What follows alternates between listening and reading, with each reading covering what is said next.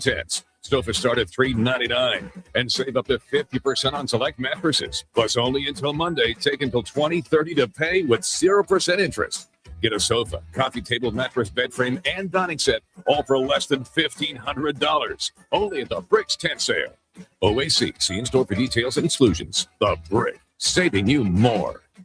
Why pay dealership prices when you can get the same quality for less?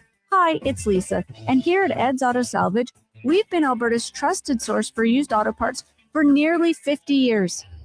From engines to mirrors, transmissions to tires, we've got it all at prices guaranteed to keep your wallet happy. Shop local, shop smart. Shop Ed's Auto Salvage in Westlock. Be sure to visit us online at edsautosalvage.com and get your vehicle back on the road for less. Start to wonder about the option. Get it out. He gave it on quick strikes, 3 turnovers. With his team leading the playoffs, and the Oilers are back in the game. Items up for sale include a stretching machine,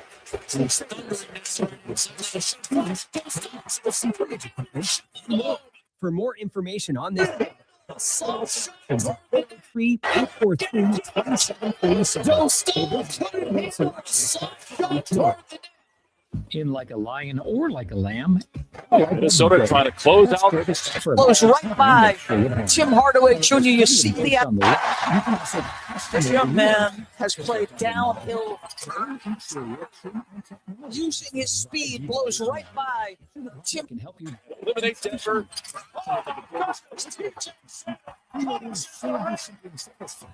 with help from Sherwood Honda. Minnesota trying to close out. The stress, the constant worry, it can feel like you're drowning. When people come to see me, they're often anxious and feeling hopeless. But when I explain how I can help them get out of debt, those feelings melt away. Licensed insolvency trustee at BDO here in Edmonton. I will create a personalized debt relief plan so you can move forward. BDO Talk or visit bdo.ca to discover your debt-free future.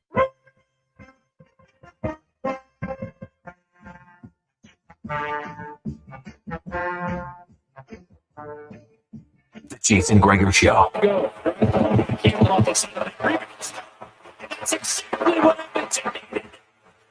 Very Cuban with his team leading and the Oilers are back in the game. On Sports 1440. Minnesota trying to close out and eliminate Denver.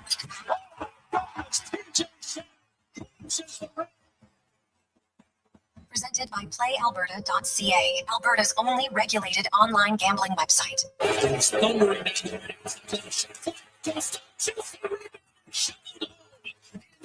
Oilers get a gift. Don't stop, couldn't handle the soft shot toward the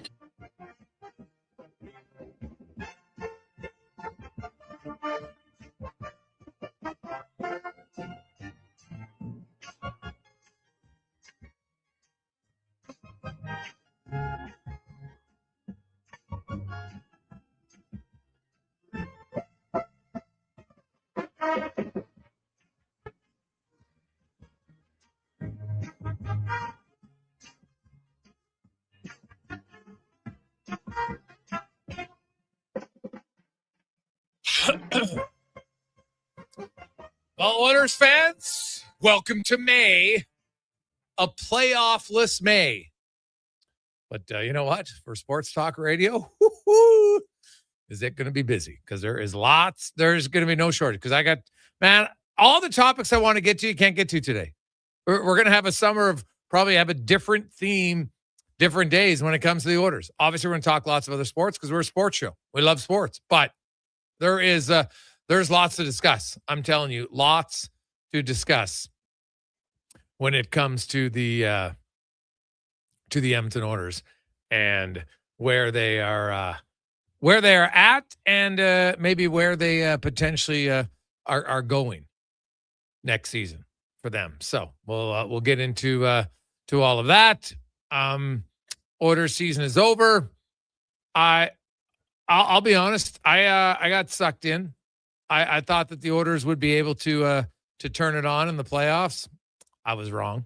They were not able to turn it on in the playoffs. Basically, the playoffs were who they were for the most part of the regular season. Inconsistent defensively, could not get it done. Just who they've been, right? That's who the Oilers have been all year long.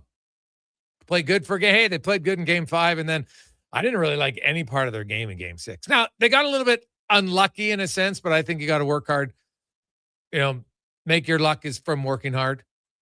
Anaheim, 2 of their first 3 goals. One goes in off Palin, the other one goes in off Nurse's stick. Hey, you get good bounces. That's what happens. So, not taking anything away from Anaheim. They deserve to win. I thought they were the much hungrier team. I felt Edmonton never really had a strong push for an extended period of time at any time in the game, right? So I will we'll see what the future holds, but we can see what the future holds for the Edmonton Oilers. I think the next few weeks, I get they're emotional. If you made decisions today, it'd be fire them all. I understand it. Right now, that might happen, but there's going to be some changes. Not just on the ice. There'll be changes everywhere, I think, in the organization. Not everybody in management's going to stay around. Scouting, coaching, players. There's going to be some changes at different levels. Now, how severe are the changes? We'll see. We'll get to all that today. It's the Gregor Show presented by PlayAlberta.ca, Alberta's only regulated online gambling website where 100% of the revenue stays right here in the province at PlayAlberta.ca.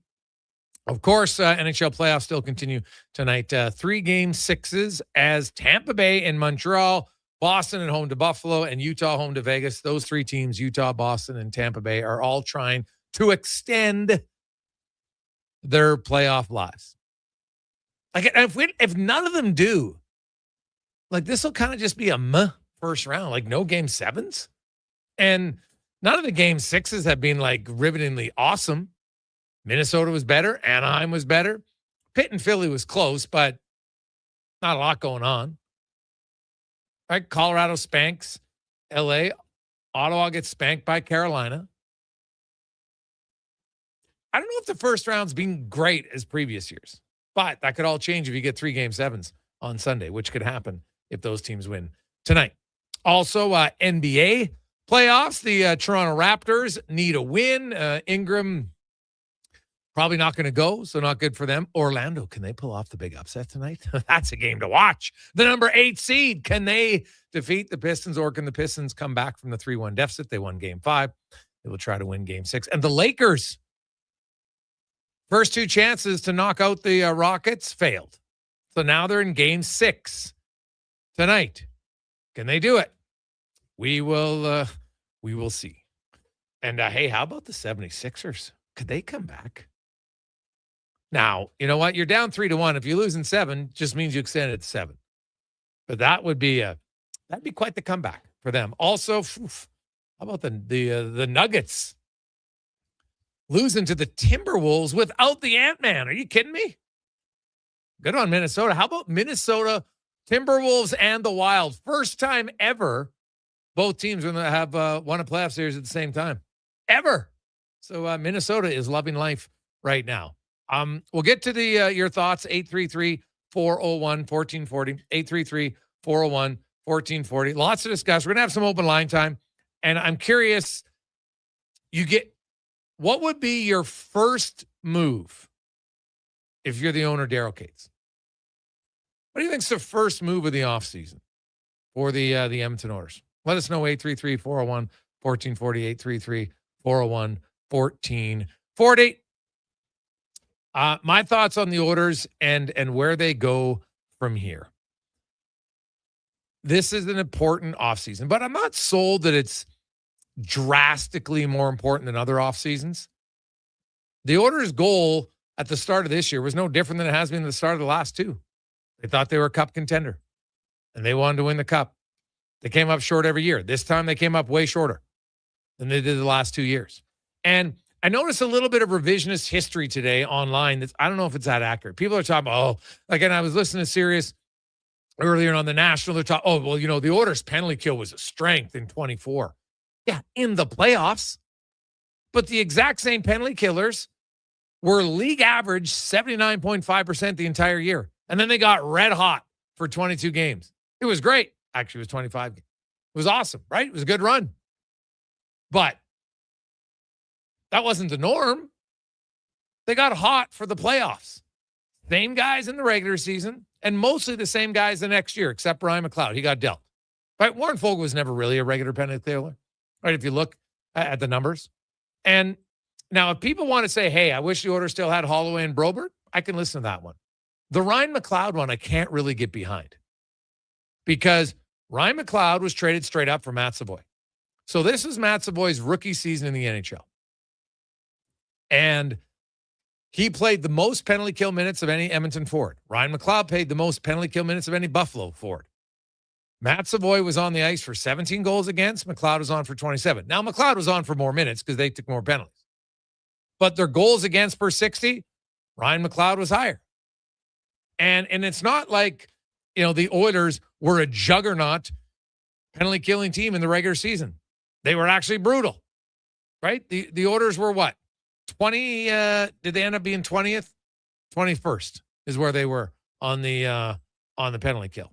I think it was this year in the regular season. Right? Not great. So 20th, excuse me, at 77.8. Buffalo, their penalty kill was a little bit better. They took more penalties for sure. It was 81.9%. But Ryan McLeod's goals against per 60, higher than Matt Savoy.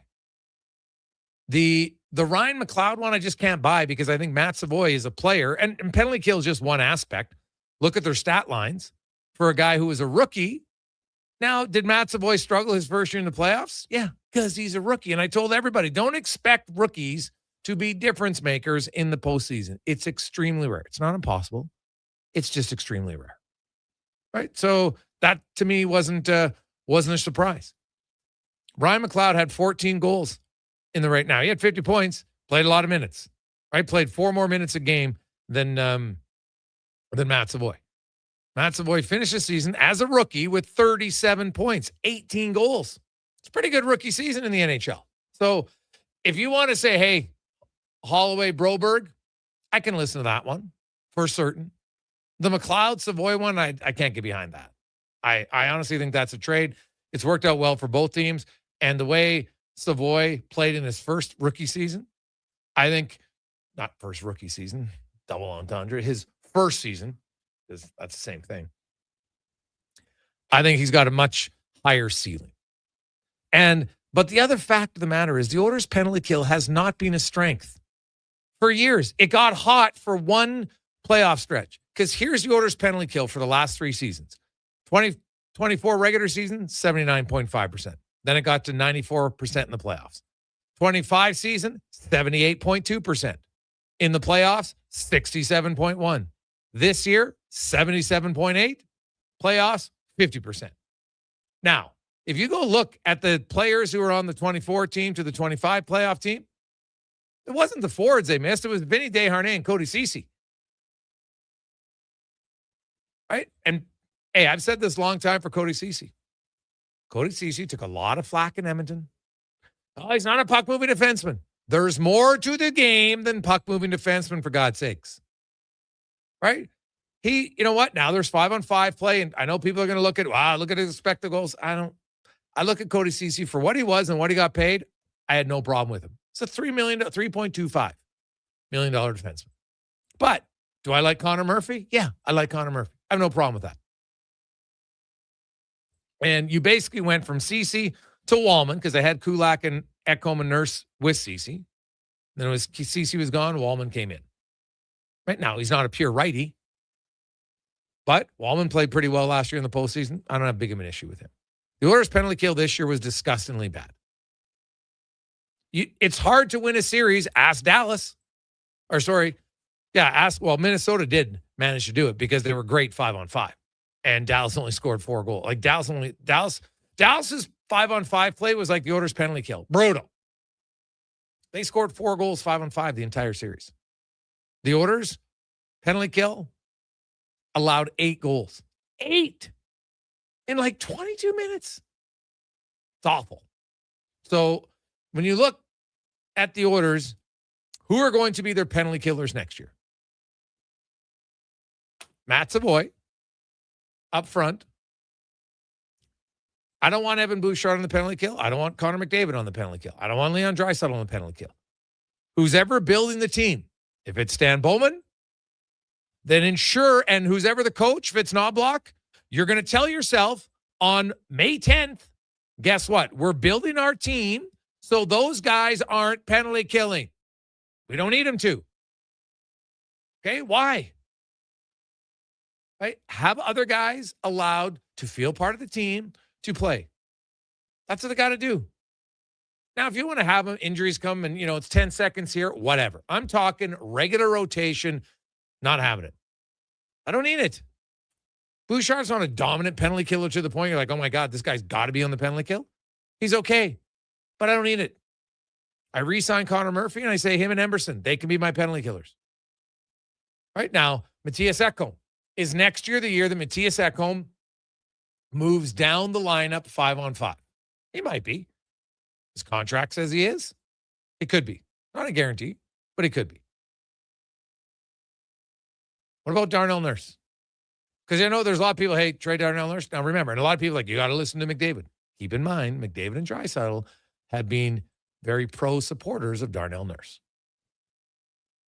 And you can say it's unlucky. I would argue that when you have that many own goals, at some point, you have to ask the question, is your positioning good enough?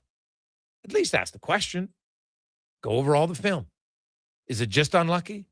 Are your feet pointing in the right direction? Where are you? Is your body positioning good? Why are you trying to cross-check a guy in front of the net rather than play a stick? Cross-checking them in the back does nothing. Why aren't you tying up a stick? Right? There's all sorts of other questions. Is Mark Stewart the guy to run the power play or penalty kill? Right? Is he the guy? Stats would say no.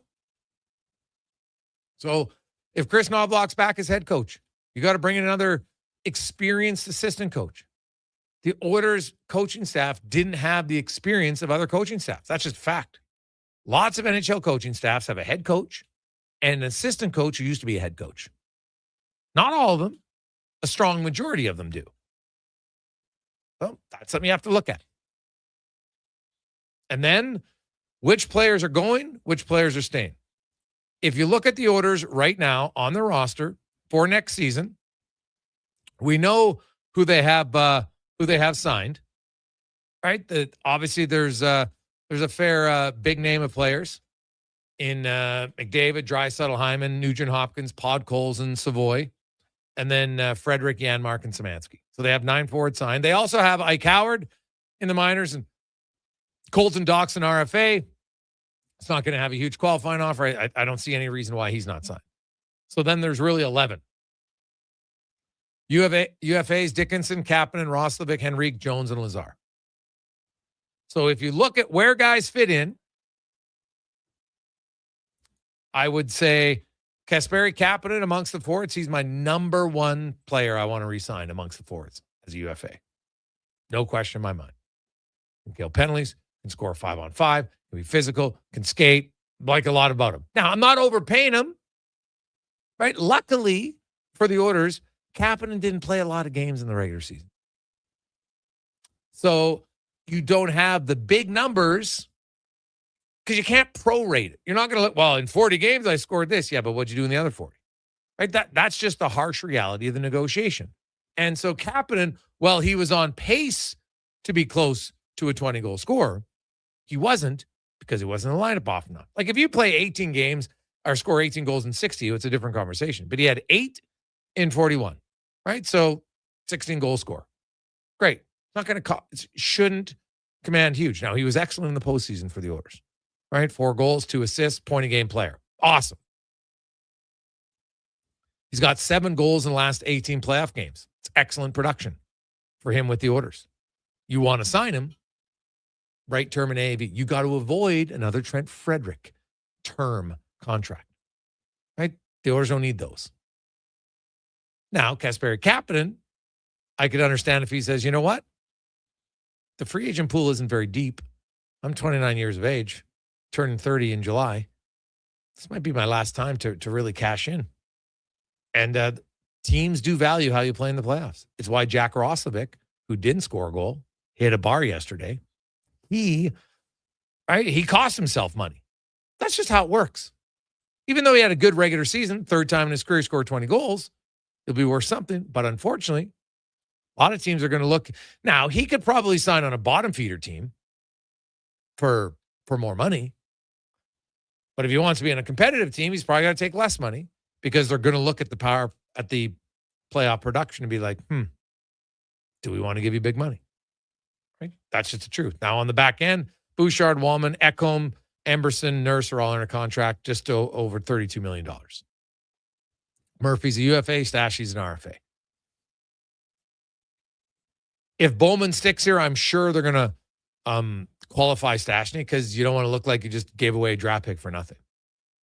But if there's new management, this is how it works. The new management comes in. They're not tied to any of the players.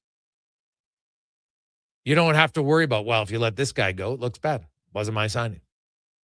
Like, I look at Spencer Stastny and I'm kind of like, okay, he's a Jag. He's just another guy. Can he play in the NHL? Yes. What does he do exceptionally well? Nothing.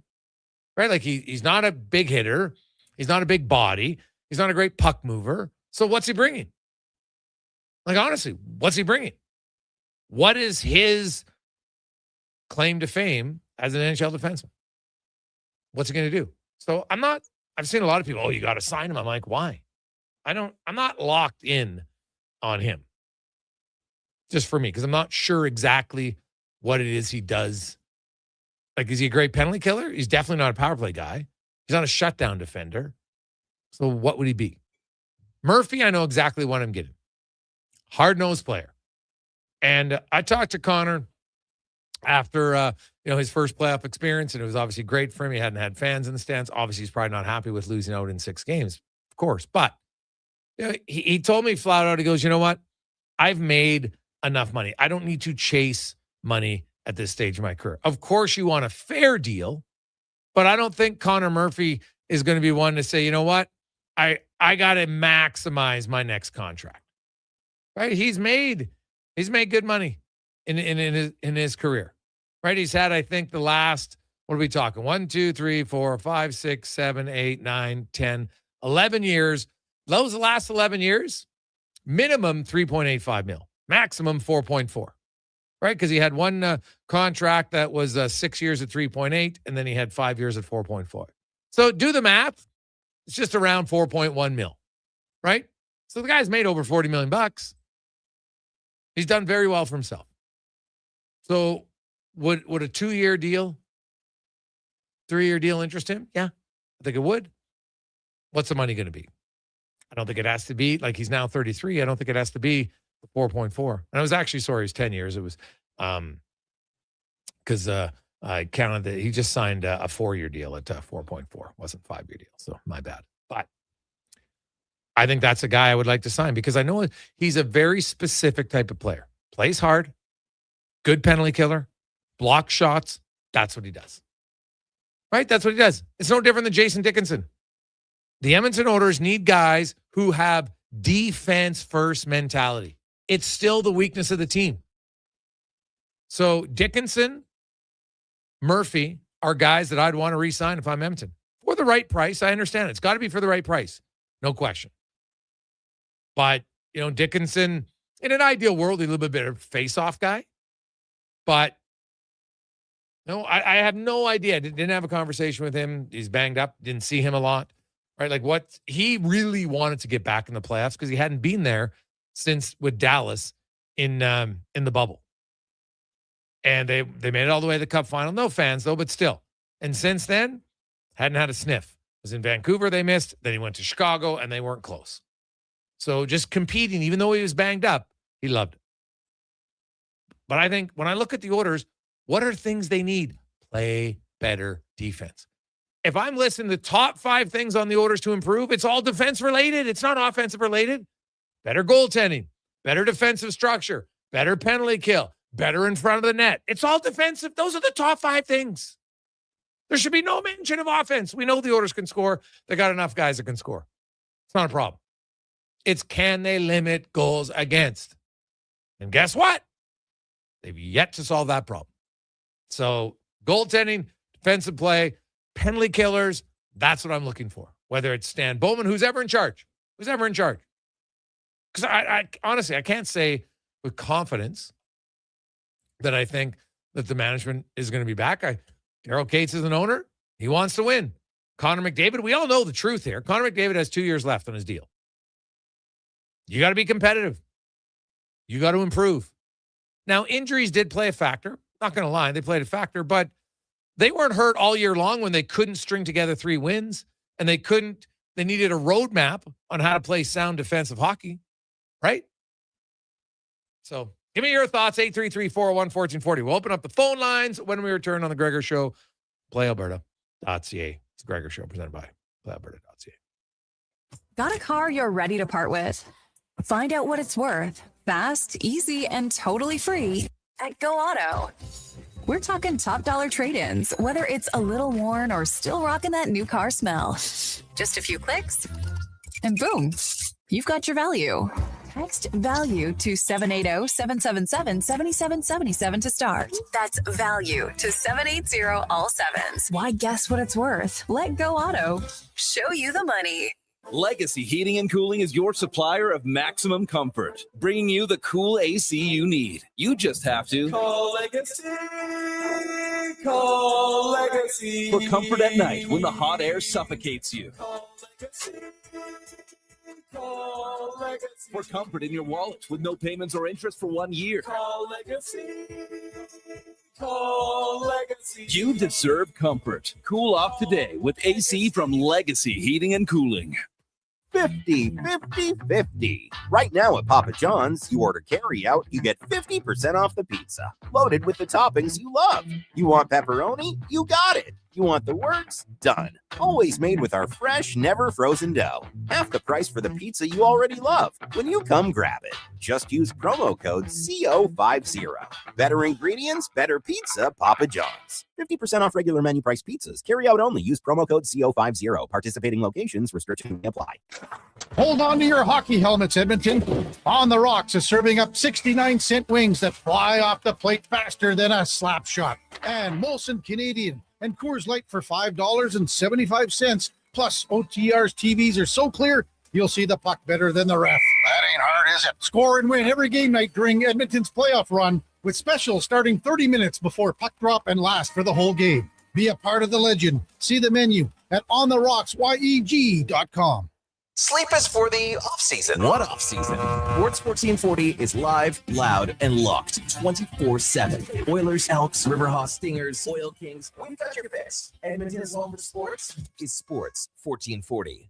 Don't let equipment failure stop you cold. At AWS Welding in Nisku, our factory-trained service techs are on hand for all welding equipment repairs. We're a fully warranted center for Miller, Lincoln, and ESAB. And we service all makes and models. Proper, regular service extends the life of your gear and keeps it running at peak capacity. Don't wait for a breakdown. Book your service appointment today at 780-979-0470. AWS Welding. We make it happen. Want to invest in Alberta's workforce, fill your talent pipeline, and get funding? Careers, the next generation connects employers with motivated, pre-vetted youth through funded internships. Easy, impactful, and risk-free. When you work with a group like Careers who have experience in that area, they can demystify and navigate all the complex steps and stakeholders that have to be involved. Visit careersnextgen.ca today. Hey there, I'm in the Fountain Tire sidecar, making a list of the things I'm doing this spring. 1, saving you money with up to 20% off select tires until June 13th. 2, water skiing, tricky in a sidecar, but fun. And 3, saving you more money with mail-in rebates of up to $100 off a set of 4 select tires and $50 off a $150 service with the purchase of 4 select tires. Oh, that's 4 things. Oh well, restrictions apply. Book online at fountaintire.com. Fountain Tire. We're on this road together, Canada. Whether you're refinancing or buying your first home, mortgages are easier with help from a neighbor. At Vision Credit Union, you get face-to-face guidance from local lenders who know the market because, well, they live here too. They'll look at your whole financial picture with practical advice for payments, renewals, refinancing, and what makes sense long-term. Get a more neighborly mortgage. Contact your branch today or visit visioncu.ca.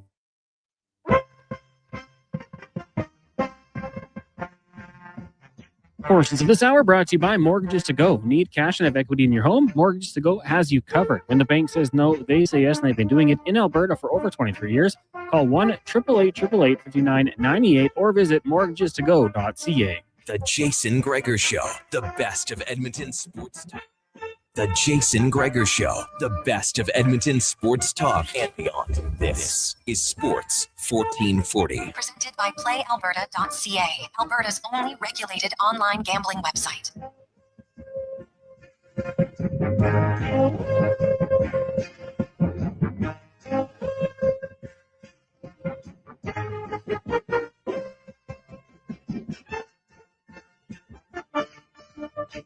.228, welcome back. Jason Gregor, Connor Halley, Sports 1440, sports1440.ca, YouTube, Facebook, X, and Instagram. Hope you're doing all right. You know what? I would say it's kind of a mixed bag. Probably a lot of people, if you watched all season long, there was never, I think, a max high expectation that the Oilers, like you probably thought, hey, I'd like the Oilers to win, but I don't know if losing this series the way it unfolded. Well, I don't know if anybody predicted 50% penalty kill. Come on, that's pretty bad. But the Oilers have been inconsistent all year long, and they were inconsistent again in the series. Couldn't hold a lead. Look how many times they had a lead and couldn't hold it. Second periods were bad. Penalty kill was awful. So we'll discuss it. We got a lot of texts, so you can take your calls. 833-401-1440, 833-401-1440. As we go to Paris. Paris, what's on your mind? Hey, how you doing, Gregor? Big fan of your show. I was just wondering what you thought of Nuge's play, being a leader on the team, going on the run the last 2 years. I just didn't think he had that compete level. What do you think? Well, if I look at the Oilers and I look at guys where I say, okay, expectations, what they were for me, Nugent Hopkins wouldn't, like, I look at guys, Bouchard, McDavid, those guys, 5-on-5, I probably had a bigger concern with, considering just how many goals against they were on for, and then I look at their production. So, like, Nugent Hopkins kind of is what he is. He's never been, he's not an overly physical player. He's never been a huge point producer, but he had 4 points 5-on-5 in the playoffs. Bouchard had 3, McDavid had 2. Like, Nuge probably wouldn't be at the top of my list of guys I was that concerned with in how he performed. Like, I thought he actually stepped up and did pretty well in the game they won. Is like that line, they were their best line when they won Game 5, right? Him, Podkolzin, and Hyman. So not saying he was the ringleader, but he was part of it. So yeah, Nuge wouldn't be in the top of my probably 5 or 6 guys. Like, everybody could play better in the series because they lost, but I didn't think he was a big red flag for me. Okay, perfect. All right, man. Thanks so much. Thanks for the call. 833-401-1440, 833-401-1440. Let's get to Woody. Woody, what's on your mind? Hey, Jason, how are you? Excellent. Well, just a little, kind of was listening to you, and I kind of agree. Like I said, with the Oilers, to me, it almost looked like we lacked compete. I don't know if it's a size thing or fighting the dog. I don't know, whatever you want to call it. But to me, that was one of the biggest things I see. It didn't seem like we were winning any battles, and it just didn't seem like we had, I don't know what you'd call it. We just seem to be lacking something, and I don't know what it is. I think I'd like to think it was more some coaching, but I'm just a little disappointed in what I thought was our effort. Well, I agree with you last night. I didn't, for a team facing elimination last night, and I don't know, maybe just all the injuries caught up to them. I don't know, but I never felt like they were in that game, right? I didn't feel they were in the game. Not at all, but we just weren't winning battles. I thought, when we went down 3-0 in the first, I thought, okay, we've been bad in the second, but I thought we'd come out with a little more bite, a little more, something, but we just came out flat, and it just seemed like, I don't know if, like you said, we were just injured to the point where we just didn't have it. But that was probably my biggest disappointment. And through the whole series, we'd have flashes where we battle hard, win battles, and then it just seemed like we just weren't there. Like Anaheim's, all their skill guys were physical. Everybody was physical. And for us, it was hit and miss. Like we had 2-3 players, Murphy and Bolton, but once we got past those guys, we just didn't seem to have that physical battle. Yeah, no, it's fair. Hey, I think the Oilers, Colton Doc, I like for sure. Zach Hyman was clearly banged up. You just got to look at his inability to be physical compared to previous years. He's clearly banged up, right? And so injuries aren't an excuse. Injuries have nothing to do with the Oilers' inability to hold a lead or kill a penalty. But I think if we're talking just on pure physical play, Zach Hyman was clearly ailing because he was kind of a shadow of himself physically. Agreed. I do agree. But that's it. That's what I was thinking. Like I said, my biggest disappointment is that. So anyway, I'm going to listen to the rest of the show. Enjoy it. Thank you. Appreciate it. There you go. 833-401-1440. 833-401-1440. Your thoughts on the Oilers. We got boatloads of texts coming in. Let's go to Greater Man Jay. Jay, how you doing? Oh, you heartbroken, but I wasn't, it was a rough year for us fans, the loyal fans. I just thought, I don't know, it felt like a different year. Even though we acquired some pieces, I thought we got a little bit deeper. It's just with the injuries and like how the year went, we could barely string together a 50-50 game.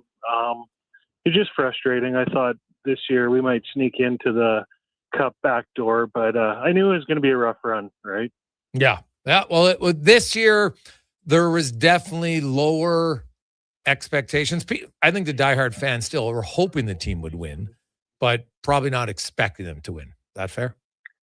Yeah, totally. Like my dad was more of a realist. He's seen it from the start, and he's like, I don't think we have it this year, but I'm sort of like an optimist. So I'm just a loyal fan. So I I think they can, right? But, just a tough year, tough loss to swallow too, with, especially with the PK doing so horrible. I wasn't expecting the Ducks to run 50% either, right? So. No, not at all. What would be your first move? What's your main priority that the Oilers have to improve in the offseason? I think we just have to sit and breathe a little bit, take in some, man, I don't know, maybe I'd hope to get Murphy and Dickinson back. And I don't know if the management's going to escape unscathed here, but we'll have to see. All right. Thanks, man. Have a good one. You too. 833-401-1440, 833-401-1440. Guys, the number one question has to be goalie. Until that's solved, nothing else is going to matter. From Tim, it's probably fair. It's a big one. The problem for the Oilers is, so right now, today, they have just under $8 million tied up in goaltending. Tristan Jarry and $2.6 million in a buyout for Jack Campbell. Now, this is the final year of the big. Next year, Jack Campbell drops down to $1.3 million. So still, though, not ideal. And it's just the ghost of goalies past still just emanates around him. It's been a problem for multiple different management teams. They haven't found a way to really solve it. Now, get rid of Stuart, because you can get mad at Stu Skinner all you want, but Stu Skinner was still the starting goalie for the vast majority of games that got your team to 2 Stanley Cup finals. Now, I'm not saying if they had Stu Skinner this year that they would have won. Far from it. But had they not made that, now, if they don't make that trade, do they call up Connor Ingram? I'll never know. Because the one thing Stu Skinner does, he doesn't get hurt. Right? Tristan Jarry came in, played 2 games, got hurt. And then they called up Connor Ingram. And Ingram played fine. But you had other options. Even just a Michael DiPietro. Now, I don't know if Michael DiPietro would have been good. But it would have cost you nothing to try it. Could have claimed him on waivers. Look at the year he had again in the AHL. It's like 3 consecutive seasons. Now, maybe he'll never be an NHL goalie. I don't know, but you could have done that rather than give up Kulak and a second and take on $5.375 million for 2 more years. If you wanted to move on from Skinner at the end of this year, you just walk away, cost you nothing, and you look and say, wow, now I have a whole clean slate. on what I want to do with my goaltending. But now, Stan Bowman's going to have to clean up the mess. Moving Jari, I don't know how realistic that is, honestly. Could he play better? Yeah, probably. Team defense plays better. There's lots of combinations. But all I know is outside of, like, Skinner's probably, it's funny. Like, Skinner can have the off nights for sure. But then he can have stretches where he's pretty good. They haven't had any other goalie post as many good games as Skinner in the playoffs. People will focus on the bad ones, and that's fair. But name a goalie who's had as many good games as Skinner in the playoffs for Edmonton the last 5 years. The answer is none. Let's go to Hazen. Hazen, you're on the air. What's on your mind? Hey, Greggs. I'm not even going to say a heartbreaking season. The proof was kind of in the pudding through the course of an 82-game season with this team.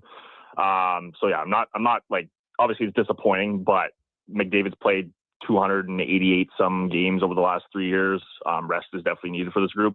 But just two questions for you here. Obviously, the grocery list for the team for this offseason is hefty. But one of my questions being Matty Savoy. He's eligible to sign an extension July 1. Me personally, I think that's a top 3 a move that they got to, try to get done here. And then another question for you. Obviously, Ike Howard's first full pro year. But if you can see a move where, we increase the compete level immediately with this team, if that's being a top 6 forward who can play with McDavid or Leon or addressing goal. I don't know how easy that's going to be, but can you see maybe Howard? I don't want to see him go, but can you see him potentially being a trade chip? We don't have a lot in the cupboard to kind of offer, obviously picks and such like that. But yeah, those are my two questions. Savoy extension, and then if you see a deal that you can bring in a proven top 6 winger or address the goaltending, would Howard be a trade chip in your opinion? All right. Okay. Appreciate the call. I look at well, first of all, let's go with Howard. I don't really think Edmonton needs another top 6 winger for sure. To me, they're more than fine there. Goal scoring is not the problem. Podkolzin, Kapanen, Hyman, Savoy, those, if you think Nugent Hopkins is a third-line player now, but those are guys that I'd be fine with. A mixture of different skill set, I have no problem with it. Now, Howard can come in and push for that. Would he be, like, if I had to choose between Howard and Savoy, if I had to move one, I'm just saying if I had to, then I would move Howard because Matt Savoy can kill penalties and he has an offensive upside. Howard's not a penalty kill. So, it gives you a little bit of different maneuverability and flexibility. I want guys who can do more things. They're both quick, so that part's fine. But if I'm moving Howard, it would probably have to be, I guess, to get a goalie, right? Like if that's the piece I got to dangle, there's lots of guys I would move out to get a goalie, right? Like Hellebuck's the name. There's lots of talk about what's going to go on in Winnipeg, and what would it cost to get Hellebuck? We could have a lot of fun with that over time. I haven't looked into it realistically to see, okay, what do they need? The other thing I think Edmonton needs that's abundantly clear to me is a right shot center. And so if you have Draisaitl and you have McDavid, clearly those are your top 2 centers. Not playing them together. I'm keeping them on their own line. And if I bring back Dickinson, well, he's my 3rd-line center. I need a 4th-line center. And as much as I like Josh Szymanski, I need a right shot. I think that became abundantly clear at times in the playoffs. You need a right shot center, especially one who can kill penalties. That's what I'd be looking for. Like, it's a small thing. I don't think that's a huge, but it's an important role. It's an important role. It's not a do-all, end-all. I understand it. If the guy does lots of things really well, you can get away with a lefty. But for me, the need to have a right shot center just gives you some other opportunities at key faceoffs. Not every faceoff, just the key ones. And now that might be an acquisition at the trade deadline. I will say that because a 4th-line center, you're not going to have to pay a boatload to get one. So that is an option, but that's what I'd look at. Now let's get to Rowdy. Roddy, how you doing? Hey, good, Gregor. How are you doing? Excellent. Forgive my cold here. Yeah, I don't know. I had a bad feeling about, in my view, this has got to be McDavid's, he was disappointed, losing the cup, but this year was supposed to be, gold medal for sure. And Stanley Cup. And I said right at the start of the year, that there was no way I would bet anything that the Oilers weren't making it back to the finals. They might, Canada probably should have won they should have won the gold, but we got some issues. I don't know. I think Nauber's probably lost. I don't know if he's lost the room, but he maybe it's time to go. I like Savoy. I like the pickups they got. Dickinson. Hyman wasn't right. Was Hyman hurt? Because he sure was not his normal self in the playoffs. Like running guys and I don't know. He must have been hurt. His wrist. He had something on his wrist. I saw a couple of times. But the wrist injury is what injured last year. I think he had a different ailment in the playoffs actually, because I talked to Zach a lot. His wrist had gotten stronger. I saw just the amount of tape he had on at the start of the year compared to the middle and the end of the year was getting less all the time, so that was good. But I think he had another ailment, and I really wonder if it was a shoulder for him. Like there's something there. He just couldn't hit. Yeah, and it was obvious just on how he forechecked. Yeah, we've got a. I mean, Doc with Dickinson, and maybe I don't know what they're going to do with Frederick, and I really don't know what they're going to do in goal. Like you look at Ingram, and he looks really good sometimes, and then he looks a little unsure, Tristan is awful.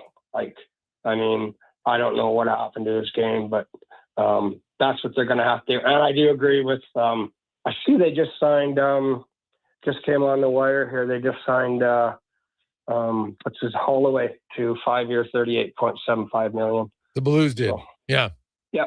Just dropped. Yeah. But that hurt. And, having Rico out, in the playoffs, not killing penalties killed us. We need, there's definitely some changes that are going to happen. What do you think? Like, do you think they're going to shake her right up, like the management and I definitely think it's a significant possibility. Like my one thing that I just can't shake, and I don't have this, I haven't talked to anybody about this, but I know that Daryl Cates really values and trusts Paul Coffey's opinion. And I could see Paul Coffey not like in a bigger role, not just an assistant coach. Right? You think he'd be a head coach? You think? No. Not in coaching at all. Right? In a bigger role, in management or president. I have no idea if he wants it. I know what Daryl Cates, how he views him. Yeah. And so that's the one name that I've had a few people mention. I'm like, okay, well, that means they'd have to make some significant changes. Right. And so it all depends. Like, I don't know the contract status. Like, does the owner does he want to pay a lot of people not to work for him? Right. Like, I know a lot of people talk about Knobloch. Well, Knobloch's extension kicks in next season. So I know. Now you're going to, maybe the appetite of the owner is like, yeah, okay, I'll pay a coach. But I can't say that with certain. Like, I could see he's like, wait a sec, you want me now to pay two coaches? Right? Because, Knobloch's you're not going to stay around as an assistant coach. Right? That's not going to happen. No. So so I don't know. Like, I know it's easy for everybody to say just fire the coach, but I have to look at it from a rational standpoint as an owner of a team. Do I want to pay multiple coaches and multiple presidents and multiple general managers? Like the Oilers have made it to 2 Stanley Cup finals in a row. Like, it's not like this team hasn't had any success. They didn't have a good year this year. Totally valid. So that's why I believe that, they need to take some time and do a not an emotional decision, because you have an emotional decision. All that happens then is usually you make more bad decisions, right? Like I thought Edmonton rushed. Like, I thought Edmonton, everybody on the first. Yeah. No, I just thought Edmonton rushed their decisions in the summer of 24 after losing the cup in Game 7. And some of those decisions, hurt the organization. Broberg, Holloway, like I'd said all along, I understood why they didn't match Broberg at the time because they had a lot of left defensemen. I get it. But the Holloway one, I was like, it was $2.2 million. I would have matched that one for sure. And kind of lived with it. But they can't, if they make rash emotional decisions, usually those are the wrong decisions. So I would hope that the owner and, Jackson and everybody who's involved says, okay, let's breathe. Let's exhale here before we rush into making a bad decision, right? Like, you don't have to, you look at right now, if you're really like, oh my God, I got to get, like, Paul Coffey isn't going to another organization if you think he's the guy. I don't know if they do or not. I'm just saying that. So they have a little bit of, when you have time, use it. They should use some time here for at least a few weeks. Would you, one more question. Would you look to offer sheet a goalie if there was one out there? No, I'm not a big fan of offer sheets because it's going to cost you a lot to, and I don't think there's any goalie in an offer sheet. Like, I'll say this, if Scott Wedgwood makes it to unrestricted free agency, that's the guy I'd look at. Because if he has a good season and they've already got Mackenzie Blackwood, now maybe they're going to sign both. And Colorado's like, hey, let's just keep both of them.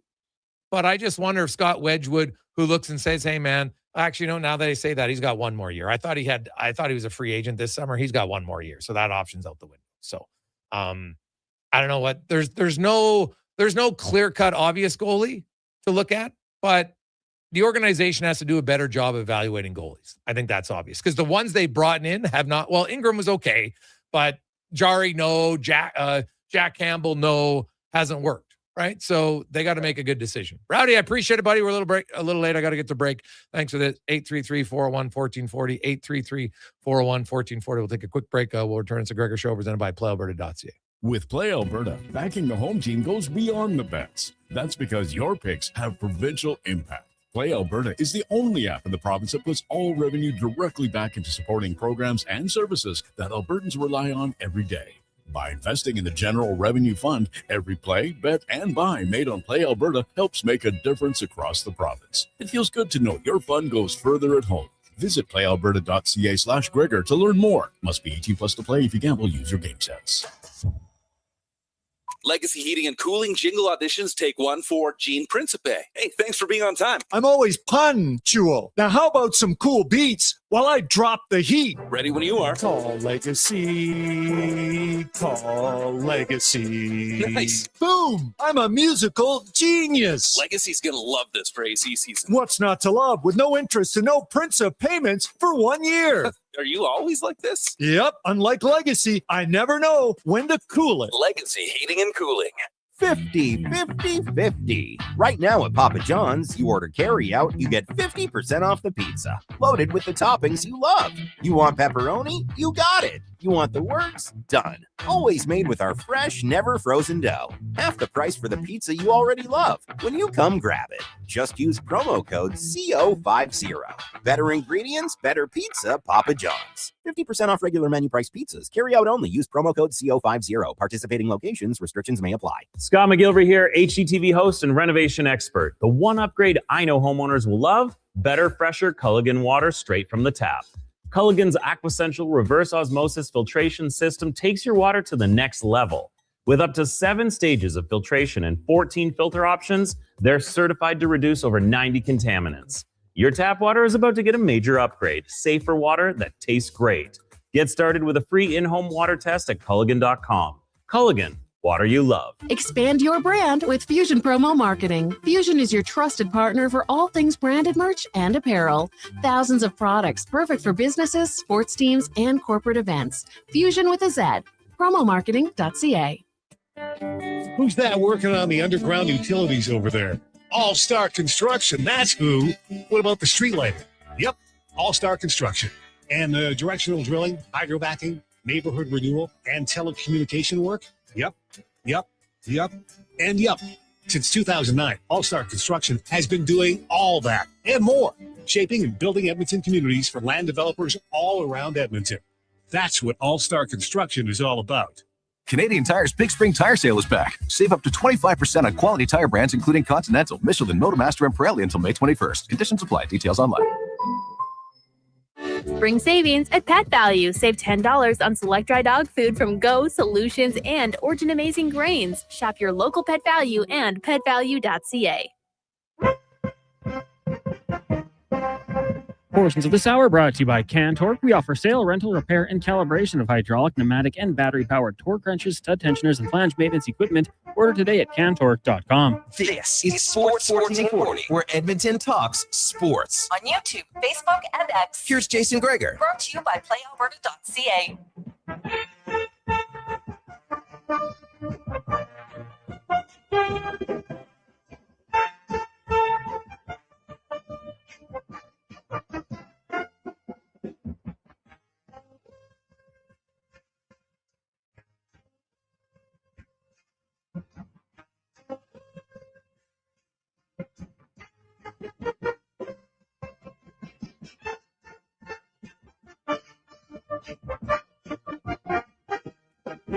.252, welcome back. Jason Gregor, Connor Halley, Sports 1440, sports1440.ca, YouTube, Facebook, X, and Instagram. As we continue to roll, man, the text line is heating up. I like it. Lots of different thoughts, lots of opinions. Hey, guys, who would be trade chips for the Oilers? From Andrew. Well, it all depends, Andrew. And by the way, the Gregor Show brought to you by PlayAlberta.ca. When you look at trade chips, now there's different trade chips. Some are worth more. Some are ones that you might want to move out, right? I think it's time to have a serious conversation on the Oilers on seeing what they do with Darnell Nurse. Now, he obviously has to agree to it, right? I have no idea. I've never broached the subject with him. Wouldn't say I have a close relationship at all with him. I have no idea where he'd come out on. I don't think he would agree to want to get traded to a team that has no chance, considering he's been close, right? So you have to find out. Would teams take Darnell Nurse? Yes. Are they paying huge return? No. Might have to retain $1 million or $2 million. All depends on kind of what the deal. But remember, if you do trade Darnell Nurse, you have to have someone that you feel, okay, we got to make sure we have somebody that can be at least a third pair defenseman, right? Then Wallman maybe plays with Bouchard, Ekholm plays with Murphy if we bring him back, and then we need another third pair left defenseman, right? Because I'm not sold on Spencer Stastny. My third pair defenseman on my team, if I'm building the team, is either going to be a small guy who's an elite puck mover, which he's not, and the guy plays on the power play, right? So he's neither of those. So then my next one is big defenseman who kills penalties and can play with an edge. Doesn't have that. So I'm not sold on him necessarily being on the team. Right? I think another guy you look at, like for real trade chips, if they're like, hey, we want to make some moves, Matt Savoy, he'd be a big trade chip, to be honest. I'm not saying I would trade him. I wouldn't personally, but would he be a chip? Of course. Isaac Howard would be one. Josh Szymanski would be one. Right? Colton Dach, younger guys, likely it, right? Trent Frederick's a guy you'd probably want to trade. I'm not saying anybody's going to take him, but he's a chip that you'd like to trade, right? Like, not all trade chips are always the ones that you're like, hey, they're going to get great returns, right? Sometimes you're like, hey, like Trent Frederick, that's a contract that the term from day one, we all said the term, yikes, right? $3.85 million. Could Trent Frederick be the player he was in Boston? Maybe again. I don't know if he'll do it here. Just didn't seem to fit in here, right?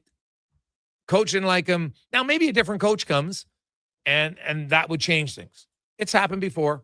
Guys get a new lease on life. Like, look at Podkolzin, right? People are going to look at Podkolzin and say, how the hell did Rick Tocchet not like Podkolzin? Think about that. Rick Tocchet, hard-nosed guy, but Podkolzin was somebody that they didn't see eye to eye with for whatever reason.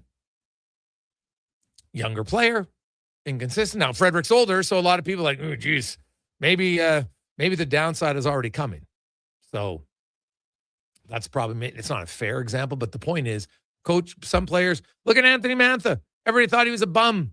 Couldn't do anything. No one, you got a 1-year deal. Then he scores 33 goals. Right now, I'm not saying Frederick's ever going to do that, but could Frederick get back to being a 15, 16 goal guy? Right? Anthony Mantha had scored 24 goals and 25 goals in 2018 and 19. Right? Then he had a 23 goal season in 24. Like, he got hurt last year with the Flames, didn't play very much. That's a guy, like, you look at his size, lots of teams might say, because skills never been the issue with Anthony Mantha. Injuries a little bit. Probably, some of the bigger problems with him when you look at it, right? He only played in 19, he played 67 games, and the next year he played 43, so he missed 30 games. The following year, he played actually all 56 games. Then in 22, he missed 45 games.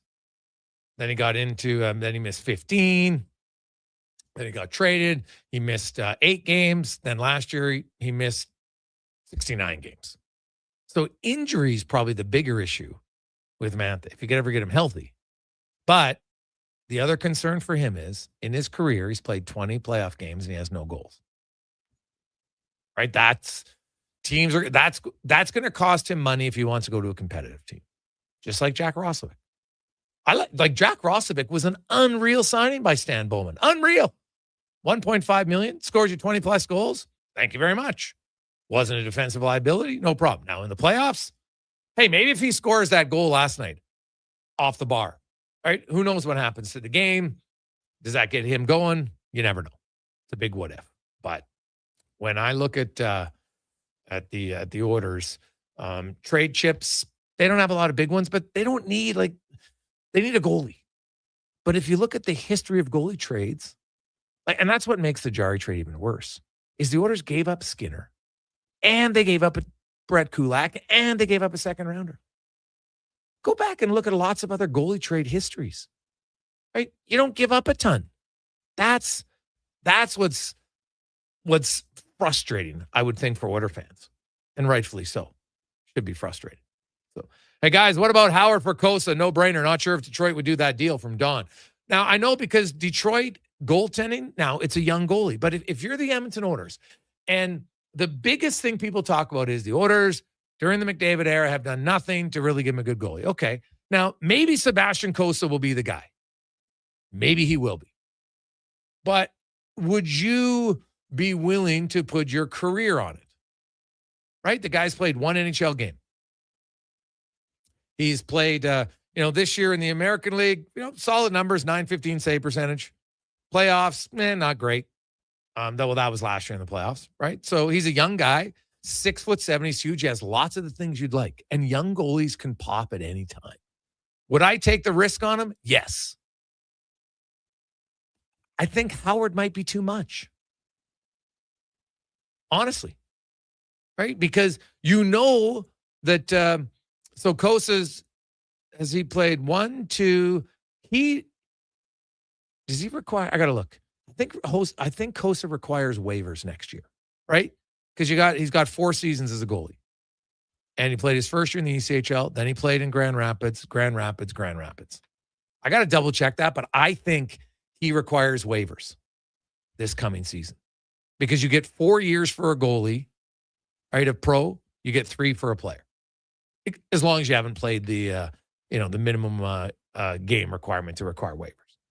So, and I got to double check that. But if that's true, and I think it is, well, because they have, Trey Augustine, they're really high in him. Now, they might say, hey, we're going to put Augustine in the minors and we're just going to keep Kosa as our backup, which is very possible. They could easily do that, right?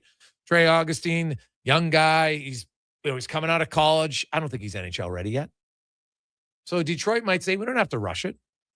Maybe we're just going to keep both of them. And we have John Gibson for now. Trey Augustine could be our starter in the American League, and Kosa's our backup in the NHL. Very possible they could do that. Right? Especially with Kosa needing waivers. But if he was tradable, then yes, I would look at him for sure. So, hey guys, I'm okay with the Oilers losing the first round. I'm worn out from watching mediocre play and listening to their excuses. I'm glad to have my evenings back and will enjoy chilling in the nice weather. From Lou. Hey, Gregor, what about our goalies in the minors? Yeah, none of the Oilers goalies in the minors are ready. All right, Calvin Pickard, contract's over. Connor Unger. You hope that Connor Unger can maybe become a starter in the American League next year. Right? That's what it would be. He's got good numbers. Is he ready to be an NHL goalie who has a grand total of 13 American League games? Eek. I wouldn't go into this season saying Connor Unger is going to be my starting goalie. The Oilers need a starting goalie. If Connor Unger is my backup, I'm fine with that. They need a starting goalie. So Connor Unger is not the starting goalie yet. He's played 13 AHL games. And you know what? He has good numbers everywhere he goes, so I'll give him credit for that.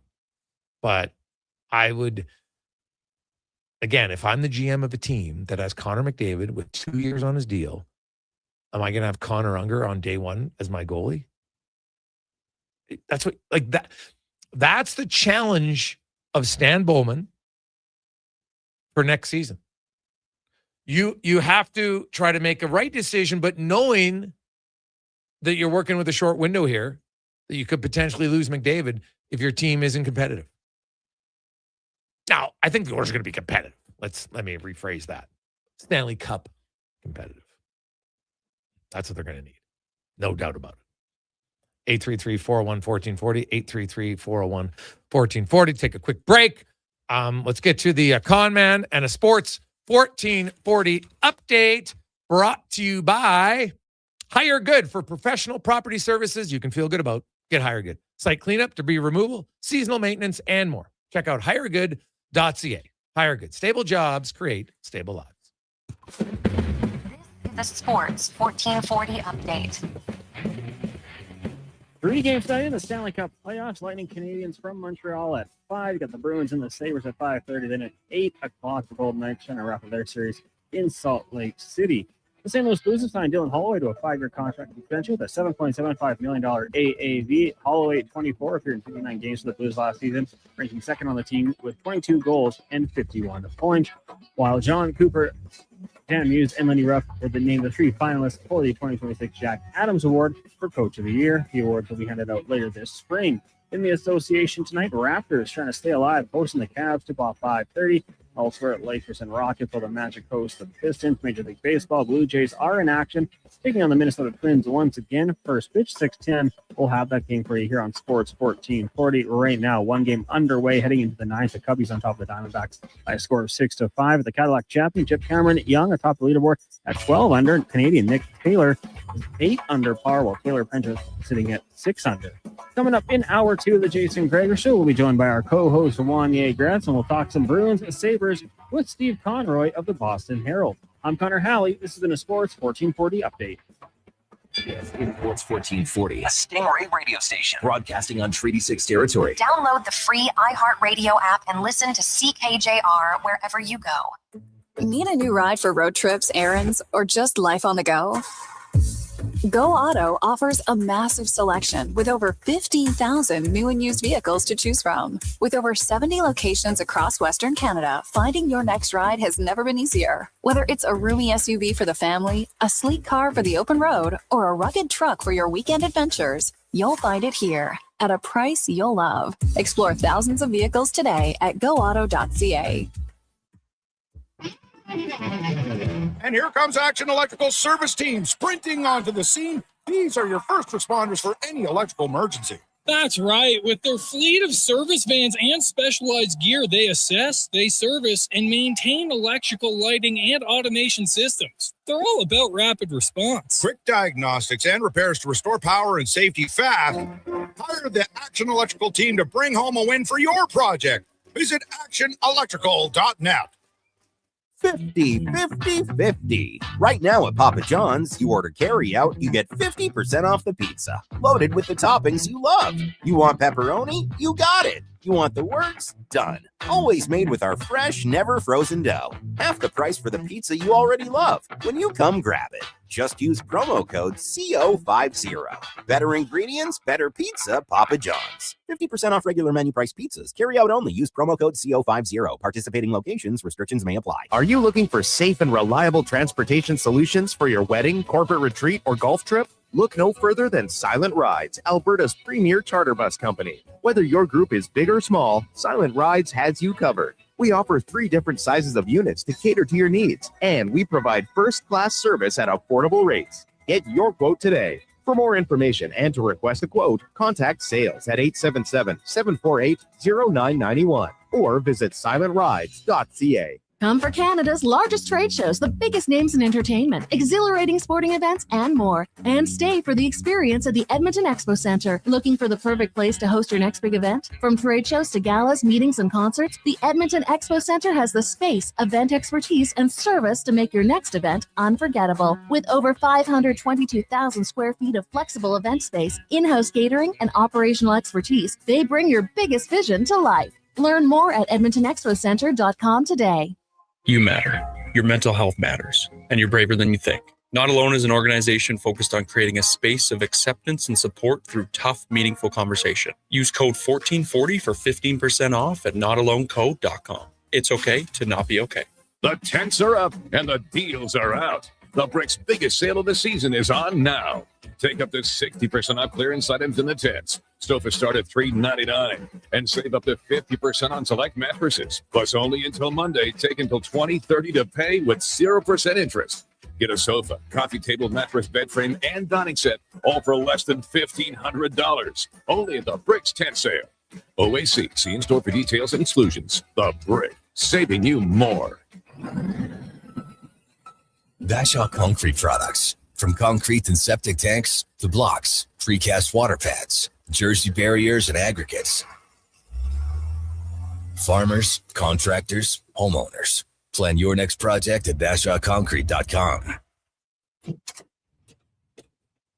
Family owned. Over 60 years pouring. Bashaw Concrete Products. Once again, start here. BashawConcrete.com. Hi, it's Jason McCoy. You know, music's given me a lot of great moments, but nothing means more than time with my dad. When he was diagnosed with prostate cancer, a simple PSA blood test was key in detecting it early, and we got more years, more laughs, and more memories. Guys, it's a quick test that just might end up saving your life. Join the Princess Auto Motorcycle Ride for Dad in Edmonton, Saturday, June 13th. Register or donate at ridefordad.ca.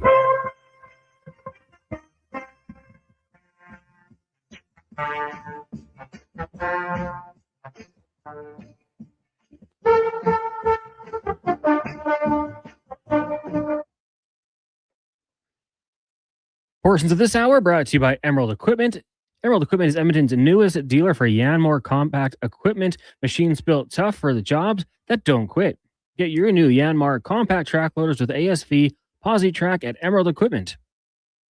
The Jason Gregor Show, the best of Edmonton sports talk and beyond. This is Sports 1440. Presented by PlayAlberta.ca, Alberta's only regulated online gambling website.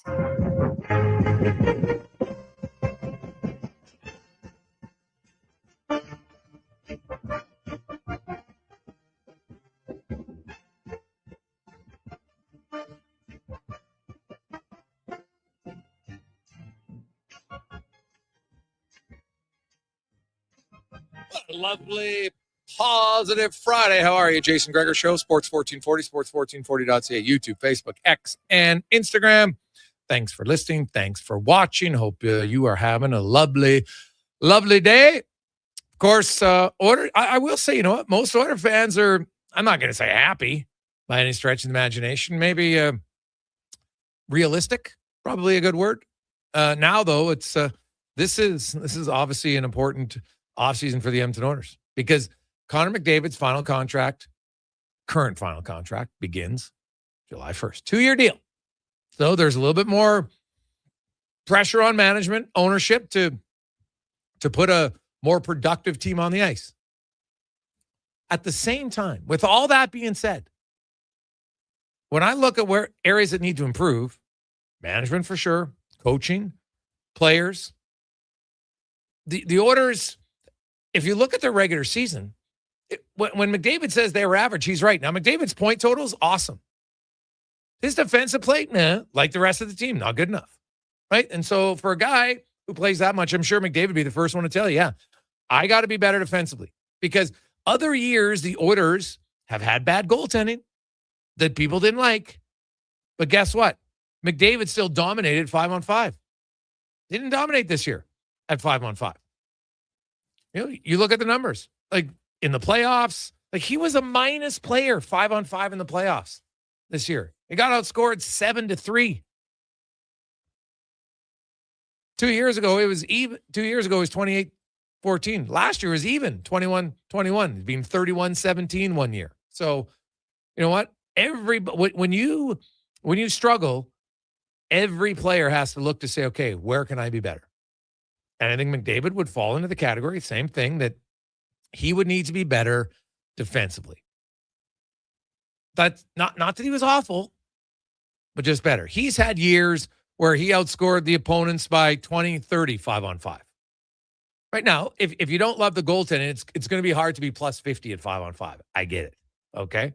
You can score a ton, but you know what? If you're not getting saves, and you know, but you look, I'm looking at his on ice save percentage. Fun fact: his on ice save percentage this year was higher than last year at 5-on-5. Now, keep in mind, that this year save percentages across the NHL are down. So you can't blame it on goaltending this year. His on-ice save percentage was actually higher than it was last year. So he, like everybody on the team, has to be better. But to me, this is a massive offseason for the Edmonton Oilers. 833-401-1440, 833-401-1440. And Texas coming up on the show today. We're going to hear from Livingston a little bit later on. We're going to go around the NHL. Craig Button, Speck, Cam Tate, Wanye Gretz will be by, and we'll have some more open line time as well. We got a lot of texts flying in, man. I can't keep up to them, honestly. Like there's like in the triple digits of text messages like every 15 minutes. It's hard to keep track. So on our system, anyone, if I was able to see it, you could mark it down. So there's a lot here that are still green that I haven't even been able to get to. So it's a good thing. People are fired up. I like it. As Wanye Gretz from Oilersnation joins us. How you doing? Well, you said some people are like cool with this. I'm not cool with it. Maybe in 48 hours I'll be cool with it. I'm not cool with it. I'm worried. See my boy Connor in the post-game show. He doesn't look thrilled. He's talking about average team with above average expectations. Yeah. Well, that's truthful. Don't you think that's who they were? This is my worry. Yeah. How many more years? We know we got 2. Yeah. Hey, I understand it that if McDavid left, you'd think your odds of winning were lower. And I think it's true. Right? I know the Oilers won without Gretzky, but they had a pretty good team and lots of other Hall of Famers around them. So I get that. Especially when, because I know there's a lot of people say, well, Gregor, if it doesn't work next year, you just trade McDavid in the summer. Well, I don't even know if that's that easy, Doug, because Connor McDavid has no movement clause. So if he would agree to a trade, hypothetically, and this is a hypothetical situation, anybody please don't tweet this. Gregor said to trade him. No, I'm not. I'm just saying hypothetically. You fast forward to next summer, whatever. They're like, oh, maybe we should trade him rather than lose him for nothing. Yeah, but he has to agree to the trade to go to a team that he's not going to want them to have to gut their team to get him. So I'm not even sure that's realistic, right? Like it might be that the trade for McDavid is you trade his rights after the 2 years, in May or June to a team that gets an extra week or two opportunity to negotiate with him. That might be it. But hey, if the Oilers play well and they win in the next 2 years, then I think there's a really good chance he resigns. Because at that point, he's like, well, now I've won. Pressure's off. Leon Draisaitl's here. There's not many teams I can go to have a running mate that's good. So I'll stay here. So I get it. There is, I look at it more as a 2 year. A lot of people are saying it's one and done. Like you got to win next year, else he's out. I don't necessarily believe that. You say, hey, because lots of things have to go right for you to win a cup. Number one, stay healthy. And so this is my thing for if Chris Knobloch comes back, there's a new coach, there's a new GM. The number one thing that I am sitting down when I talk to my captain is, guess what? Your time on ice in the regular season is going down. It's going down because I need you fully healthy. We can be good, and you can still be good in 21 minutes, right? Look at Kucherov. He scores a lot of points, plays 21 minutes. I don't even think he plays 21, actually. I'd have to double check that. But that's been my number one thing. I'm protecting my goal of the playoffs. I am. Now you're older. Young Connor McDavid, I get it. Anybody I didn't know he's young in the real world. But in hockey world, not that he's old, but I'm looking at it and say, why would I do it? Other teams are doing it. Like, look at Kucherov. He plays 20 minutes and 20 seconds. And McDavid plays 22:59. So he plays 2 minutes and 39 seconds more per game. And Kucherov averaged more points per game. McDavid had more points because he played every game. Kucherov missed 6 games. So you don't, that extra 1 or 2 minutes, if you're not worried about the personal thing, what are we talking about here? Get other guys more involved. Keep our guy fresh. That'd be my number one strategy going into next season. Is I'm going to build a team. I'm going to find some freaking penalty killers who can kill penalties and have a coach who's like, guess what? Podkolzin? Like, tell me why Podkolzin can't kill a penalty. Are you telling me it's work ethic problem? No chance. I'm pretty sure he can understand a basic penalty kill. It's not that hard to read off the things. Like, there's no chance Podkolzin can't be a good penalty killer to me. How much of the problems do you think are burnout related and how much of the problems are roster related? Is it players that aren't here, the players who are here? Or do you think the whole team, you can't go to the cup final every year? you will have some measure of burnout at some point, which will show up either as injuries or as players playing below their potential. Well, injuries, yes, but the injuries cropped up later in the year. It wasn't like these guys were playing hurt all year long. This team was an average team. All you got to do is look at their wins, right? What they have, 41 wins. They won half their games, average. So I look at this team. They were an average team all year long. They had a stretch in December where they were pretty good defensively. And then down the stretch, their last 10 games where they played a lot of San Jose's and Vancouver's where they were a good defensive team. But for the most part, like if we take their best, but then you look at their worst stretch of games defensively, it was awful. So not good enough. I don't know if I buy the wear and tear, because Florida and Tampa Bay in their third years, and this is recent, I'm not comparing them to different generations. I'm talking in 25, Florida, it was their third year in a row. They won the cup. They were a really good team. Tampa Bay went to the cup in their third year after winning 2 cups, right? And remember that the one year was the COVID year. And so when that season ended, it turned around, and you had the next year and it was a little bit shorter. So it is kind of different because it wasn't 3 full seasons, but the third year was. And there was a shorter time period of turnaround in between. So fatigue is maybe a small part of it, but I don't like to buy into that. To me, that's a big excuse. I think it's more roster construction wasn't good enough. And some of the players they had on the team did not play up to some. Collectively as a group, they still could not commit to playing good defense often enough.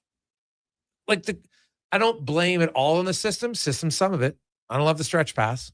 I'll agree with that. But their penalty kills been below average for 5 years now. So get better penalty killers or get a better penalty killing system. One of the two, or probably both. What's the priorities for you in the offseason if you're Bowman? Well, number 1, number 2, and number 3 is to solidify the goalie position. That has to be it's a Groundhog Day if they don't. Honestly, every other move, I'm not even sure it's going to matter. If they don't improve their goaltending, it's not going to matter. You can get better defensemen. You might even get a better system. But at the end of the day, if you don't have better, more consistent goaltending, it's not going to help you. Right? I liked lots of Connor Ingram's games, but then there's other games where you're like, meh. Right? Tristan Jarry had okay games, a lot of meh games. So what are they going to do? I don't think they can bring both of them back. So you got to figure out what you're going to do in goalie. But that has to be the number 1 priority. And then the other ones are kind of down the list for me. I think Dickinson and Murphy are 2 really key players to re-sign because of their mentality. They think defense first. That's what they do. They take pride in that. Sure, hey, Murphy chipped in a goal. Great. In big game, scored a goal. Awesome. Scored actually 2 goals in the series. Good for him. But I look at those type of players on this team. It's still at some point their leadership core is going to have to say enough's enough. We have to be a better, consistent defensive team and take the freaking regular season. Don't underestimate the importance of the regular season. I appreciated Chris Knobloch's honesty. Kind of thought, you know what, we could turn it on. And I fell for it. I'll admit it. I was wrong. I fell for it. I thought the Oilers could turn it on in the playoffs. Nope. They didn't. You can't just flip the switch. And they couldn't flip a switch to know how to play defense for more than 1 game in a row. The numbers back it up. Look at this series. They couldn't do it. Right? They couldn't do it. Who would be goaltenders that fit the bill for you in your mind, just picking names out of a hat? Well, there's going to be different options. What's St. Louis going to do with Binnington? Right? That would look at St. Louis down the stretch. Now, I've heard Binnington doesn't want to play in Canada, so it's probably not even an option. I would look to see the Buffalo Sabres. The Buffalo Sabres have Ukko-Pekka Luukkonen. They've got Alex Lyon. They've also got a young guy in the minors in Devin Levi. Now, he's obviously the least experienced of the 3. But would they move Alex Lyon? They might, right? They might, because they say, God, we got to make room for our young guy in our organization. We don't want to trade the young guy in the organization and then be waiting the next 3 years wishing we had the young guy in the organization. So, they might, I don't know, Pekka Luukkonen, he started the playoffs for them. Now Lions come in. He's done all right. And they've kind of gone back and forth all year long between those 2. So they got 3 goalies, right? They also have Colton Ellis, but I'm not sold that he's the answer for me personally. So they could get rid of him and Levi and still feel like we got a third goalie, because you need a third goalie in your organization when one gets injured. Make no mistake. So Buffalo would be a team. I haven't done a deep dive enough yet into it. Look at all the organizations and find out. But keep in mind, like Scott Wedgwood was a backup in a lot of places. Went to Colorado. Just played very well. Right? Now, Mackenzie Blackwood, they gave up their question mark for another question mark. So is there a team that has another question mark out there? Maybe. The problem is Jari's a 5.375 question mark. If you're a 3.75 question mark, it's very different. So that's going to be their biggest challenge. 833-401-1440, 833-401-1440. We'll take a quick break. We'll return to Gregor Show, presented by PlayAlberta.ca. Hi, I'm Colin Livingston, president of Cantork. We've been tightening bolts and redefining our industry for 25 years. Yes, a quarter century, and we're just getting started. Check us out at cantork.com. Our tools age better than I do. Hi, Mike here from Northgate Chevrolet Buick GMC. Would you like to be a part of history for the month of April? I'm kidding. Or as the kids say, bro, I'm joking. Would you like to help us set a record in April? Chill, still kidding. At Northgate, we aren't trying to set any records or tell you how many vehicles we sell, and we really don't think you'd care. But what you will care about is this. Every dealer has the same costs. Trust me, GM does not have a favorite kid. You get to decide where you buy. 0% financing, a great selection, and of course, great people. Stop in and see us today, 13215 97th Street, or visit us online at northgategm.com. You're in Northgate country. Get ready for a night of rock with the Gene Simmons Band. Monday, November 30th at Silent Ice Center in Nisku. The Gene Simmons Band, performing your favorite classic hits. Monday, November 30th at Silent Ice Center in Nisku. Tickets on sale now at silenticecenter.com. Don't miss the Gene Simmons Band. Legacy Heating and Cooling is your supplier of maximum comfort, bringing you the cool AC you need. You just have to Call Legacy. Call Legacy. For comfort at night when the hot air suffocates you. Call Legacy. Call Legacy. For comfort in your wallet with no payments or interest for 1 year. Call Legacy. Call Legacy. You deserve comfort. Cool off today with AC from Legacy Heating and Cooling. Who's that working on the underground utilities over there? All-Star Construction, that's who. What about the street lighting? Yep, All-Star Construction. And the directional drilling, hydrovacking, neighborhood renewal, and telecommunication work? Yep. Since 2009, All-Star Construction has been doing all that and more, shaping and building Edmonton communities for land developers all around Edmonton. That's what All-Star Construction is all about. When life unexpectedly changes, it can leave us feeling unbalanced, uncertain, and unsure of how to move forward. But you don't have to go through it alone. I'm Corey Anderson with Fairway Divorce Solutions. Our team helps reestablish balance, guiding you through your divorce with compassion, clarity, and support. Fairway has helped more than 6,500 families across Canada find a path towards a peaceful, fair resolution. With 2 offices in Edmonton, we're here to make your journey easier. Discover your options at Fairway Divorce. The job isn't done until the last load is hauled, and having a semi-trailer out of commission is not an option. Whether replacing or adding to your convoy, Edmonton Trailer has a huge inventory of new and used semi-trailers, trusted by the gravel, logging, oil field, fluids, and freight industries. Find a trailer right for you online or at one of their 3 locations. For sales, service, parts, rental, and finance, when you're in it for the long haul, Edmonton Trailer. Are you overwhelmed by debt and getting nonstop calls from creditors? It can feel like there's no escape. Debt doesn't have to be a life sentence. A single call can turn things around. My name is Parveen Middleton. I'm a licensed insolvency trustee at BDO right here in Edmonton. I can help you become debt-free with a solution just for you. Let's put an end to those calls from creditors together. Call 1-833-BDO-TALK or visit bdodebt.ca to discover your debt-free future. First of this hour, brought to you by Papa John's. Looking for a tasty lunch? Papa John's has you covered. Get a small 2-topping pizza for only $9.99 with code S999 at papajohns.ca. Better ingredients, better pizza. Papa John's. The Jason Gregor Show, the best of Edmonton sports talk and beyond. This is Sports 1440. Presented by PlayAlberta.ca, Alberta's only regulated online gambling website.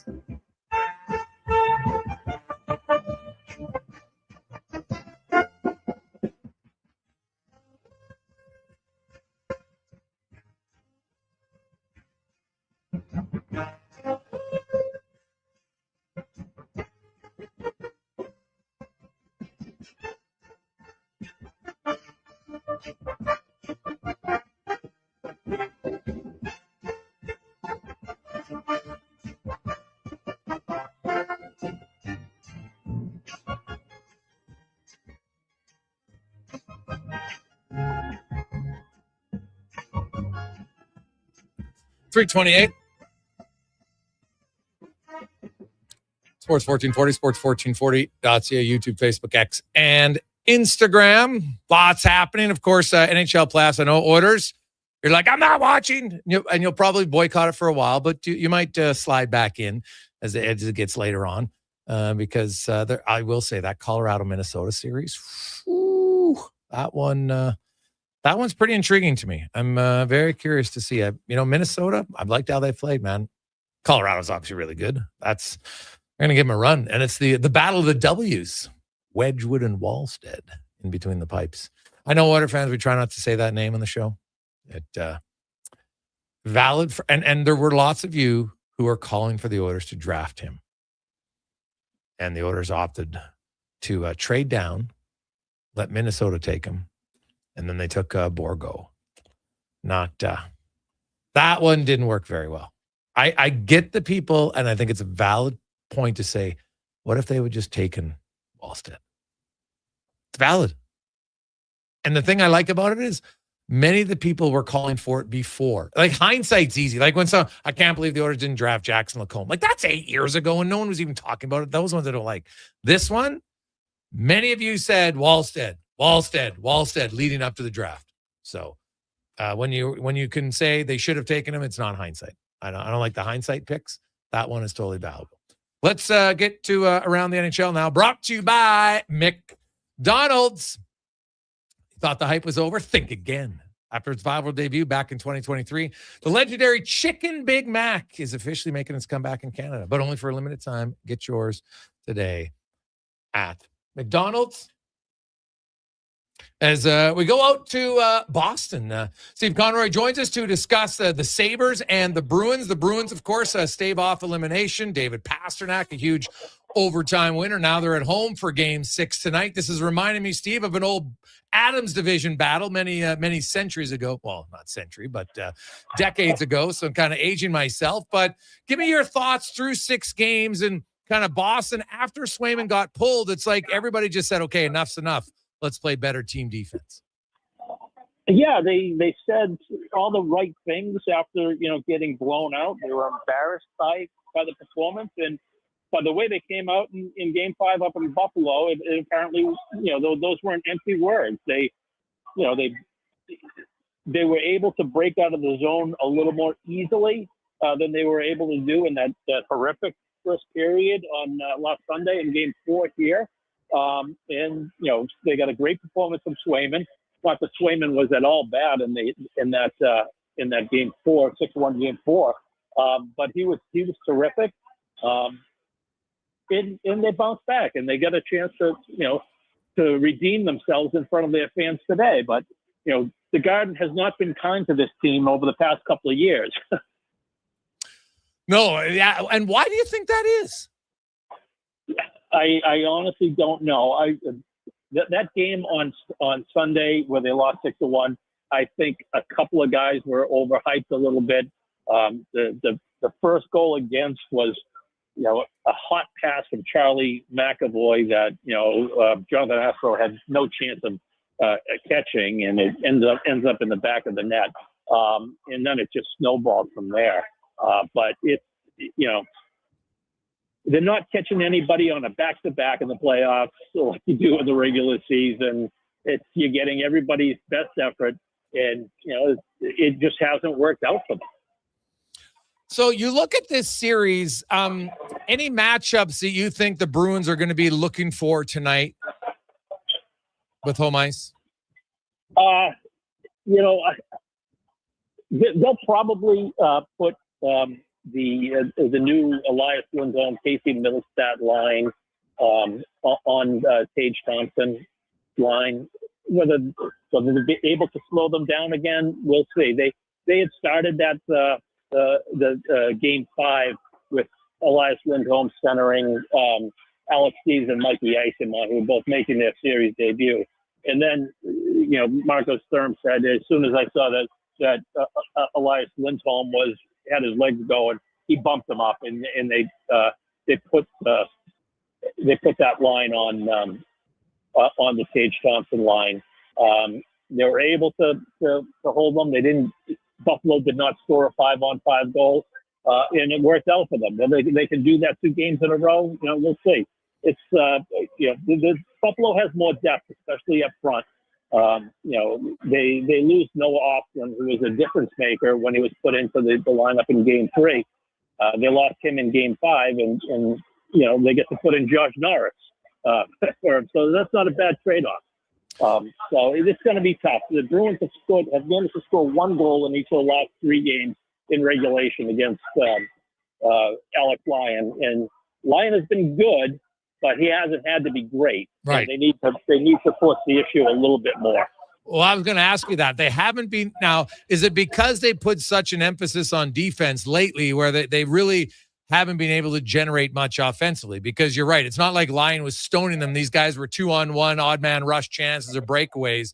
It was more so just they weren't generating very much consistently outside of Pasternak. Yeah, there's definitely a focus from the Bruins on slowing Buffalo down to the neutral zone. And when you focus on that, your forecheck is probably going to suffer a little bit. So that's a balance that they've been trying to strike since Game 1. They did a pretty good job in the neutral zone on Game 1, but then it all fell apart, in the last 7 minutes. So that's a balance that they've been trying to strike the whole series. So you look at this series, and Jeremy Swayman, of course, gets nominated for the Vezina. He's been great for that team this season, no doubt. You mentioned the depth of Buffalo. Now, Arvidsson's not playing tonight. Oslin's out for Buffalo. Any other any line juggling we're going to see tonight from Boston or from Buffalo? If it doesn't go well for Boston, I'm not sure on the Buffalo end, but if it doesn't go well for Boston early on, I'm sure they'll be juggling. I mean, this is the do or die game again. So, whatever it takes.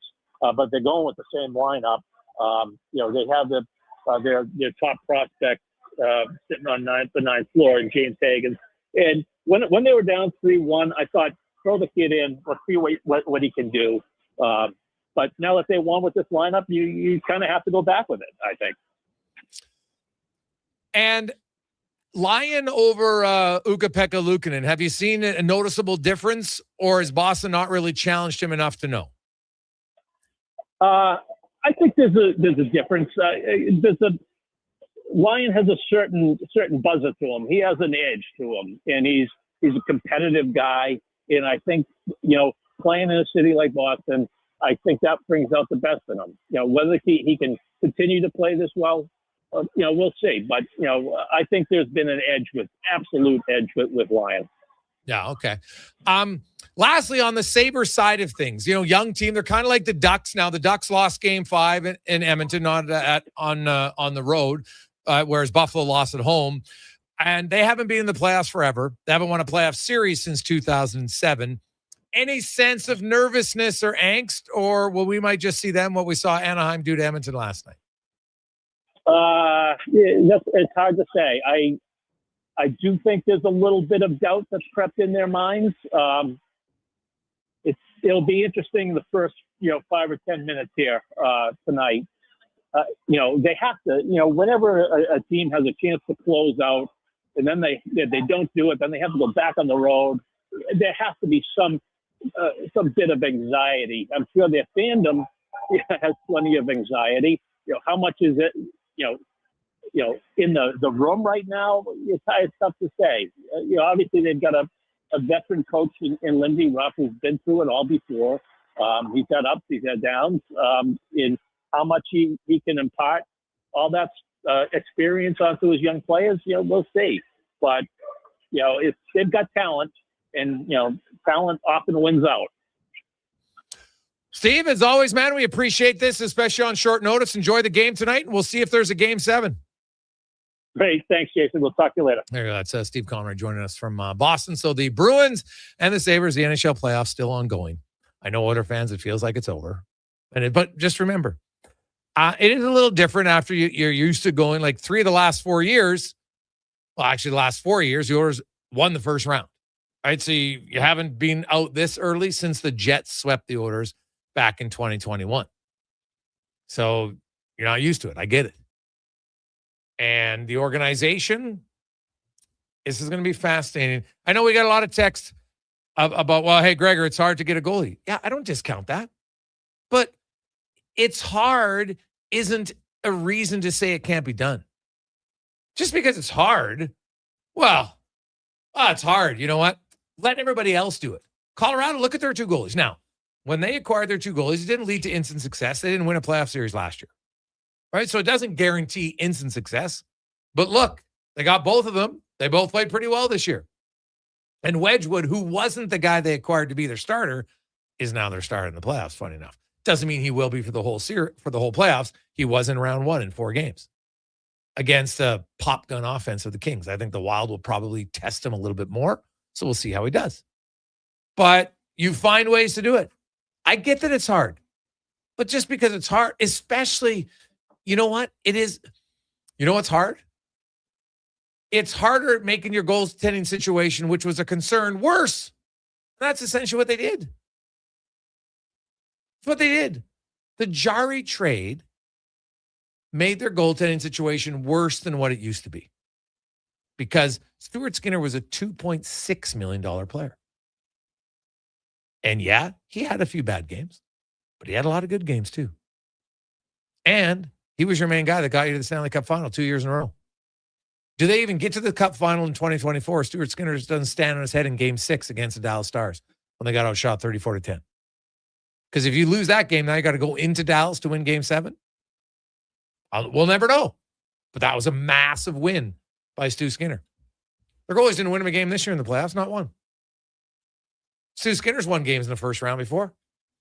So they made their goaltending situation worse. So now they got to improve it. They made it harder on themselves, but that's their only. No one forced them to make that trade. No one said, Stan Bowman, you got to make that trade. Right? He made the trade. Hasn't worked out. Now, I'm not saying if Stu Skinner was here that suddenly they'd have been in the second round. Can't say that for certain at all. But they wouldn't have traded Kulak. And maybe they would have used Kulak in a different trade. We'll never know. But that trade simply did not work out. I think we can all agree with that. What do you make of Skinner's play now that he's a Penguin? Not much different. Had good stretches, had some struggles. That's what Stuart Skinner isn't a top 10 goalie. I don't expect him to be. Right? He's never paid like a top 10 goalie. He's never been paid like a top 20 goalie, to be honest. So all I know is he's half the price and he's a free agent. And if I had Stuart Skinner again at 2.6 next year, I'd feel way better than having Jari at 5.375. Just go by the cap space. It's that simple. Jari doesn't guarantee to give me better games all the time. So I free up $2.6 million to maybe put that towards a better defenseman so I can help that situation. That's what Skinner did for you. Skinner gave you cap flexibility way more than Jari does. Do you think there's a world where he would return? Yeah. Yeah? No. Stu Skinner? Oh, no. Never. No. Well, I'd never say never, right? If Edmonton was the only team calling, then yes, right? There's lots of... Stu Skinner, I think, is infinitely more mentally tough than a lot of people ever gave him credit for. He had to deal with a lot of crap that didn't even get noticed public. Like, there are some absolute douchebags in how they treated, his family and stuff. They said, like, you're a pathetic loser when you do stuff like that. I'm sorry. You can get mad at people and be like, hey, I want Stu Skinner to play better. That's totally within your right. But when you go personal attacks on families, like, reevaluate your life. I'm sorry. It's ridiculous. But so I would never say never, but, I don't think the organization or him, it's their first choice for either one. Right? So, rarely when you break up and you get back together is it better. There's the odd chance. Buddy Jim but it's rare. Might be good for a while. Sure. It's very true. We'll return. We got lots more text to get to. Also, something that we haven't seen in a month is coming back next on The Gregor Show, presented by PlayAlberta.ca. With Play Alberta, backing the home team goes beyond the bets. That's because your picks have provincial impact. Play Alberta is the only app in the province that puts all revenue directly back into supporting programs and services that Albertans rely on every day. By investing in the General Revenue Fund, every play, bet, and buy made on Play Alberta helps make a difference across the province. It feels good to know your fund goes further at home. Visit playalberta.ca/Gregor to learn more. Must be 18 plus to play. If you gamble, use your game sense. An electrical solar team is now making a play for sustainability and savings. They're specialists in powering up for a greener future. That's the strategy, designing and installing high-efficiency solar panels. They're helping homes and businesses combat rising utility costs by harnessing the power of the sun. A smart move for efficiency and the environment. Hire the Action Electrical team to bring home a win for your project. Visit actionelectrical.net. At Leading Edge Physiotherapy, healing doesn't have to feel heavy, because in our SwimX aquatic therapy pools, you literally float your way to recovery. Whether you're dealing with arthritis, back pain, joint injuries, post-surgical rehab, chronic pain, balance issues, mobility challenges, or just feeling a little creaky, warm water and gentle resistance have your back, your knees, and your hips. Trusted by pro sports teams and rehab hospitals, our SwimX pools help you move sooner, hurt less, and recover faster. So take the load off. Let the water do the work. Life shouldn't hurt. LeadingEdgePhysio.com. Wondering what you can afford? Let Go Auto do the math with our free car loan calculator. No pressure, no awkward convos, just quick answers on your budget and payments. Bad credit, no credit? We got you. Text CHECK to 780-777-7777. That's CHECK to 780-all-7. Find out what you qualify for and start shopping with confidence. Go Auto. Drive what you love with payments that make sense. Summer in Alberta means baseball debates. Okay, best ballpark snack.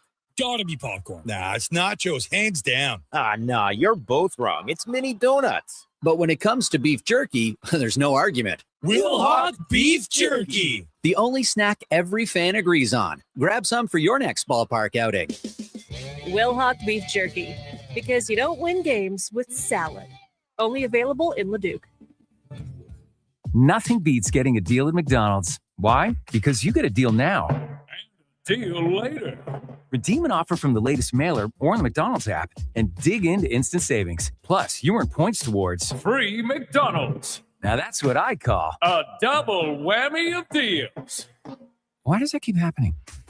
Deals sent right to your door.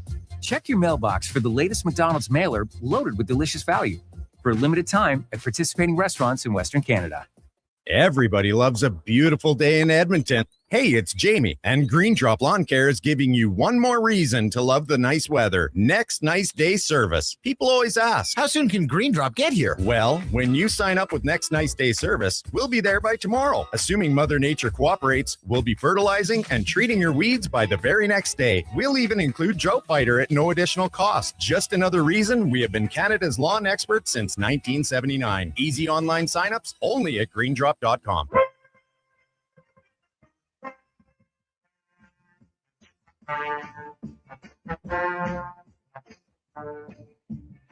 Portions of this hour brought to you by Leading Edge Physio. From weekend warriors to professional athletes, kids playing soccer to grandparents in the garden, rotator cuff tears and tendonitis to post-surgical knees and hips, we fix your body. Life shouldn't hurt. LeadingEdgePhysio.com. The Jason Gregor Show, the best of Edmonton sports talk and beyond. This is Sports 1440. Presented by PlayAlberta.ca, Alberta's only regulated online gambling website.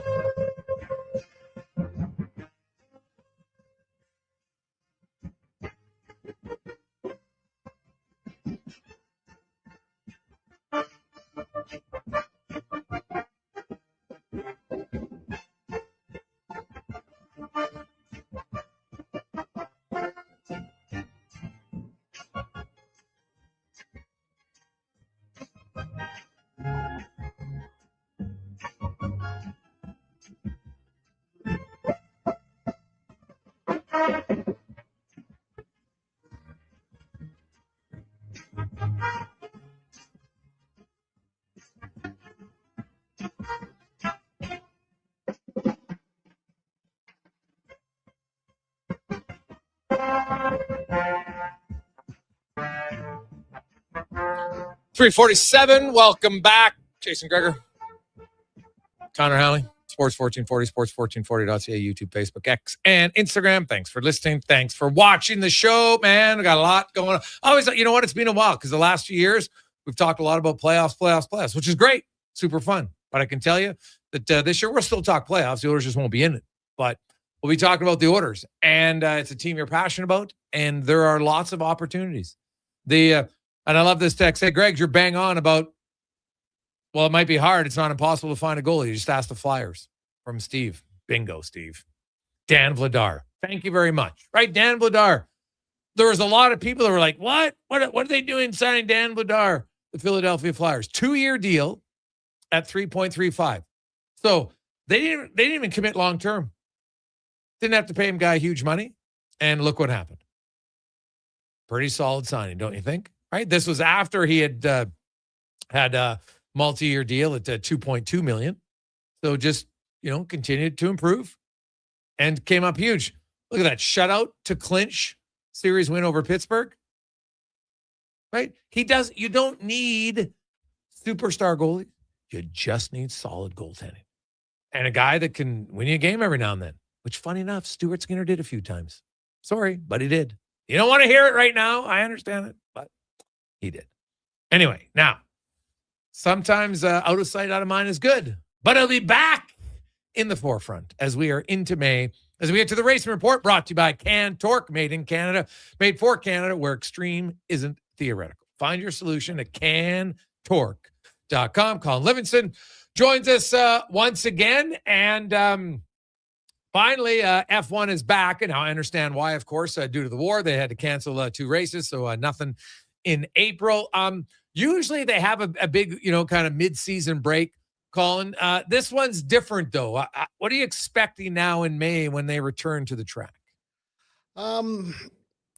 Pretty much more of the same. I mean, candidly, aside from, little stories here and there, I almost forgot about F1. Like, IndyCar is kind of notorious for these 3-week breaks, and, they managed to overcome it because they came off a 3-week break. They're getting ready for the Indy 500. So people are still kind of excited. It's May and lots of stuff happens, but,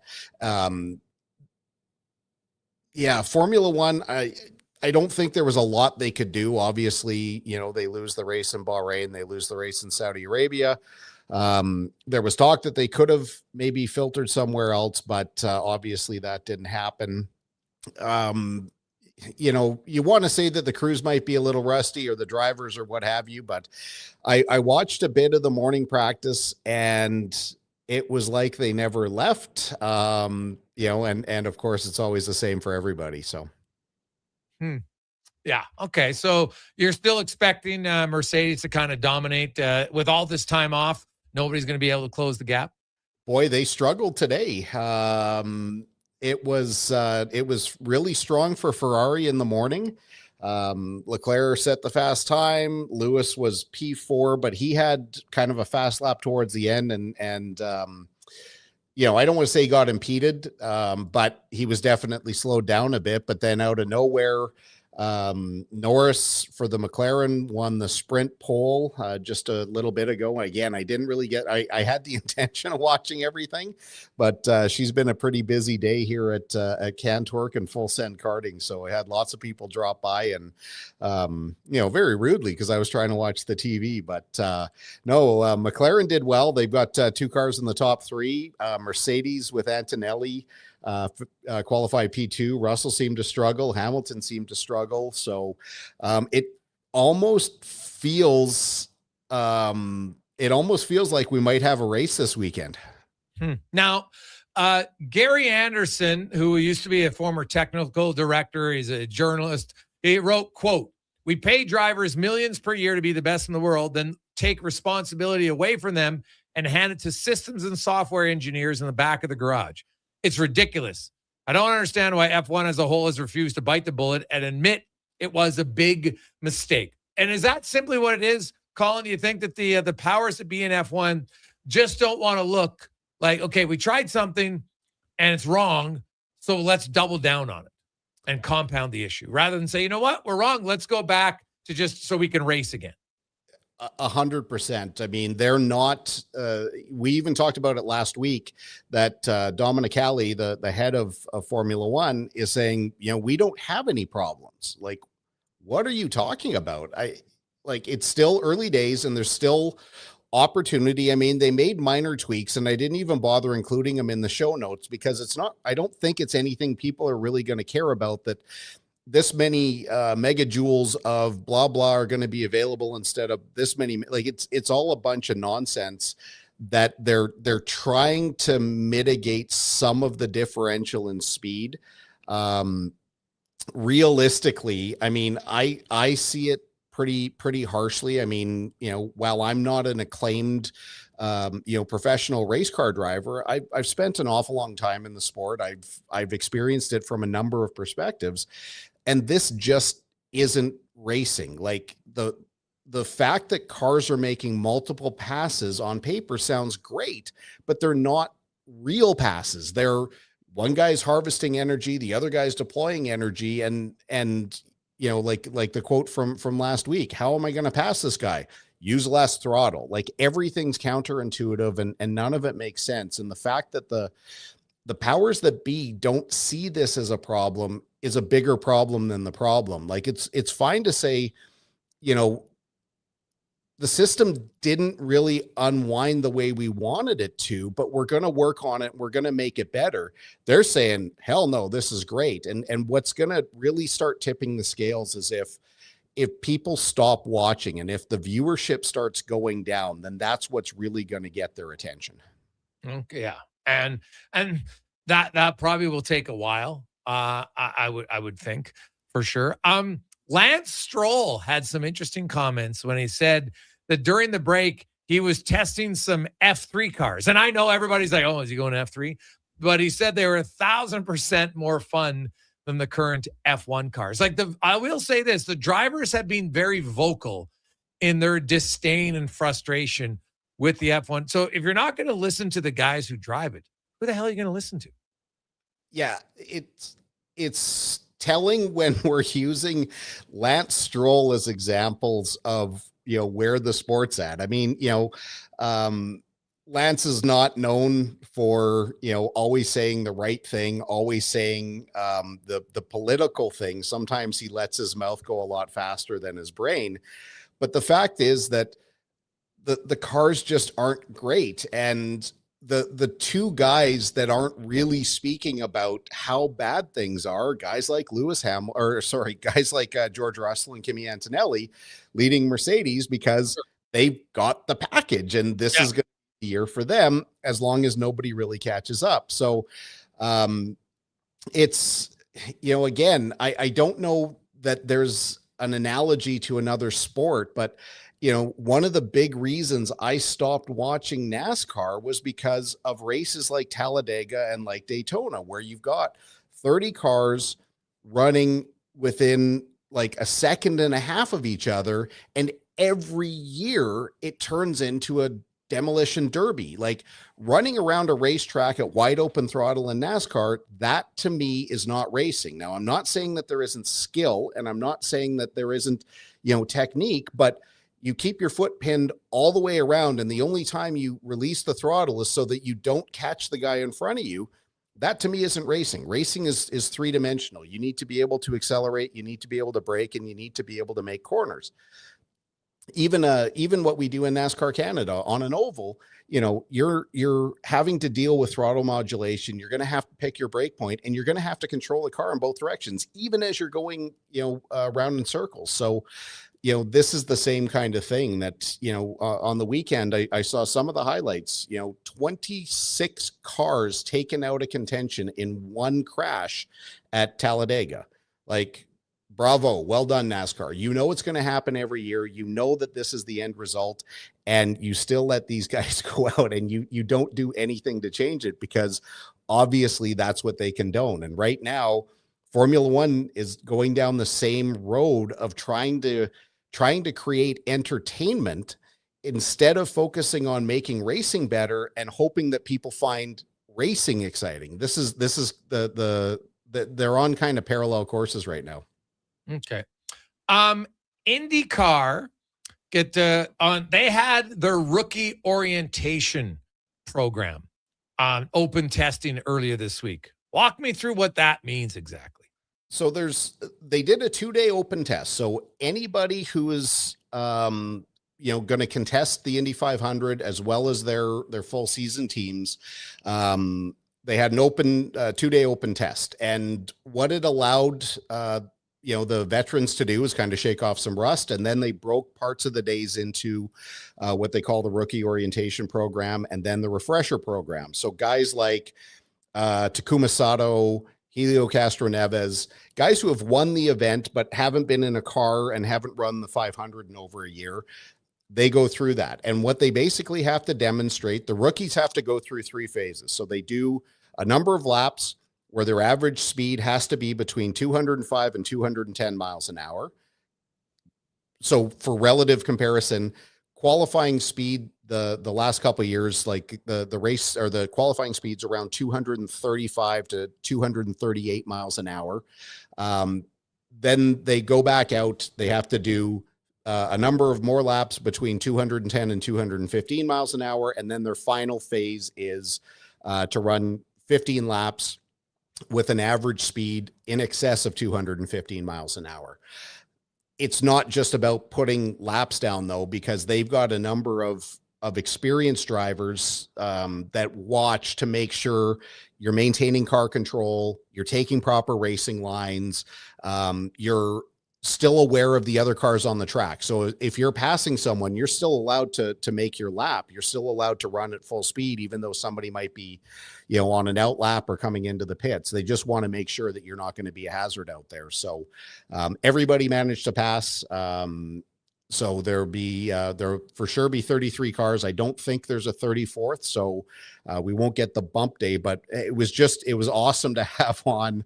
I don't care what they're doing. I would watch lawnmowers go around, cutting the grass at Indianapolis. It's just such an awesome place. So getting to see, 8-hour practice sessions 2 days in a row was fantastic for me.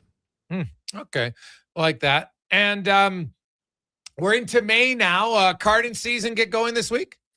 Yeah, we were supposed to have our first test 2 days ago on Wednesday, but obviously Mother Nature had other ideas with the snow and cold, so the track just wasn't ready. But we're running our rookie program this weekend, so they had their classroom time yesterday. They'll be on track. And then next Wednesday will be our first test and tune. So I expect to kind of limp in there on Thursday with a couple of bumps and bruises if I can get my kart finished. Well, get your kart finished. Figure it out. What are you waiting for? You don't have any playoff hockey to watch. That's a fact. I mean, I've had it on, and it's just been busy with Parker gone at the cheerleading thing. When the big man has to do regular work. I've been in here between 6:30 in the morning and here till after 8:00 at night. And while I've been able to tinker a bit, there's still lots left to do. So this weekend I should get it done. Awesome. Okay, man. Have a great weekend. Enjoy the sun. It's nice out. Love it. Yeah, looking forward to it, but we'll see you in person next week. You betcha. That's Colin Livingston in the Racing Report, brought to you by Can Torque. 4:00, we'll get back. We got lots more on the orders. We're going to have some more open line time, 833-401-1440. A lot of text to get to, man. I still haven't been able to get through them all, so we'll try to. I love it. Hey, everybody's fired up. It's nice. It's going to be, honestly, I think it'll be a busy off season here on Sports 1440 for the Oilers, because there's lots to go to. Then you throw in the Jays, you throw in the Elks, the CFL's coming right around the corner. Training camp, man. We're into May. I love it. We'll get into all that. But first, let's get to the Con Man and a Sports 1440 update brought to you by Fountain Tire. They're here to focus so you can focus on your vehicle. And they'll focus on your vehicle with your digital vehicle report. They don't just tell you what your car needs. They'll show you so you know you're getting the right stuff done. FountainTire.com. This is a Sports 1440 update. 3 games tonight in the Stanley Cup playoffs. The Montreal Canadiens can wrap up their series against the Lightning at 5:00 at 5:30. The Sabres can do the same in Boston. And at 8:00, it's Mammoth Golden Knights Vegas leading 3-2 off the ice. Steele Holloway agreeing to terms with the St. Louis Blues, a 5-year contract extension with a $7.75 million AAV. At 24 years old, he appeared in 59 games last season, scoring 22 goals. In the association tonight, the Toronto Raptors look to stay alive. They host the Cavs just after 5:30, trailing 3-2. The Elsewhere Magic can wrap up their series against the Pistons at 5. And the Lakers will try to do the same in Houston at 7:30. Major League Baseball, Blue Jays in action, taking on the Twins once again. We'll have that for you here at 6 o'clock on Sports 1440 AM feed only. Elsewhere, Yankees taking on the Orioles, Brewers in Washington, the Dodgers up against the Cards, Padres host the White Sox, Mariners up against the Royals, while the Guardians in Sacramento. Earlier today was the Cubs over the Diamondbacks by a score of 6-5. And the Cadillac Championship, Cameron Young leading the way after 2 rounds at 13 under. Canadian Nick Taylor right there at -8. Taylor Pentra 6 under par. Coming up in hour 3 of the Jason Gregor Show, we'll hear the stats of the day, ask 5 questions, and be joined by Craig Button from the NHL on TSN. I'm Connor Halley. This has been a Sports 1440 update. Sports 1440, Stingray radio station. CKJR broadcasts from West Edmonton Mall and Wetaskiwin. Download the free Stingray music app and listen wherever you go. 60 years ago, we started selling trucks as Western GMC Buick. Today, we are Wolf GMC Buick. We're still located on the corner of 184th Street and Stony Plain Road with the same ownership for over 2 decades. Our customers have trusted our family-owned, community-driven business, and for that, we are thankful. If you're looking for a truck or SUV, pop in and one of our seasoned professionals will get you a great deal, hassle-free. Come trust our team at Wolf GMC Buick. Wolf GMC Buick. We're making it easy. Whether you're a craft beer connoisseur or more of a wine aficionado, there's always something new to discover at Sherbrooke Liquor, a unique, family-owned, independent liquor store. The selection, incredible. The non-alcohol section is also very impressive. Sherbrooke Liquor, expert, knowledgeable staff with a passion for unique finds. More than just a liquor store, we're a community. We'll be in Alberta's person next best, week. the one and only Sherbrooke Liquor. Wine, spirits, and oodles of beer. Visit SherbrookeLiquor.com. And now Action Electrical's testing team is on defense duty. They're the guardians of safety and compliance, a critical part of any lineup. Precisely. They perform rigorous safety and code compliance testing for commercial operations. Think of them as the referees, ensuring everything is up to standard before disaster strikes. Their preventative plays are legendary, spotting faults early. Hire the Action Electrical team to bring home a win for your project. Visit actionelectrical.net. You don't just need property services, you need problems handled. HireGood provides cleanup, debris removal, site monitoring, and safety attendance across Edmonton. We reduce issues on your property, keep spaces safe, and take pressure off your team. We resolve real problems for businesses while creating real impact because our team is built on second chances and they show up every day ready to prove it. Visit hiregood.ca or call and mention Jason Gregor for a first-time discount. HireGood. Stable jobs create stable lives. Bashaw Concrete products. From concrete and septic tanks to blocks, precast water pads, jersey barriers, and aggregates. Farmers, contractors, homeowners. Plan your next project at BashawConcrete.com. Family owned, over 60 years pouring. Bashaw Concrete products. Once again, start here. BashawConcrete.com. If you're passionate about golf, you probably already know, and you've been waiting. The Quarry is now open, and all 27 holes are in great shape. Book now, get geared up at the Pro Shop, and start swinging at the Quarry. Don't forget about the Granite Grill Restaurant, an unforgettable top-tier venue to host all your events. For rental details or to book your tee time, contact the Quarry today. Edmonton's most popular golf and event venue. Call 477-THE-Q and visit thequarryedmonton.com. Ready to upgrade your ride this spring? Come on down to the Golf Cart People. They're a family-owned and operated business that's been serving the community since '97. Whether you're looking for a brand new or quality pre-owned cart, a rental for a special event, they do that too. The Golf Cart People have a huge selection of parts and accessories, and their expert service team is here to keep you rolling. The Golf Cart People, your one-stop shop for everything golf cart. Visit golfcartpeople.com.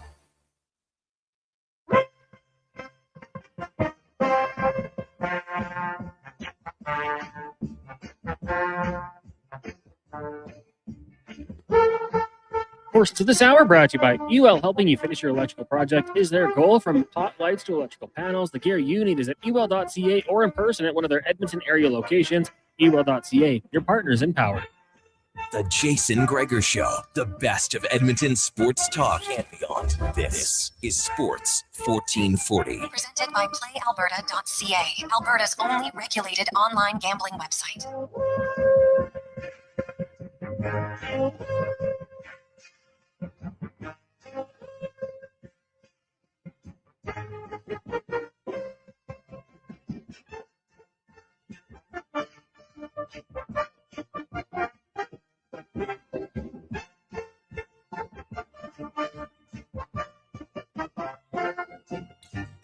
It's after 4 o'clock. We roll through Positive Friday. I know, hey, this is the great part about Positive Friday.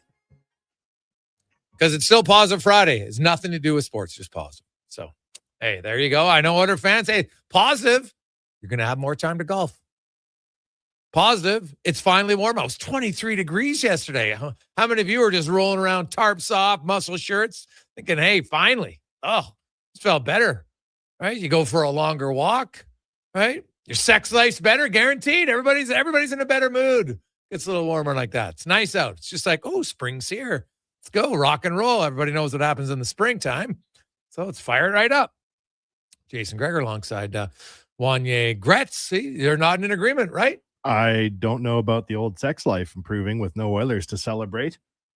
Celebrating wins left and right in Edmonton in a cup run. You got nights where... that's true too, yeah. Oh, yeah, people fell in love. But you know what? Now, you know what? You can bond over the what do you think's going to happen? What would you do?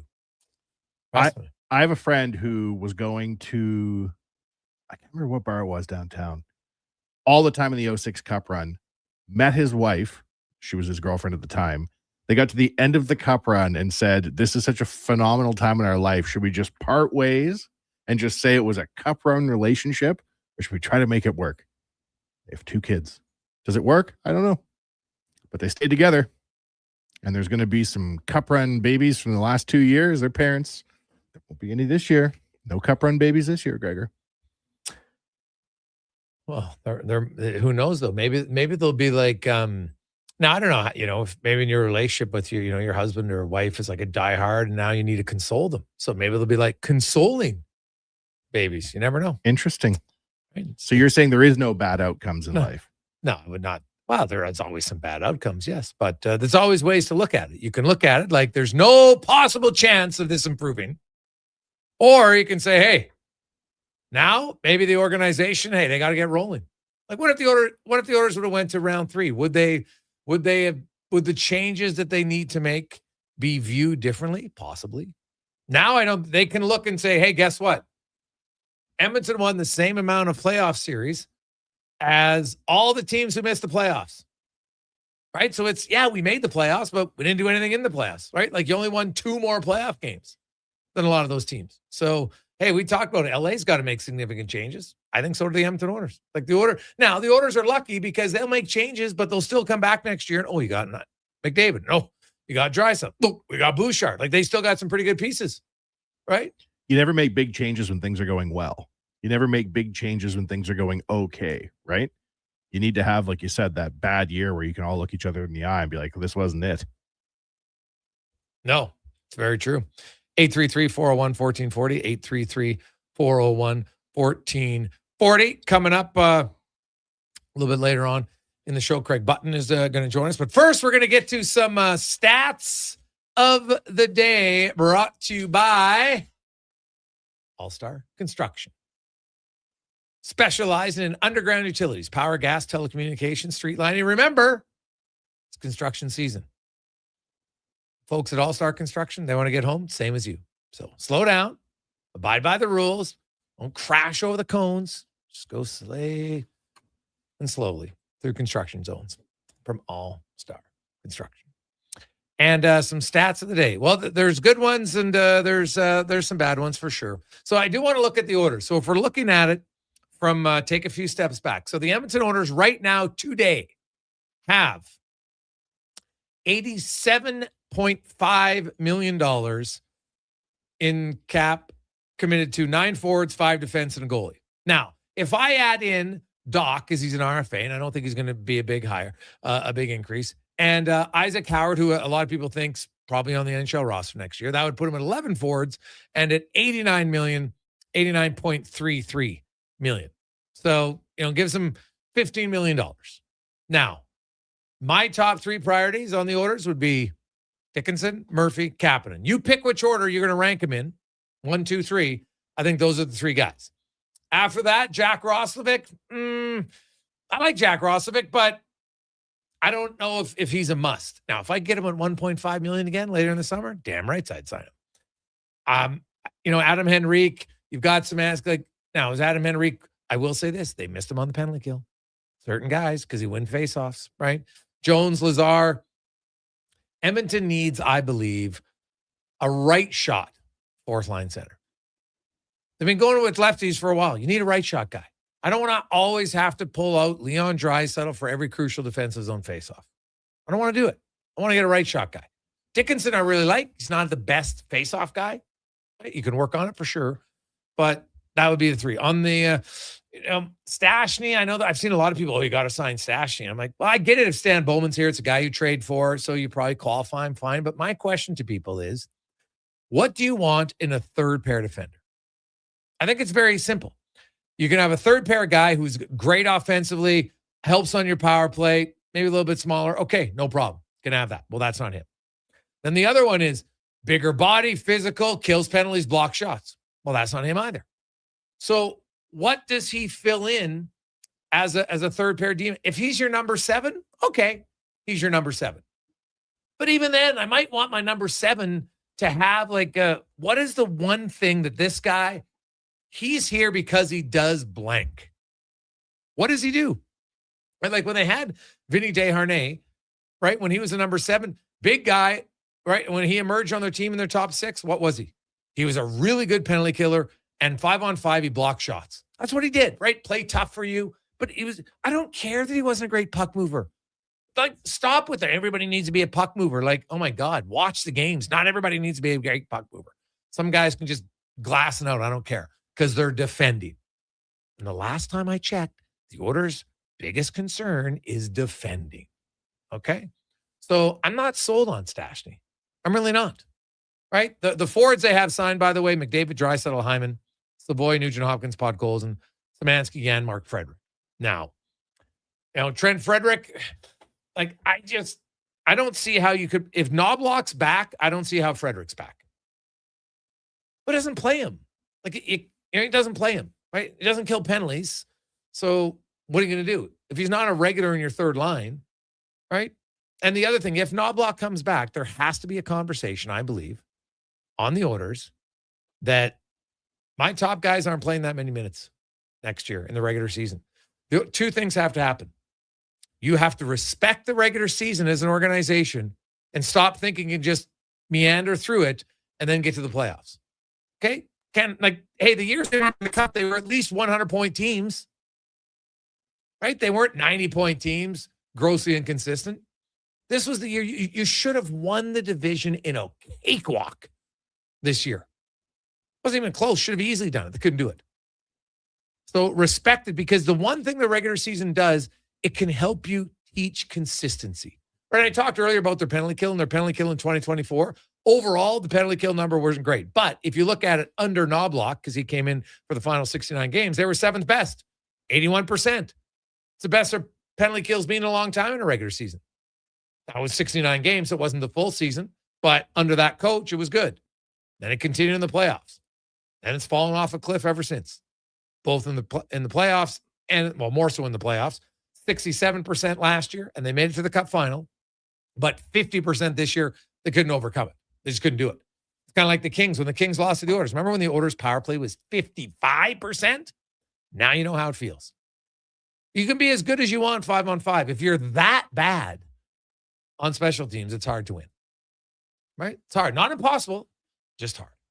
Dickinson making 2.125. What would you sign him for? Well, no. That's only what he's making in Edmonton, because they retained half. His contract was 4.2. Right. The last few years. Again, this guy has made over $40 million in his career. Right.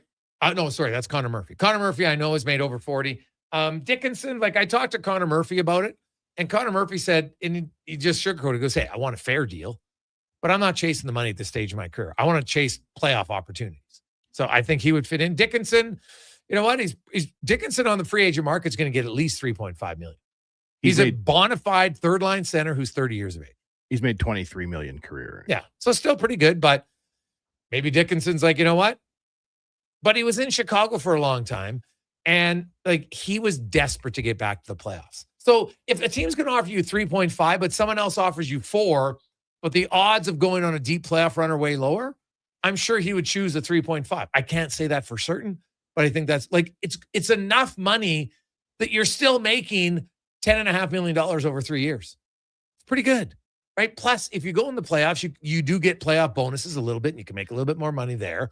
But it's more so about the joy and excitement of being there in the playoffs, right? He wanted to be like he worked his tail off to get back into the playoffs, even though we know he wasn't 100%, right? Playing with the fracture in his foot, like it was obvious. So yeah, I think Dickinson, Murphy, and Kapanen, those are the 3 guys.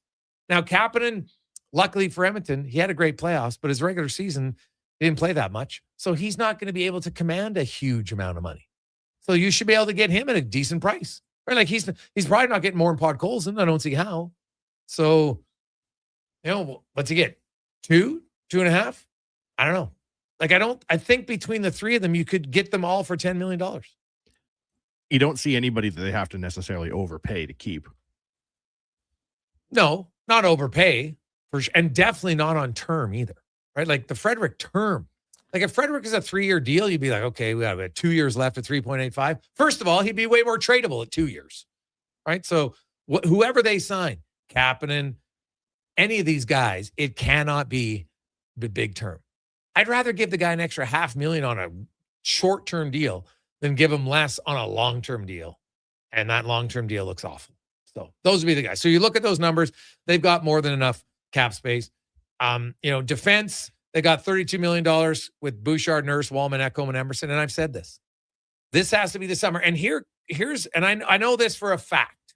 This isn't just rumor. This is a fact. So people have talked about moving on to Darnell Nurse. I think people in the organization are open to it. The leadership group wasn't overly open to it. So when I hear people say, well, you got to listen to your captain to a point, because everybody has a bias. Right? Great guy. They love him. I get all that. But the bang for your buck is not there. It's not there. And now he has a no movement clause. So he controls it. And so that's why it's a nice idea. I'm just not sure how realistic it is, to be honest. So, if you could move him, sure. But the problem is, as I've said, I don't know how realistic that is. Now, after next season, then he has a limited no movement clause where you could trade him without his stay. So maybe that becomes part of the conversation. Hey, we're looking to do this. And I've always said a player having a no movement clause, it just allows him to have a say. It doesn't guarantee he can't get traded. And if I look at their back end, I would be considering that type of move. Goaltending, they've got $8 million basically tied up in goaltending because, and I know it's 7.975, so just under, because you've got Jari at 5.3, but you have Jack Campbell at 2.6. This is the highest coming up. This will be the highest year of his buyout. Then the next 3 years are 1.5, 1.5, and 1.5. Still not ideal, but so you go in already right now, you've got $8 million tied up in goaltending, and they don't have a starter. That's their challenge. So I don't know if you can move Jari, 2 years left. Anything's possible. Now, maybe I'll say this because we got this text come in and said, hey, Gregor, Jari might play better if the defensive system was better. Valid point. And I don't overlook that. That's why I wrote, to me, what are the main priorities of the Oilers? Solidify goaltending. And right below it, play a better team defense. You got to commit to it, everybody. And then your penalty kill's got to be better. Right? Those are the top 3 areas of improvement. Nothing offensively. No one should even mention anything offensively for the Oilers because offensively is never a problem. So it's not a problem. And I look at the Oilers and I look at all their numbers in the salary cap. They've got flexibility if they need it. But they can't have a Trent Frederick contract. You can't have a Jack Campbell contract. You can't do it now. Right? You can't. This Stan Bowman, it's got to be the summer of sane decisions. Sane. They can be hard. They can be difficult. Might have to move off of someone. But they can't just keep compounding bad contracts and think like at some point, even the owner has never shown an unwillingness to spend money. Now, hey, Oiler fans might tell you, yeah, it's because he's charging me a boatload, and that's fair. But he's never shied away from spending money. So, but you can't just continue to waste it on bad deals. Right? Like Podkolzin, great value contract. Kapanen, really good. So you have some, but you need more. Obviously, Connor McDavid at 12.5, pretty good deal. Jake Wallman going from 3.4 this year to 7 next year for 7 more years. Do you like that contract, knowing what you know? I look at them. They felt like Wallman and Ekholm were going to be two ships passing in the night. Ekholm goes from being a $6 million defenseman. Wallman's a 7. I get the caps up way more from when Ekholm signed that deal. I get it. And Ekholm is going to now become our 3rd pair defenseman. Wallman's going to be our top 4 pair defenseman, right? I think that's was their strategy. Now, Wallman gets hurt. Just, if you look at it every year, he's missing 15 games, give or take. So, it's not ideal. Like, could you have waited to sign Jake Wallman to a 7-year deal? In hindsight, probably. I don't love hindsight. Like, at the time of the contract, I was like, I don't love it, but I see the succession plan here. That's kind of what I thought. That's what they were looking at, is a succession plan in place. And so now it's up to Wallman. He's got to play well. Right? 7 years, his age, there'll be some risk later on. But the truth of the matter is, everything for the Oilers is about the next 2 years. That's their main focus. Now, don't sign bad contracts that kill you, ideally, right? But they've got most of their core pieces locked up, except a goaltender, which is a pretty core piece. So we'll see. But yeah, I don't love the contract. I don't hate it if Wallman stays healthy. I like Wallman in the playoffs, right? And I do think Wallman, his value is going to be on, I know he was hurt last year, so that impacted it, but his condition wasn't where it needed to be at the start of the season. No excuses. Next year, that guy should be you're getting paid $7 million now. You got to come in. Being a leader is showing up in elite condition when you make the big bucks. That's part of being a leader. The one thing, hey, no one ever questioned Nurse on that, right? Is conditioning, work ethic, never a problem. It's more the decision-making process, right? Positioning, right? When you got a guy in front, why are you cross-checking rather than tying up a stick? Like little things like that. And then the other thing I look at, hey, Gregor, what about the defense coach? Where did he come out on that? Well, I'd be surprised if Paul Coffey's back next year, because I think he might be in somewhere else in an organization. Never know. I could be wrong. But it is fair to question that the system that Stewart's been putting on the penalty kill simply is not good enough. Like 2 years in a row, your penalty kills 67% in the playoffs, 50% in the playoffs. That's not good enough. So maybe it's personnel, but it's also got to be a little bit of the system. It's got to be a combination. It can't be one or the other. So I think that, hey, everybody's being evaluated right now. Management, coaches, play. They're all being evaluated. Like, there's obviously a few dry settled. McDavid, they're not going anywhere. Bouchard, I get that. But, Matt Savoy, I think they're all pretty comfortable with what he's done coming out of his rookie season. Podkolzin, everybody loves him, right? So there are certain guys where you're like, yeah, no problem. But there's lots of people in the organization that are going to be evaluated. Now, maybe afterwards they look and say, it's good evaluation. We like what this guy brings us in his role. Maybe it's his trainer. Maybe it's his coach. Maybe it's his manager. Maybe it's his scout, whatever it is, right? When you don't reach your goal, you got to evaluate in this business. You can't stay static. You always got to be moving and looking to improve. We'll return to a guy who was in the chair, a GM next on the Gregor Show, presented by PlayAlberta.ca.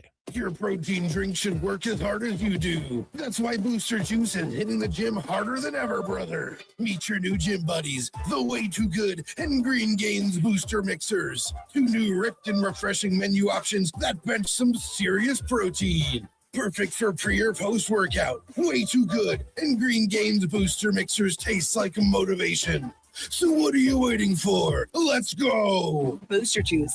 Canadian born, blending since 1999. Hey, sports fans, we've got a clear choice for you. At Crystal Glass, we provide customers with the perfect glass for any job. From home to auto and even commercial, installation or repairs, we're your team. Call 310-GLASS or visit crystalglass.ca. Crystal Glass. Everything is going to be okay. If you're feeling the weight of too much debt, you have options.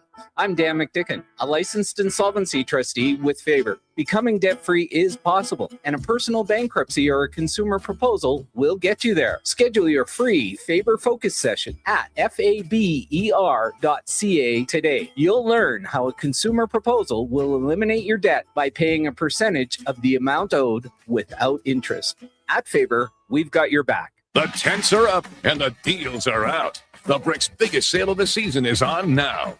Take up to 60% off clearance items in the tents. Sofas start at $399 and save up to 50% on select mattresses. Plus, only until Monday, take until 2030 to pay with 0% interest. Get a sofa, coffee table, mattress, bed frame, and dining set, all for less than $1,500. Only at the Brick's tent sale. OAC, see in store for details and exclusions. The Brick, saving you more. Summer, it's coming. An unstoppable force that will turn your home into the Sweat Box. Don't live in a summer blockbuster. Pro Solutions is your one-call-solves-it-all expert for AC repairs, tune-ups, and new installations. With fast appointments and flexible financing, we'll make sure your home story has a comfortable ending. AC season is coming soon, so book today. Lock in pre-season pricing today. Visit prosolutionsinc.ca to schedule your service today. I've got some good news if you've been thinking about a heavy-duty truck. The 2026 Ram 2500 Black Express is now at St. Albert Dodge. You've got 20-inch black aluminum wheels, black Mopar side steps, body color, bumpers and grille, and a sport performance hood. Available in all the colors for $68,990. Plus, new this year, Ram's best-in-class 10-year powertrain warranty. Now's the time. Head up the trail and see how easy it is to do business at St. Albert Dodge. For over 60 years, the folks at Diablo Boots have been selling the best Canadian-made boots. Handcrafted in Winnipeg, Canada West makes the best quality cowboy, biker, and work boots for Diablo Boots with replaceable soles and heels. Why buy cheaper quality like Ariat, Justin, and Red Wing made in China when Canadian-made is better? Support Canada's workers and Diablo Boots for the best boots. So save on boots by Save On Foods. That's Diablo Boots, 3340 Gateway Boulevard on the east side of Save On Foods. Canada West and Diablo Boots, the two best names in the boots business.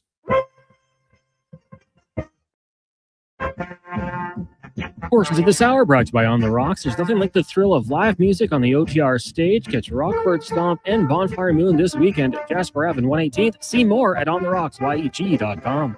The Jason Gregor Show, the best of Edmonton sports talk and beyond. This is Sports 1440. Presented by PlayAlberta.ca, Alberta's only regulated online gambling website.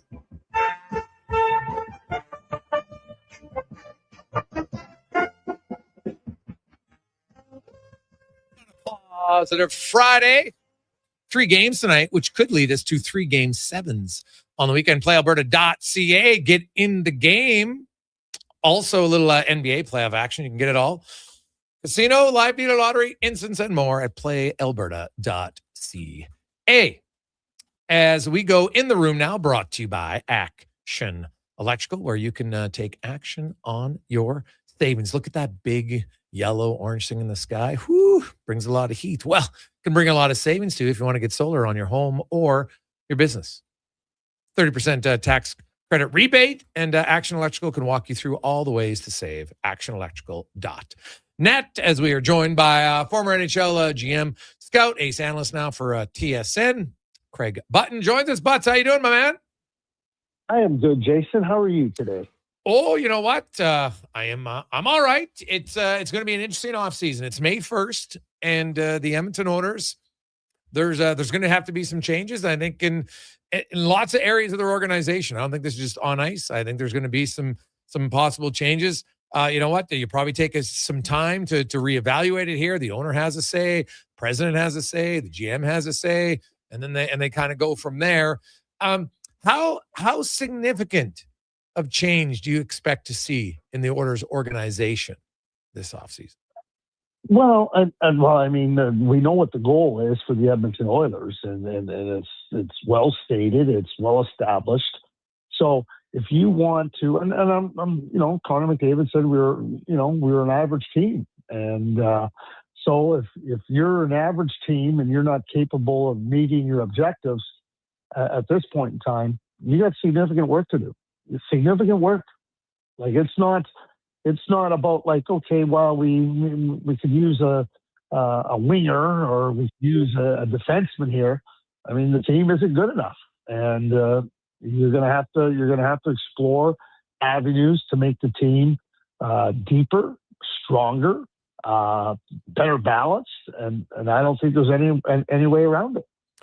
Well, goaltending, and to me, defense and some penalty killers or a new penalty kill system. Well, it's probably a combination of all of it, but that to me has to be the main focus. Like offensive guys, Craig, I would put it like not even in my top 5 of things I'd be focused on as an organization. And no, they don't need offense. No, they need now goaltending. Like I look at Philadelphia because I don't buy that. Well, it's hard to find. Like I get that it's hard to find consistent goaltending. Yeah, it's difficult. Teams do it, but sometimes you got to take swings. Colorado. Now, it didn't lead to instant success. They traded both their goalies last year, lost in the first round. Then they had the best regular season this year, and you just swept a team in the first round, and they look really good going up against Minnesota. Look at Dan Vladar.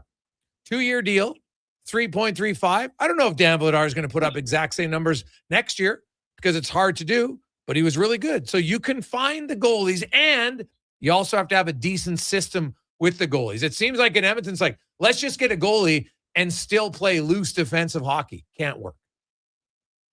No, you're absolutely right. I mean, a couple of things that are key ingredients to having success when it matters the most is a really, really good defensive play and really good penalty killing. And the Oilers had neither. So now you're counting on like a great offense. And we know when I use the word great, I don't use it lightly. I think everybody can see that. But that's the imbalance in your team.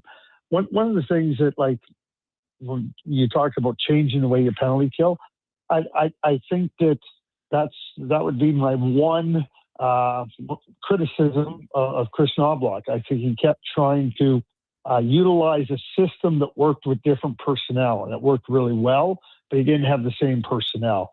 I don't know if I've said this to you before, Jason. Stop me if I have. But I remember John Harbaugh, the former coach of the Baltimore Ravens, talking about, we had a different offense when we had Joe Flacco than when we had Lamar Jackson. And the Lamar Jackson offense wouldn't have worked with Joe Flacco at quarterback, and the Joe Flacco offense wouldn't have worked with Lamar Jackson at quarterback.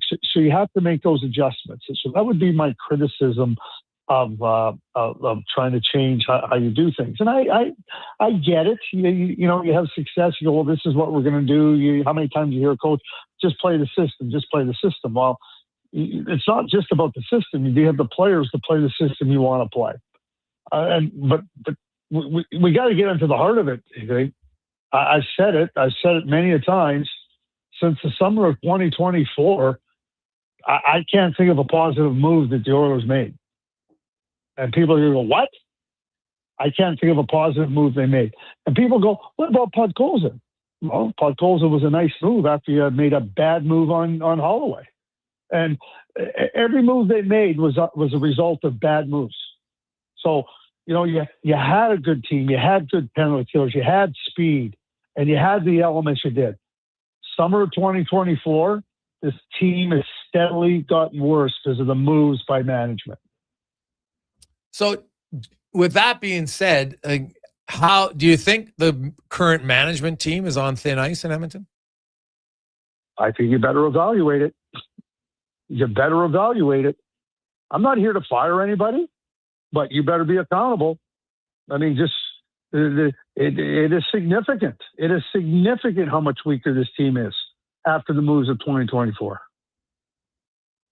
Yeah, no, hey, the results don't lie. There's no question about it. The one trade actually I like is the Matt Savoy trade. Ryan McLeod. Why? Ryan McLeod's a great third line center. Yeah. Then it was a bad trade. I think you lose Holloway. Yeah, well, the trade was made before they lost Holloway, though, right? What? Yeah, but you were losing it. Like whatever. Like everything led to everything. So you have a third line center, and you have a really good third line center, homegrown third line center, and you trade him for a small offensive winger, and that's going to help you win. I don't think so, Jason. Yeah. Well, Savoy, it wasn't going to help you win short term, but I think it's not going to help you long term. You don't win with little guys. Yeah. Well, I think you can have one, but I like Savoy, but and I like Ryan. I like Savoy too, but not at the expense of Ryan McLeod. Okay. What about so if you're how realistic do you think it could be? And now I know he'd have to agree to it, but don't the Oilers is this the summer to have to look to strongly consider moving Darnell Nurse?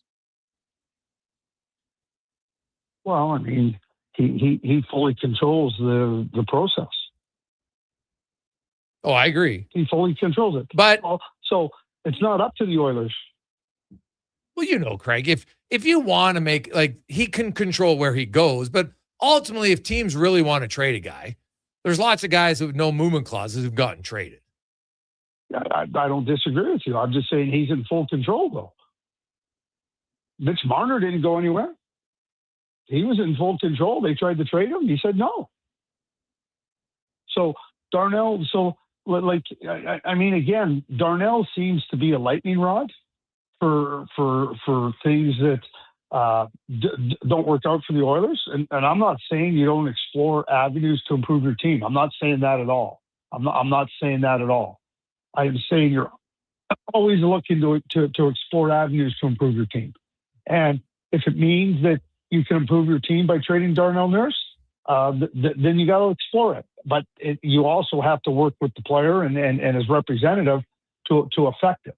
And that's all I'm saying. So, but I don't think I think to suggest that Darnell Nurse is the root cause of their problems, I'm not buying. No, I'm not saying he's the root cause of the problem. I never blame anything on one player. I know you don't. I know you don't. Yeah. I wasn't suggesting that you were saying that. I'm just saying that, again, I'm a huge believer in if you can improve the team, then any player can be available.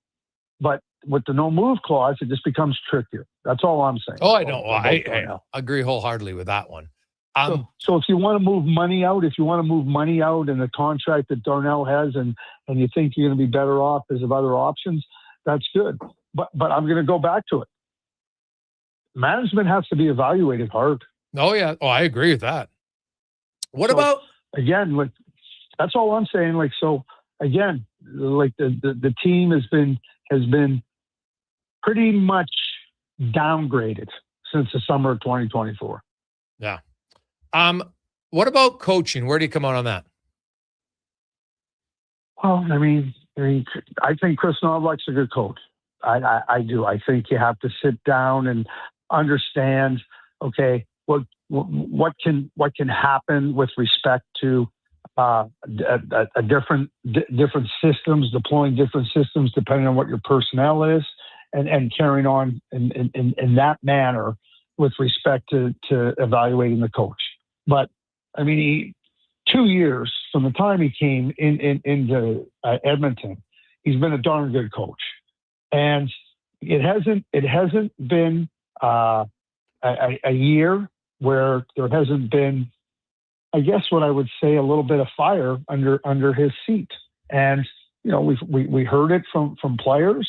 Paul Coffey came back, and he didn't improve the defensive play either. But you always have those conversations with the coach. You're always looking, okay, what can you do better? What type of things do we have to change? And then you evaluate from there. But I still think Chris Novak's a good coach. And let's just say you want to make a change. Let's just say you do. I think that a lot of times organizations are thinking about making a change, and you go, okay, well, let's consider who comes in. So who are you going to bring in? I'm not asking for a name, Jason. I'm saying, but you can change the coach, but who are you going to bring in? Hey. And that becomes a real challenge. Yes. And I would say this. I think on the coaching staff that when the season started, basically Coffey was gone and Glenn Gulletson was gone.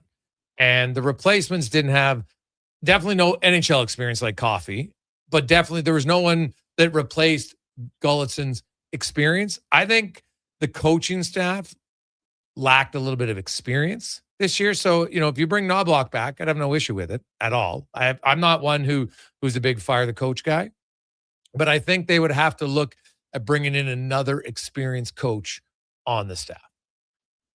Yeah, I 100% agree with you. I think that, Mark Stewart, who worked really well with Gully and worked really well with Paul, now, they felt that he needed a little more help. So they brought back Paul. And I think that when you start to think about other areas and you talk about experience, I 100% agree with you. And that's something that when you're talking to the coach, Chris has to be ready to say, hey, I need some help. Yeah, 100%.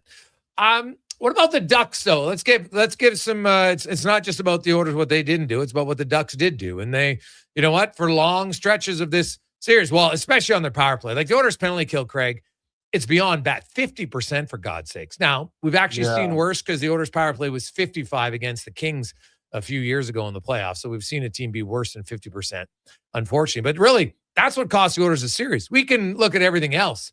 8 goals in 6 games given up on the power play. And it cost you lots of times when you had a lead, then you took a penalty and you couldn't kill it off, an instant momentum change for the Ducks, and they rode their power play to a series win. Yeah, there's no question that was a contributing factor. It's interesting to me, and I said it at the outset of the playoffs, I really thought the way that the Anaheim Ducks played, and they played loose, and they're not a very good defensive team at all. I really thought that it gave the Oilers a chance to settle in. When I say settle in, like really dial in to playing good defense, being disciplined, doing the things. And when I watched the first period of game 1, I sat there and go, okay, here we go. They look pretty darn good. And that might have been the last time they looked good. And I'm not, and I know that that's a little bit of hyperbole, but they were not able to manage the game, and they allowed. And the other thing about Anaheim, like they made Edmonton look slow. I thought they really made Edmonton look slow, and there was some injuries there too. And we know that some of the players were injured and were not operating at 100%. But when you let a team really dictate the pace of the game, you're chasing, and you're taking penalties. You're back on your heels. You talked about the momentum. And so the power play was just another aspect that just was working uphill, downhill for the Ducks, uphill for the Oilers. And back to penalty killing, it was a bottom, just about bottom 25% of the league this year. It wasn't very good, the penalty killing, or bottom half of the league. That's not going to get you anywhere. And I think back to 2 years ago, that penalty killing was so good. So good. And that's where I sit down and I think about the coaching and different personnel and what worked with that personnel doesn't work with this personnel. And that's where the adjustments have to happen. But the Dutch are young, they're fast, they're brash. They just really felt that they could push the Oilers, and the Oilers didn't have much resistance to them. They really didn't. And it's one of the things you're going to have to evaluate. Like, how are you going to be able to put a team on the ice that's quick and fast? And the game's getting faster by the minute. And players that aren't keeping up with the pace of the game, they're not going to help you. Yeah, very true. Quickly, of the 3 games tonight, which team are you most confident is going to help us get to a Game 7? The team I'm most confident in is Boston. Ooh. The team I'm least confident in is Utah. And the Montreal Tampa Bay series has been a 1-goal game every single series. I think John Cooper, after Game 5, with his understanding of his group, and I thought he just said it's not good enough. We know we have to be better. They know they have to be better. There was no yelling and screaming, and I think that series right now, and with every game being 1 goal, has been come down to Dobish has outplayed Vasilevsky. And when I say outplayed, it's not about somebody standing on their head. Vasilevsky has not played up to his capabilities. And I think that Montreal's taken advantage of that. it could go to Game 7. It could be over tonight. But I think the Bruins are taking it back to Buffalo, and I think that Vegas closes out in Utah tonight.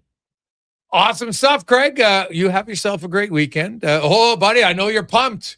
Pickleball season now. Hey, it's getting warm out, 20 degrees. You're stretching. You probably got some new pickleball shorts, so enjoy the pickleball. It's all good, Jason. Outdoors is always good. I love the outdoors. Well, awesome, buddy. Have a great weekend. We'll talk to you next Friday. Take care. Bye-bye. There you go. It's Craig Button, big pickleballer. It's the Gregor Show, presented by PlayAlberta.ca. We'll return 5 questions and more. Sports 1440, sports1440.ca. Great news for your weekend project. CFI, that's Custom Floors Inc., is now open 6 days a week with Saturday hours from 10 till 2. Get top quality Canadian products from Beaulieu with the convenience you need. For your free estimate, visit CFI at customfloorsinc.ca. Nothing beats getting a deal at McDonald's. Why? Because you get a deal now. And a deal later. Redeem an offer from the latest mailer or on the McDonald's app and dig into instant savings. Plus, you earn points towards Free McDonald's. Now that's what I call a double whammy of deals. Why does that keep happening? Deals sent right to your door. Check your mailbox for the latest McDonald's mailer loaded with delicious value. For a limited time at participating restaurants in Western Canada. With Play Alberta, backing the home team goes beyond the bets. That's because your picks have provincial impact. Play Alberta is the only app in the province that puts all revenue directly back into supporting programs and services that Albertans rely on every day. By investing in the General Revenue Fund, every play, bet, and buy made on Play Alberta helps make a difference across the province. It feels good to know your fund goes further at home. Visit playalberta.ca/Gregor to learn more. Must be 18 plus to play. If you gamble, use your game sense. You don't just need property services, you need problems handled.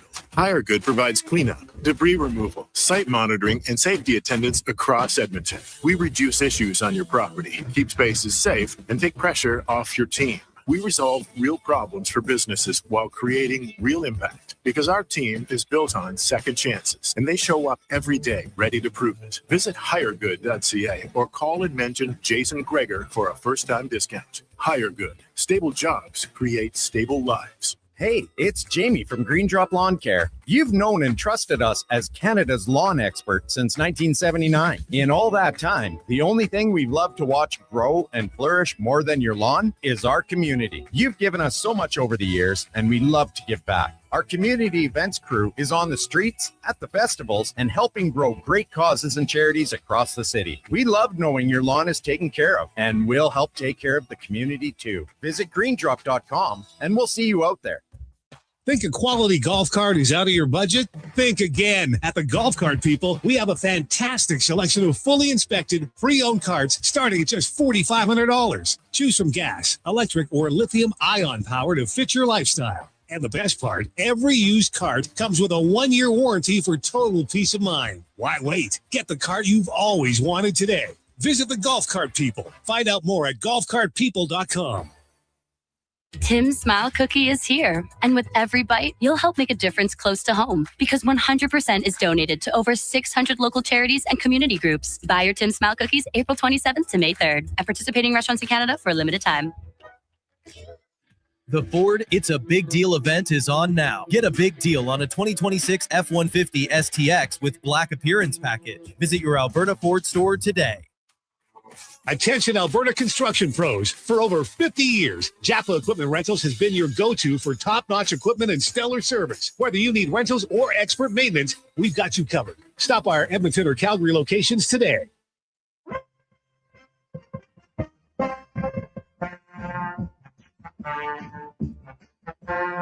Portions of this hour brought to you by 01 Athleticare. Injuries don't wait, and neither should you. 01 Athleticare offers one-stop access to doctors, x-rays, and casting. Its expert musculoskeletal care covered by Alberta Health right in West Edmonton Mall. Move from injury to recovery. Book now at 01.ca. That's ZERONE.ca. The Jason Gregor Show. The best of Edmonton sports talk and beyond. This is Sports 1440. Presented by PlayAlberta.ca, Alberta's only regulated online gambling website.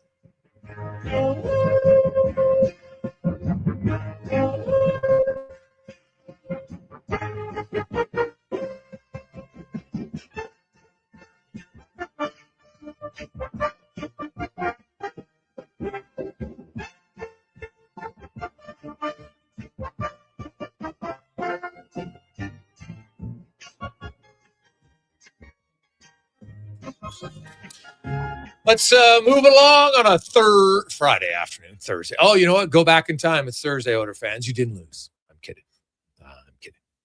Imagine if you do that.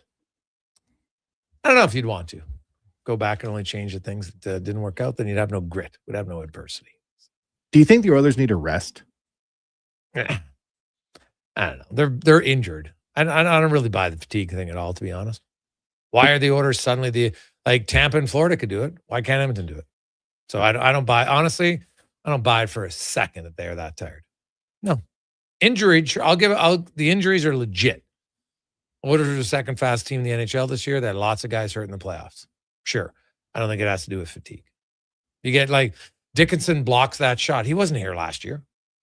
It had nothing to do with fatigue for him, right? So, Leon Draisaitl was fatigued. Like Leon Draisaitl again, playing on a bum knee, still scores you 10 points in 6 games.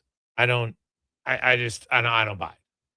That the Edmonton Oilers, have they ever in the last decade had a committed 80-game stretch of good defensive team?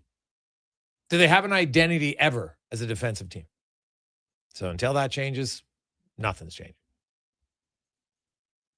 At least that's how I look at it. Let's get to the Con Man and a Sports 1440 update brought to you by The Brick. Or The Brick. Been proudly serving Canadians for over 50 years. And right now, Canadian-made sofas can save up to 65% off the tent sales going on. It's an unbelievable sale. If you're looking for deals, get down to The Brick and thebrick.com this weekend.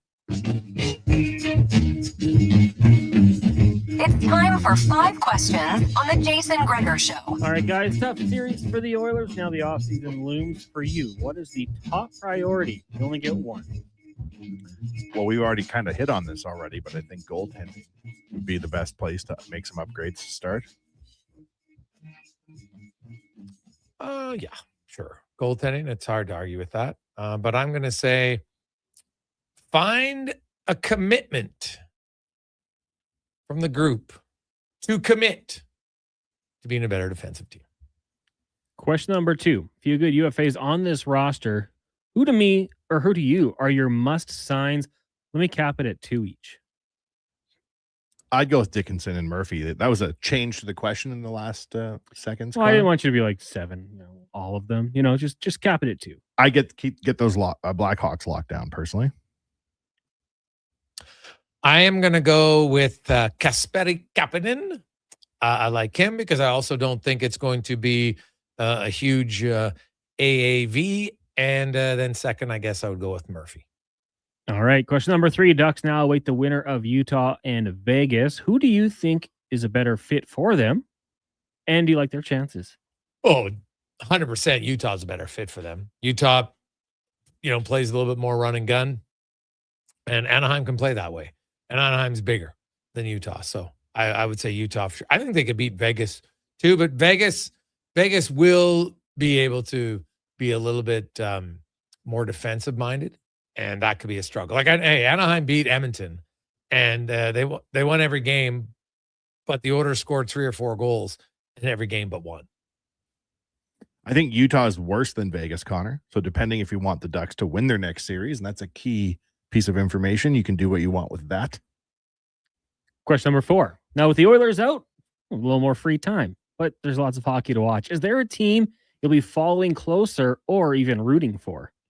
No, I'm going to watch Oilers Raw interviews on YouTube the entire offseason, starting at the beginning of the season and going right until the end to try and get my head wrapped around what happened. Go ahead, Cons. Oh, yeah. I'll say the honorary Canadian team, Buffalo Sabres. I think they've been fun to watch for. I have certain teams that are Canadian that I would never cheer for.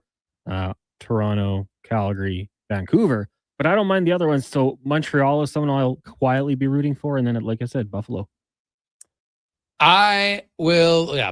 It's hard to go against Buffalo for sure. They're the underdog. But I would probably say I would the Minnesota, Colorado. It's not like I'm following a team, but that series to me is the must-watch series of the second round without question. Yeah, it's going to be great. Final question for you guys today. On this day in the year 2000, Gladiator was released.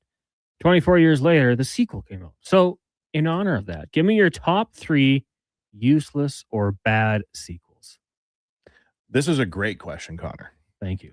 I have beef with a lot of sequels. It's one of my many things I don't enjoy usually. Top of the list would be My Girl 2, because Macaulay Culkin, spoiler alert, passed away in the first one. How can you make a My Girl without Macaulay Culkin? Number 2, Ocean's 8, the one where Sandra Bullock was George Clooney's sister, and yet Clooney, Pitt, or Damon, no one even made a cameo. That really bugged me. And Ghostbusters, Answer the Call. But they made up for it with Ghostbusters Frozen Empire, so I kind of, the two cancel each other out. Wow.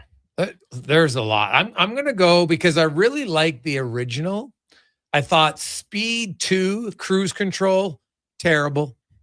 That one definitely was bad. Another one, if you say just kind of useless and didn't need it. No, because it happened so long ago. Because the original Blue Lagoon was fantastic, but Return to Blue Lagoon, terrible. And obviously the worst sequel of all time, it's not even close, with Slapshot 2.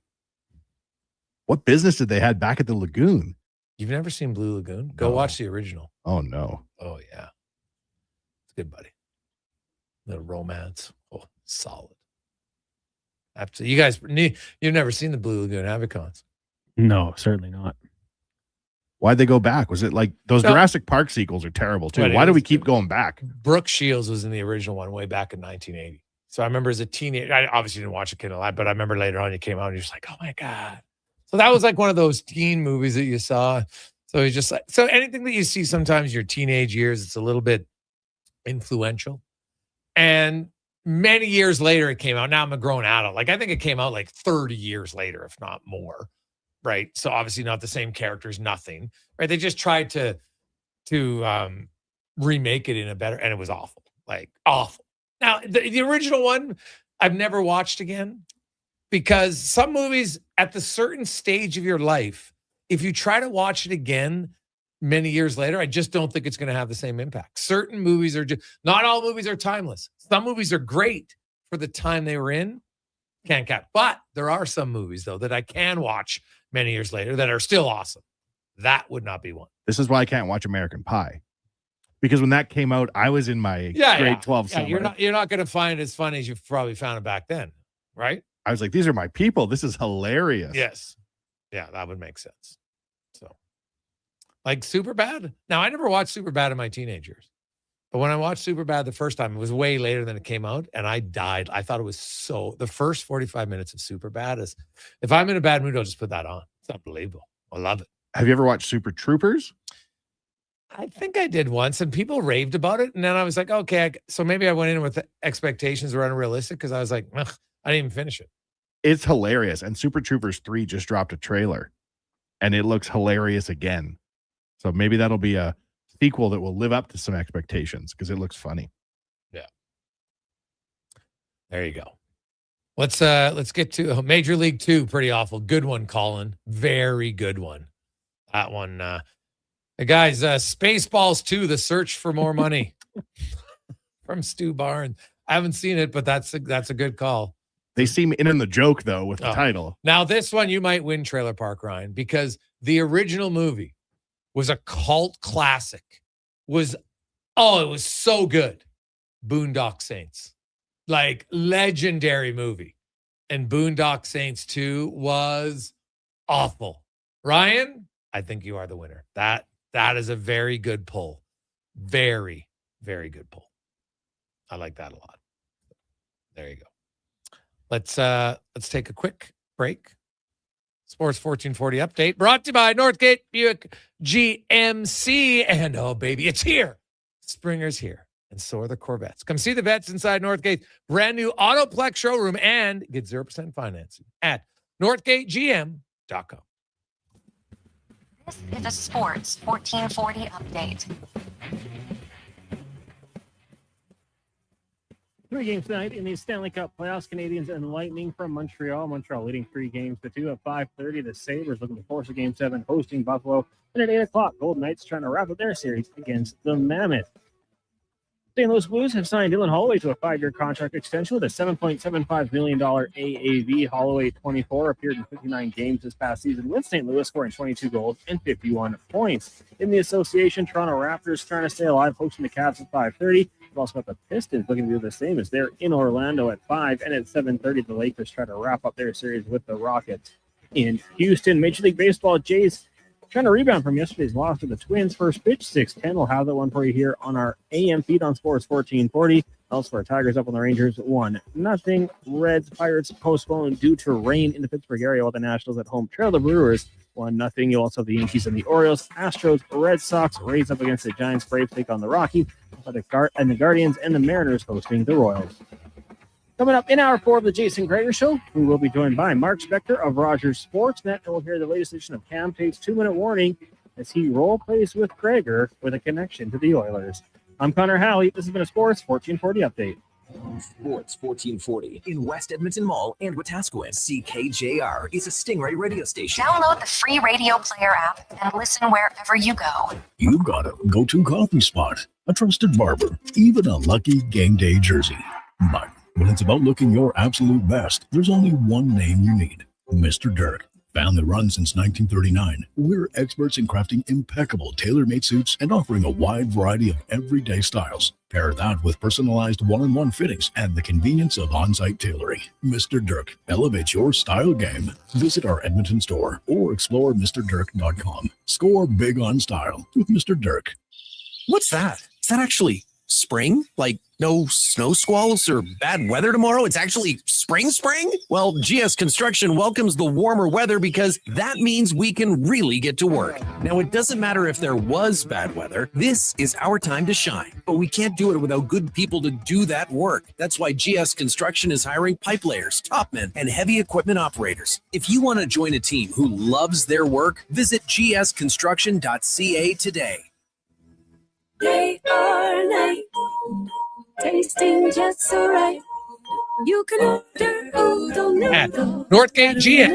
noodle.ca, delivering you the news almost right away. Remember, you can order noodle at noodle.ca. So stay on your couch all day and order noodle.ca. Noodle. At Hughes, it's all about getting in and out quick and clean. No cash, no problem. With Hughes' new tap and wash system, all you need is your debit or credit card to get your vehicle sparkling clean. Find us at HughesCarWash.com. Well, get ready for a silly hockey fans. Your partner in power just skated onto the ice. EWEL.ca, the new e-commerce website for electrical wholesalers Edmonton, is ready for the power play 24/7, 365. UL skates to where the puck will be in 5 years. Now that's forward thinking. Killer selection, slamming products from the best brands, and legendary service. Don't sit on the bench. Get your account today at ewell.ca and win that project. Plug into your partner in power. Get an EWEL.ca account today. The Lawnmower Hospital. You've enjoyed a long winter with your Ego snowblower, but now it's the time to get ready for spring. Bring your summer Ego equipment in for service. Or if you're looking to add to your lawn care fleet with new mowers or trimmers, Ego has a wide selection of products to fit every season. Ego also has the powerful wet-dry vacuum and pressure washer to make your cleaning and lawn care a breeze. We're more than repairs. We're more than mowers. The Lawnmower Hospital. If you're passionate about golf, you probably already know, and you've been waiting. The Quarry is now open, and all 27 holes are in great shape. Book now. Get geared up at the Pro Shop and start swinging at the Quarry. Don't forget about the Granite Grill Restaurant, an unforgettable top-tier venue to host all your events. For rental details or to book your tee time, contact the Quarry today. Edmonton's most popular golf and event venue. Call 477-THE-Q and visit thequarryedmonton.com. You've got a go-to coffee spot, a trusted barber, even a lucky game day jersey. But when it's about looking your absolute best, there's only one name you need: Mr. Dirk. Family run since 1939, we're experts in crafting impeccable tailor-made suits and offering a wide variety of everyday styles. Pair that with personalized one-on-one fittings and the convenience of on-site tailoring. Mr. Dirk elevates your style game. Visit our Edmonton store or explore MrDirk.com. Score big on style with Mr. Dirk.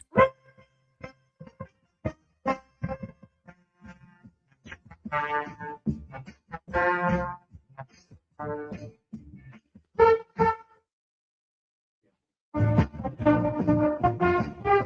of this hour brought to you by Crystal Glass, your clear choice for residential windows, locally manufactured and installed. Crystal Glass provides a beautiful product and incredible customer services for all of your residential needs. Call 310 Glass or visit crystalglass.ca for a quote. The Jason Gregor Show, the best of Edmonton sports talk and beyond. This is Sports 1440. Presented by PlayAlberta.ca, Alberta's only regulated online gambling website.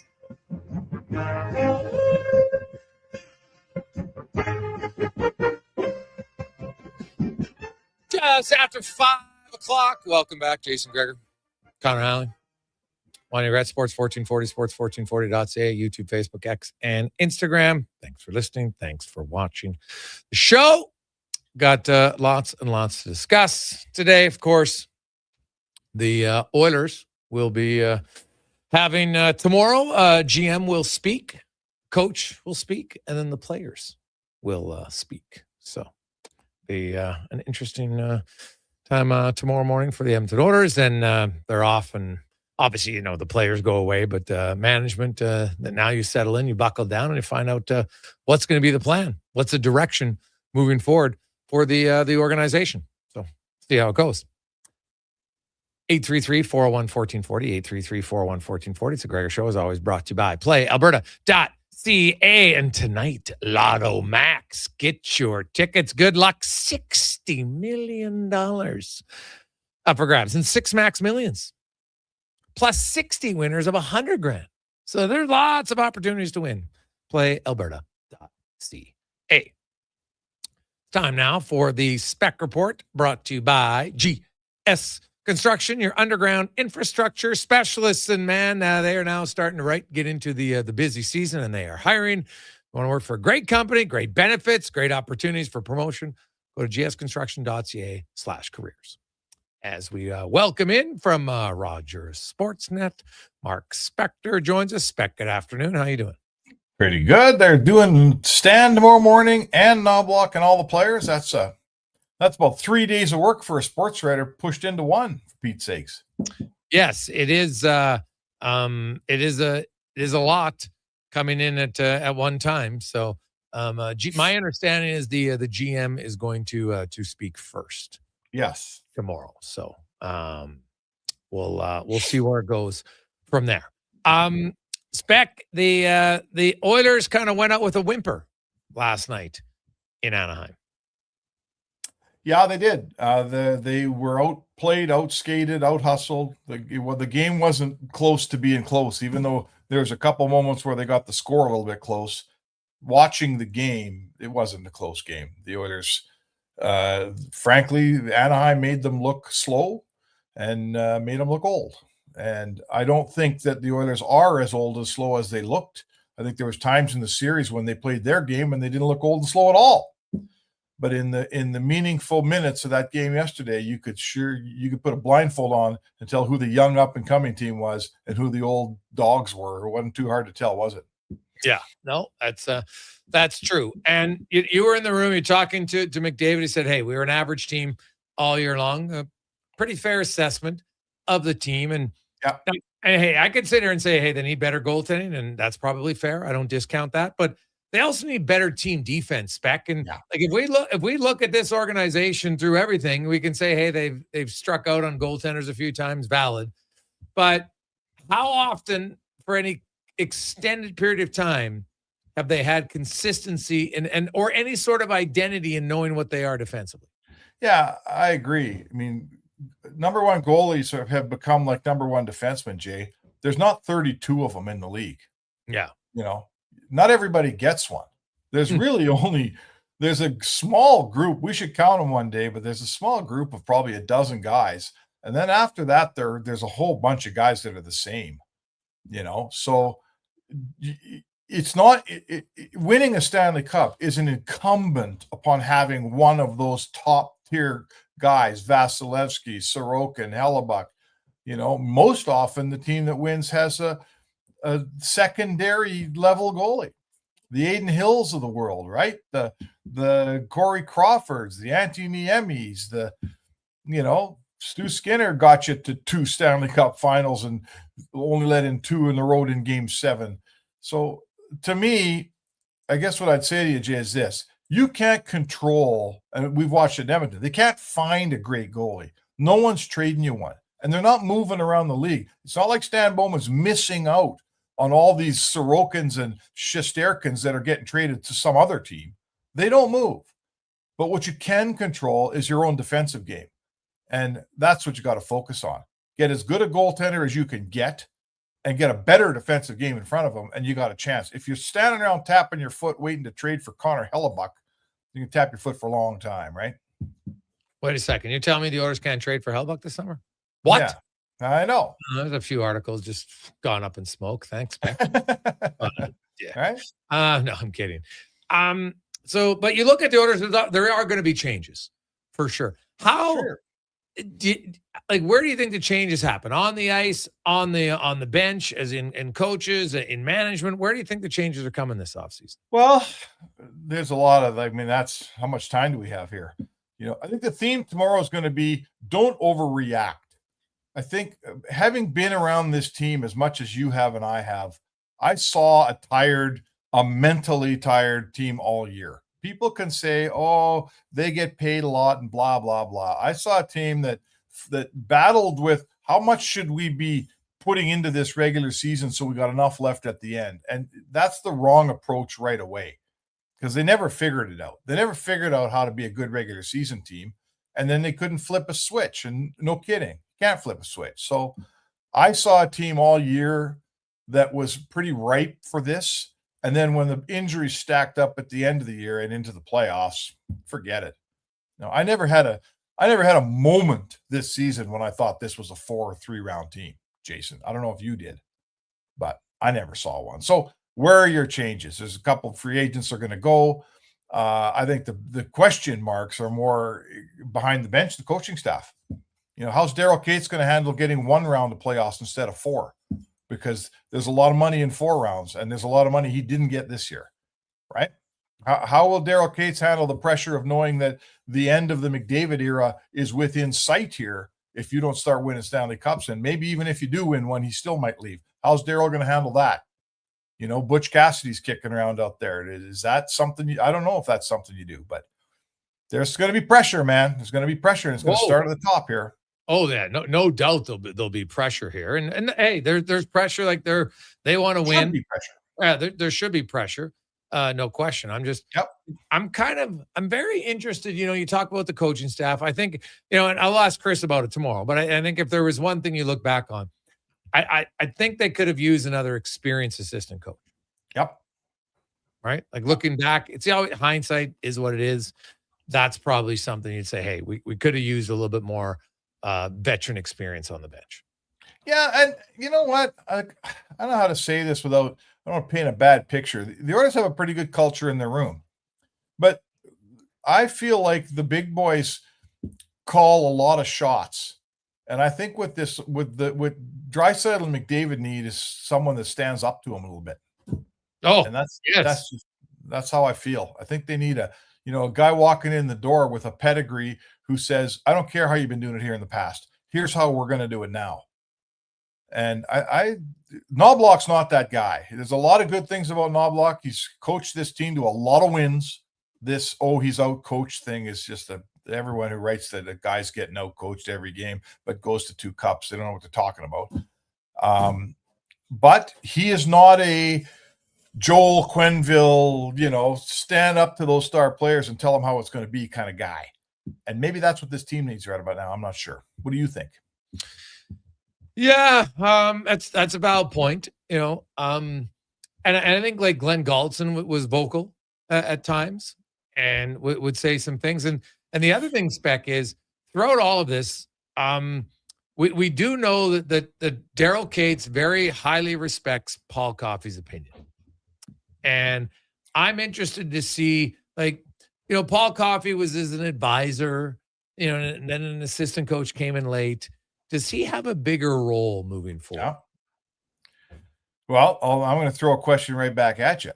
If Paul Coffey takes a bigger role in the Edmonton Oilers front office, What are the chances that Knobloch survives that? Oh, fair. Yeah. Yes. That's a fair question. I don't like, guys can disagree and then, hey, Knobloch and Coffey work together again this year. So, yeah. Forced to. Yeah. Let's make sure, let the record show. Yeah. Knobloch and his staff didn't want Paul Coffey back, and they got their way at the start of the year. And then 2/3 through the year, it was going so poorly, the owner flexed and said, you're gonna take Paul Coffey back now. And he came back, and in the end, did it make a big difference, Jay? I'm not sure Paul Coffey made a huge difference, but my point would be this: if all of a sudden Paul Coffey becomes a guy that's up the food chain from this coaching staff, I question whether he's going to give this coaching staff a great review. Oh, okay. All right. Well, he would know, having been inside of it, right? He would know. Oh, I would know. So, and if he does keep him, then that he's like, hey, I don't think coaching's a problem, right? Because he was inside right there. So, and there's dynamics. If you fire me off this show, and then 2 weeks later I become the station manager, you're nervous, right? That's just how business works. Yeah. So, that's what we're talking about. Well, that would never happen. I know it's never going to happen, but that's my analogy, and I think it's a good one. Like, no, it does. That totally makes sense. So listen, there's one thing when you're making tweaks in your lineup and things, you leave it up to your GM and your hockey department. When all of a sudden there's a whole bunch of $1 million that didn't get earned, now Daryl Cates is going to put his hands in the pie. And when the owner shows up at the table, it's a whole different deal now. Yes, I would agree with that. And that's why, I'm like, you make it to do Stanley Cup Finals, you've made a lot of money. You're like, hey man, we're really close. Yeah. And it's just, even though I don't think the Oilers are as far away as a first round loss makes it look like, it feels that they are. Sure. That's going to be the challenge for the organization, is to, as you said, Spec, not overreact to it. Yeah, you can't overreact. Listen, the thing this team needs more than anything, it's getting older. And so, guys, that's what I didn't know this year, Jay. Are all these guys getting hurt at the same time because everyone's getting old at the same time? I don't know. Are they all going to get hurt again next year? Yeah, fair point. Because if we're at the point where all the big guys start getting hurt every year, then you are falling over the edge of the cliff. And, I always say this to you. You don't know when you're on the cliff until you're falling over it. So, or maybe it was just fluke. Maybe it was just a team that played so much hockey and a bunch of guys got hurt at the wrong time. But, Hyman's got to heal up and be himself. And if a guy like Dickinson comes here and he gets hurt, that's just bad luck. Draisaitl gets hurt, it's just bad luck. McDavid gets hurt, it's just bad luck. But, geez, all these guys are around 30 and they're all getting hurt. Yeah. So this team needs some rest, and it needs to spread the minutes. Yes, that's what I said. To me, the biggest thing is, hey, we're going to respect the regular season more, but we're also going to lower the minutes of our top. Not a lot, but like Nikita Kucherov has led the league in scoring. He's right up there in points per game, and he plays 20, 21 minutes. You can, and like I'm sitting there like I am finding some people that can kill penalties, so I don't have to use McDavid, and I don't have to use Bouchard, and I don't have to use Draisaitl. I don't care who the coach is. That's your number one thing. And guess what? Even if you want to fall into it, I'm not doing it. You're going to trust other guys, and you're going to come up with a system that they can kill penalties. Yeah. Couldn't agree more. I think it's been an issue right here for a long time that they always lean on the same guys to try to win games. But I think it has to be bigger than that. I think you need, and I've been saying this for a couple of years, and I've been wrong, frankly, flat out wrong. At some point, you could employ a second power play unit too, right? There's no need to have a $1.48 of power play time for the first unit every single power play of the season. I mean, every single power play of the season, right? The guys on the second power play, they don't even touch the ice barely. So I don't mind, Spec, if they do that, because the power play is so good and it's such a weapon. I don't mind if they do that, as long as those guys aren't getting a sniff then on the penalty kill. That to me is where it becomes a problem. If the other guy's like, hey, this is our baby, the power play is theirs, this is ours. Now you have everybody knows their role. I talk to so many role players. They're like, when you have a role and you know what your role is, you take pride in it. It's like, buddy, we'll figure out the penalty kill. Not, we got scored on. Now we're going to go to 97 again. Now we're going to go to 29. That's where, to me, it becomes the problem. So I would say, hey, I have their number one power play unit's great. It's been great. I would expect it to be great. Penalty kill, guess what? The penalty kill wasn't good this year. You can bring on other guys, but guess what? You brought on the other guys. It still wasn't any good. So keep them away and say, guys, this is your baby. You guys are going to figure it out. Take pride in it. And if there's a problem, you got to solve it. Yeah, I think, and two of the guys, I think of all the free agents, I mean, I really like Kapanen. Everyone likes Kapanen's game, and I think you try to sign Kapanen. And unless, everybody else watched him in the playoffs too, Jay. There's some teams that may well overpay Kapanen this year, and you got to be able to say thanks, but no thanks. But we all love Kapanen's game. I'm just not going to overpay him. If some team like Vancouver says, we'll give you $6 million, I'm not doing that. Right. But the guy that you got to sign here, I think that's really important, is Connor Murphy. Connor Murphy is still at the age, like the style he plays, I'm not worried about his age. He's a defensive defenseman. He kills penalties. He blocks shots. He gives you a defensive conscience. I love the way he played. He made Nurse a better player. To me, he might be my top priority UFA on this roster. Yeah, it's close. I don't have a problem with that one. I think signing him would be vital. And I like Kapanen and Dickinson. I'd bring all three of them back because I think Dickinson and Murphy bring you two guys whose number one mindset is, I'm a penalty killer and I'm defensive. So as great as McDavid and Draisaitl are offensively in the power play, bring in guys who are that good defensively and just say, hey, this is our thing. You guys, you're going to score. And oh, by the way, you are going to get a little bit better of a defensive conscience 5-on-5. Enough with the, blowing the zone. No, we're going to play. So in the playoffs, we can shut down because the Oilers have shown, the thing is they've shown it at times. I don't discount that. They've done it for times and then it goes away and then it comes back and then it goes away. And it's the yo-yo, and they have to limit you're always going to have a little bit of a yo-yo. I get it in an 82 game season, but it can't be as often of a yo-yo. And when they yo-yoed this year, Spec, the yo-yo was really low as far as how many chances they gave up and just how porous they were defensively. Yeah, and their best players. Let's face it. McDavid's winning an Art Ross, and I don't have it in front of me. What was he this year? His plus minus like 15 or something. Yeah, I looked at 5-on-5 because he was -4 5-on-5 in the playoffs, and in the regular season, I think. But it's all said and done, Spec. I think it was like over the year. I think I did the numbers. It was like +3, 78 to 75 or something like that. It wasn't great. Okay, right, and in just overall plus minus, and I get it. It's a facile stat, and you can dig a lot deeper. But I'm looking at the page right now. McDavid wins the Art Ross. He's +17. Kucherov's next. He's +43. McKinnon's next. He's +57. Mm-hmm. Right. So your best guy who's getting 138 points, he's only +17. And I know that gets a lot of power play points. And I'm not telling you Connor does his job on this team ×10. But I'm not afraid to say it. Your best guy has to be better defensively than McDavid was this year. Yes. There's a lot of goals that went in when McDavid was on the ice. And McDavid, in my opinion, he's got a way better chance of winning a cup if he gets 105 points and he's +45 than getting 138 and be +17. Yeah, well, but the thing is, I think Kucherov and McKinnon prove it. You can still be a 125 point guy and still be +40. You can do both. Yeah. It doesn't have to be, I can only score big points. I'm just saying, as the leader of the team, there's nobody for me when I'm doing the year-end evaluations of this organization that I look and say, no, Podkolzin be the one guy I'd probably put it. Man, there's not much more I could ask from that guy. I loved this whole season, everything about it, start to finish.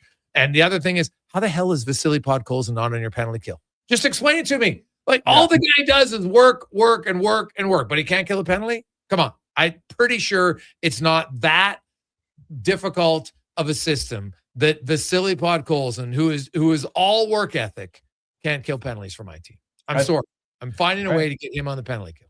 So I think we come back to the same thing. Like I'm dismayed a little bit by all this goaltending talk coming out of this series. I think it's just that low-hanging fruit. I thought we learned from Stu Skinner. that that it's not just about the goalie around here. Like the Oh, yeah. environment is on too many nights it's poor. Yes. Right. And I think after all this time, I guess I'd give you two tasks, Jason. Tell me which one you think you can do. Go out and get a legitimate first number one goalie, one of the top guys, and get him to play here. Or B, build a proper defensive team that has a way better environment in front of the guys you got, and see if that's not enough goaltender like it's been for several cup winners over the last 25 years. Like, what's the easier thing to do here? We'll see. Spec, it should be fun, buddy. As always, great to catch up with you. Have yourself a good weekend and enjoy the baseball and the playoff. How many game sevens? Are we going to get at least one game seven? Oh, let's hope so. I love a game seven, man. There's some good hockey on tonight. I don't know I just got home. I'm not sure my wife, after I've been traveling around watching hockey, I'm not sure she's like, okay, let's watch a doubleheader, Spec. Schalke might not be up for that. I'm not sure I am either. Yeah. Like, well, not a doubleheader. You might want to at least watch one. We'll see how it goes. Yeah, okay. Give me one for sure. There you get one. Spec, have a good one. On Monday.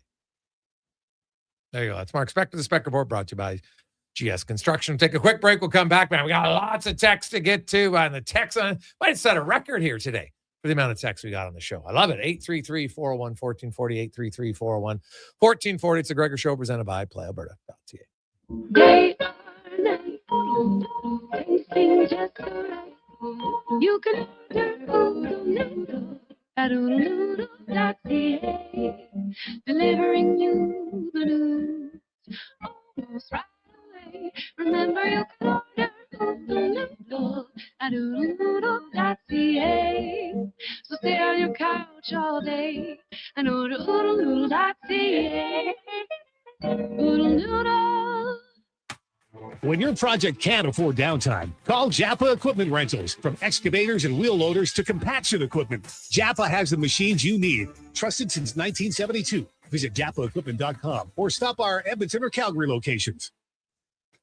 Hold on to your hockey helmets, Edmonton. On the Rocks is serving up 69-cent wings that fly off the plate faster than a slap shot. And Molson Canadian and Coors Light for $5.75. Plus, OTR's TVs are so clear, you'll see the puck better than the ref. That ain't hard, is it? Score and win every game night during Edmonton's playoff run, with specials starting 30 minutes before puck drop and last for the whole game. Be a part of the legend. See the menu at ontherocksYEG.com. Hey there, I'm in the Fountain Tire sidecar, making a list of the things I'm doing this spring. 1. Saving you money, with up to 20% off select tires until June 13th. 2. Water skiing, tricky in a sidecar, but fun. And 3, saving you more money with mail-in rebates of up to $100 off a set of 4 select tires and $50 off a $150 service with the purchase of 4 select tires. Oh, that's 4 things. Oh well, restrictions apply. Book online at fountaintire.com. Fountain Tire. We're on this road together, Canada. Experience the home ice advantage with your window coverings. Novo Blinds provides factory direct pricing and fast turnaround on roller, zebra, blackout, drapery, and motorized blinds. Book a free in-home consultation at novoblinds.ca. The tents are up and the deals are out. The Brick's biggest sale of the season is on now. Take up to 60% off clearance items in the tents. Sofas start at $399 and save up to 50% on select mattresses. Plus, only until Monday, take until 2030 to pay with 0% interest.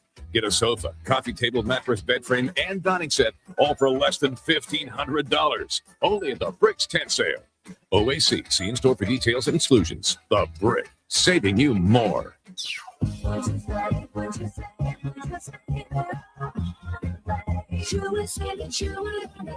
Sherwood Honda is home of the GOAT. That's your greatest offer all time. And they have plenty of pre-owned GOATs that they got on a trade. Every used vehicle they sell goes through a 182-point inspection and comes with a vehicle history report. Because peace of mind is an essential part of getting your GOAT. And Sherwood Honda sure would want you to buy with complete confidence. Hi, it's Jason McCoy. You know, music's given me a lot of great moments, but nothing means more than time with my dad. When he was diagnosed with prostate cancer, a simple PSA blood test was key in detecting it early, and we got more years, more laughs, and more memories. Guys, it's a quick test that just might end up saving your life. Join the Princess Auto Motorcycle Ride for Dad in Edmonton, Saturday, June 13th. Register or donate at ridefordad.ca.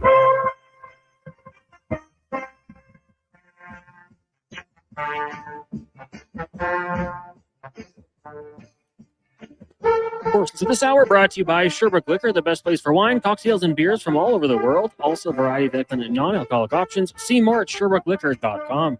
The Jason Gregor Show, the best of Edmonton sports talk and beyond. This is Sports 1440. Presented by PlayAlberta.ca, Alberta's only regulated online gambling website.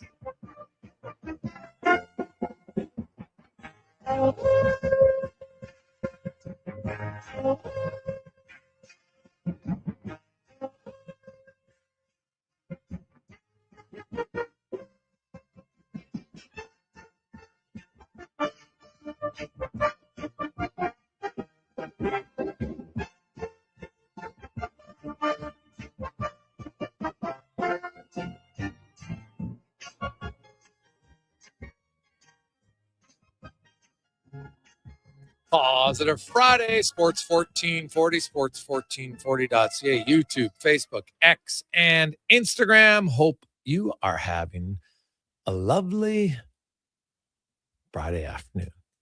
The Edmonton Oilers will have their final media availability of the season tomorrow and go their different ways for the summer and then come back. Hey, the good news, Oilers fans. There's only 2 preseason games for you to watch live next year. Only 4 preseason games. When I think Positive Friday, there is not much more positive than that. No more 8 preseason games. This is unbelievable. Unbelievable. I'm looking ahead already. It's May. And I know the training camp and everything's in September. I know the preseason, but it doesn't matter. There's only 4 preseason games next year for every NHL team.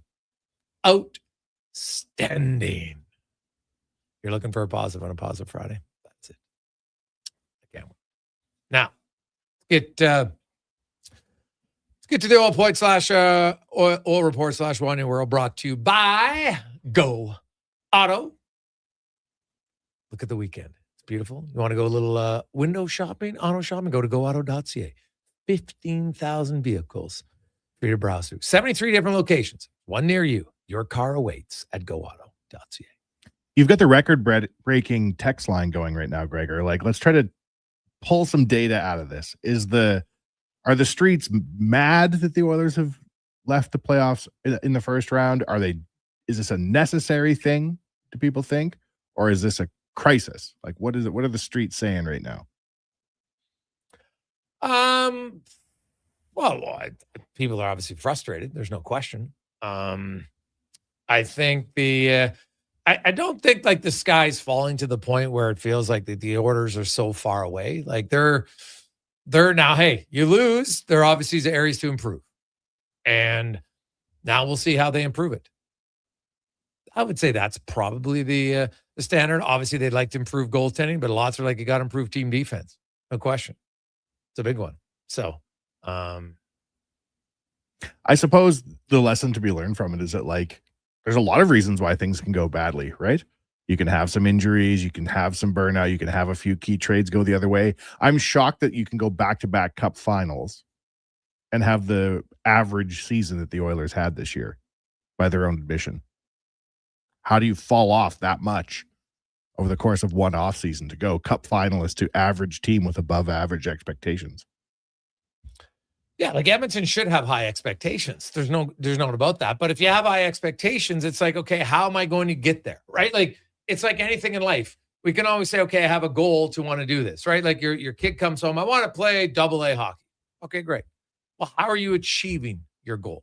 So the Oilers want to win the cup. I know that. So what are the steps that they're doing? And what now? You've come very close. What have you learned from the last 3 years? Right? Honestly, what have you learned from your runs to the cup that's not allowed you to hoist the cup? Right? Like, obviously, they were super close in 24. Then they were one game less close in 25. Now they're a long ways. Now they're 14 games below, right? So you could argue that they've dropped off significantly. So how do you get back? What have you learned as an organization? Well, if you're going to chase a goal, you better make the right move. And then B, have we been good enough defensively? That's the big one. Have they been good enough defensively? And I don't think anybody in the organization can say that consistently enough they've been good defensively. Right? I would agree. So that to me is that's their challenge. They need to be better overall defense. Hell, you can go out and get a goalie, but you're not getting a goalie that's like a top 5 stealer of games. Right? You're not doing that. So you got to go out and find a goalie who, now it helps with your system, right? Hey, Dan Vladar, everyone's like, yeah, well, Dan Vladar, and you know what? They played a pretty good system. Yeah, they played a pretty good system, but still, if you look at Dan Vladar's numbers in the regular season, right? If you say goals saved above expected, Dan Vladar was top 10. Right? Dan Vladar was top 10. So don't tell me that it doesn't help your team. It doesn't guarantee you. Look at the Islanders. Right? Ilya Sorokin was Logan Thompson was number 1, and they didn't win. Sorokin was number 3. They didn't make the playoffs. The Rangers, number 6. Devin Cooley, number 7. Didn't play that many games, but Jet Greaves, 9. So my point is, yeah, these guys make a lot of goals saved above expected, but still, what's their goals against, right? So you might have a lot of goals saved above expected, but if you're still giving up a lot of goals, it just means you're giving up way too much, right? And so Dan Vladar was not in that category. Didn't give up a ton of goals, right, overall, but he gave up less goals than Vasilevsky, right? He gave up actually 11 goals less than Vasilevsky, but Vasilevsky still had more goals saved above expected. I'm not sure you're going to find, you're not getting Thompson or Swayman or Sorokin or Vasilevsky or Shesterkin, right? You're not getting those guys. So can you go find another goalie that when you have a letdown, because trust me, even the best offensive teams have letdowns. So when you have those letdowns, can you find a goalie who can make some saves for you? And that's going to be their challenge. That's what they have to do, right? It's funny. Do you know who's 21st in goals saved above expected this year in the NHL? No. Stuart Skinner. Tied with Mackenzie Blackwood, actually, for 20th. So, I said at the time, everyone was like, oh, yeah, Stu Skinner's gone. It's going to solve all their problems. I'm like, no, it's not. It's not solving your problems. Team actually got worse.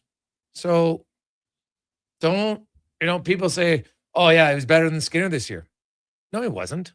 Connor Ingram wasn't better than Skinner overall, if you look at their numbers from his time in Pittsburgh, right? So I don't buy that either. So the order is, hey, team defense, and it's team defense, not just defensemen. Team defense has to improve. Till that does, I don't think they can win. And will they commit to doing it? That's the question.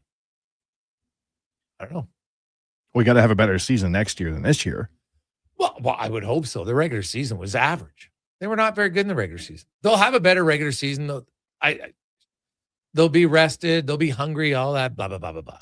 Right? But will they take it serious enough? When you look at their talent, it's embarrassing that in a decade they've never committed enough as a team to win their division in the regular season. Not once. That's kind of a joke when you think about it. Let's be honest. That's a joke. You weren't committed. Now I know they made 2 cup runs. That's awesome. But they've never been committed enough to win their division with the talent that they've had. Doesn't guarantee you cup success, but it just shows me a commitment that's a little bit longer. So that's something that I would look at. So. It's just how it goes. We'll take our final break, come back with Cam Tatum and the Gregor Show, presented by PlayAlberta.ca. With Play Alberta, backing the home team goes beyond the bets. That's because your picks have provincial impact. Play Alberta is the only app in the province that puts all revenue directly back into supporting programs and services that Albertans rely on every day. By investing in the General Revenue Fund, every play, bet, and buy made on Play Alberta helps make a difference across the province. It feels good to know your fund goes further at home. Visit playalberta.ca/Gregor to learn more. Must be 18 plus to play. If you gamble, use your game sense. Your protein drink should work as hard as you do. That's why Booster Juice is hitting the gym harder than ever, brother. Meet your new gym buddies, the Way Too Good and Green Gains Booster Mixers. 2 new ripped and refreshing menu options that bench some serious protein. Perfect for pre or post workout. Way Too Good and Green Gains Booster Mixers taste like motivation. So what are you waiting for? Let's go! Booster Juice. Canadian born, blending since 1999. A lot of you love hockey season. But when it comes to construction season, you're not as excited unless you work for GS Construction. It's true. As one season is winding down, ours is winding up with all sorts of great projects to make the city we live in better. And our team is hiring. GS Construction is scouting for pipe layers, topmen, and heavy equipment operators. So if you want to score a great job, visit gsconstruction.ca today. Getting your vehicle sparkling clean doesn't have to cost a fortune. Take it into Hughes today and pay just loonies a wash. Find us at hughescarwash.com. Hey, hon, I'm getting expressions and images to frame my hockey card collection in the man cave. Perfect. I'll come with you and bring our wedding photos. For sports memorabilia and family treasures, think Expressions and Images, your local custom framer since 91. You name it, we frame it. Silent Ice Sports and Entertainment is an innovative market leader across Western Canada. Properties include the Spruce Grove Saints, the Junior Prospects Hockey League, Silent Rides Charter Company, the Hockey Super League, and the newly launched Female Super League. Silent Ice also owns the Western Hockey League Seattle Thunderbirds and operates the Morinville AAA Arena. The Silent Ice Center, a new state-of-the-art entertainment facility in Nisku, features 2 sheets of ice, a 1,600-seat arena, as well as Summit Restaurant. Learn more at silentice.com. Wow, get ready for a silly hockey fans. Your partner in power just skated onto the ice. EWEL.ca, the new e-commerce website for electrical wholesalers Edmonton, is ready for the Power Play 24/7 365. UL skates to where the puck will be in 5 years. Now that's forward thinking. Killer selection, slamming products from the best brands, and legendary service. Don't sit on the bench. Get your account today at ewell.ca and win that project. Plug into your partner in power. Get an EWEL.ca account today. The job isn't done until the last load is hauled, and having a semi-trailer out of commission is not an option. Whether replacing or adding to your convoy, Edmonton Trailer has a huge inventory of new and used semi-trailers, trusted by the gravel, logging, oil field, fluids, and freight industries. Find a trailer right for you online or at one of their 3 locations. For sales, service, parts, rental, and finance, when you're in it for the long haul, Edmonton Trailer. Spring savings at Pet Value. Save $10 on select dry dog food from Go, Solutions, and Origin Amazing Grains. Shop your local Pet Value and petvalue.ca. Tim's Smile Cookie is here. And with every bite, you'll help make a difference close to home because 100% is donated to over 600 local charities and community groups. Buy your Tim's Smile Cookies April 27th to May 3rd at participating restaurants in Canada for a limited time. Don't miss a moment of Blue Jays baseball this season. Join play-by-play announcer Ben Shulman for the games live on Sports 1440. The Toronto Blue Jays are on Edmonton's home for all things sports. Sports 1440. Portions of this hour brought to you by Cantork, made in Canada, made for Canada, where extreme isn't theoretical. Find your solution at cantork.com. The Jason Gregor Show, the best of Edmonton sports talk and beyond. This is Sports 1440. Presented by PlayAlberta.ca, Alberta's only regulated online gambling website. 546. Welcome back. Gregor Show, Sports 1440. Sports1440.ca. Oh, Tater. This I always like to proofread on Fridays. I like to read it beforehand. And as I'm reading it, I'm like, all right, I think I'm catching the gist here. Oh, now I got it. Oh, it was a pretty good little Cam Tate twist. If you're paying attention, Oilers fans. So pay attention as we get to the 2-minute warning with Cam Tate, brought to you by Legacy Heating and Cooling, home of the no payments, no interest for 1 year on your AC unit. Stay cool all summer at legacyheating.ca. Cam Tate, of course, longtime journalist in town. Cam, born with cerebral palsy. Cam's always wanted to be in radio, and now through the wonders of technology, Cam's words come to life. The 2-minute warning. Now on Fridays, Tater asks me to read his words. So here we go. Cue the music. It's a 2-minute warning. Cam Tate. Let's role play. Mr. Gregor, role play. Now, let's say when we got together, coming up on 3 years ago, I lowered my writing fee significantly to write and produce a 2-minute warning and chirp young Kruger. But I have a 1986 computer. It's slow. A 3-line readout. And oh, yes, no internet capability. None. Not even the dial-up with that sound.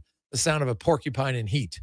So I can't write as fast as I could with an updated machine. And most importantly, I didn't have the software to generate my copy as a voice. But pardon my ego, I know I'm good. Thousands of people also think I'm good. And in a very weak moment, you, Gregor, tell me I'm good. And I love the Sports 1440 gang. I think you and Connor and Declan and Wanye, I could take what we do to a new level. I keep using that 40-year-old computer. Spelling mistakes, though. Format commands.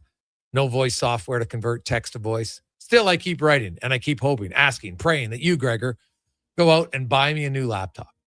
I don't want to share our success with you and Connor and Declan. We try to work for 7 months, but I keep getting frustrated. Like the times I know I'm late submitting my segment, the frustration, especially when radio ratings are on. I know we can do better, but I feel trapped, stymied, another form of paralysis. So we take a 4-month break, and we'll get together again. And I really hope Gregor gets me the new computer, because basically I gave him that money, taking the discount to be better. And I have to be honest here, Gregor. As a manager, you have failed me. Are you listening? Stan Bowman. Back Monday, Cam Tate, 2-minute warning. So Tater was essentially saying he's the Connor McDavid of Sports 1440. Nice. So he was the role play. He's right. Hey, I took a discount. It's not working. You know, for 7 months, I get frustrated. Now I take a break. Wants to work. So he's basically saying that Stan Bowman needs to do better by Connor McDavid, giving them the discount. And there is ability to, because here's the thing, the discount starts now, right? Because this year was the previous contract. It was already secured. The new discount is starting July 1st, right? That's when that's where basically Connor McDavid said, here, man, I gave you carte blanche. You better make it work. And he's true. It's true. This is where the rubber hits the road, starting July 1st, and maybe even leading up to it beforehand. Maybe you re-sign some guys. You don't let them walk to free agency. Murphy, Dickinson, Kapanen, whoever, right? Or is there other changes on the coaching staff, scouting staff, whatever you're doing? Now that it's May 1st and this season for the Oilers is officially done. I know contracts aren't officially done, but you know what I mean? It's officially over. And this is where Connor McDavid's new contract begins. And now's the time to make hay. Do you think Tate needs a new computer?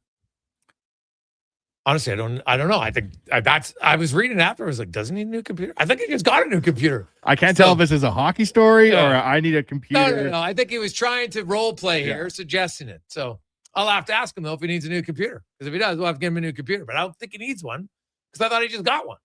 1986 edition. That's a Connor McDavid year of birth. No. The 97 is. Oh, yeah. No, it's year of birth. 86. Off by 11 years. Yeah. Why would he have dropped that in there in 1986? I think he's just trying to be funny. I thought it was an Easter egg. Mm-hmm. Yeah. So we'll see. But I do like this text.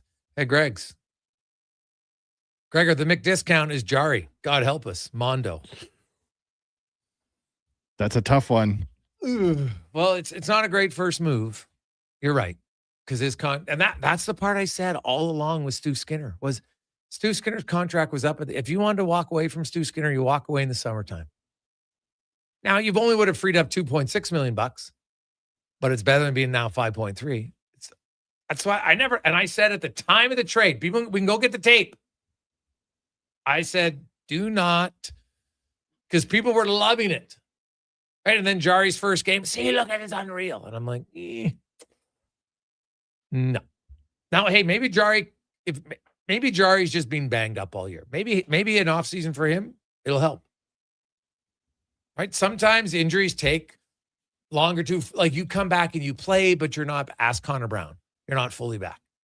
Maybe that's what they hope. Right? We'll see. Like, how banged up was he? How much of a factor was that? We won't know maybe until next year. Connor Ingram exceeded expectations.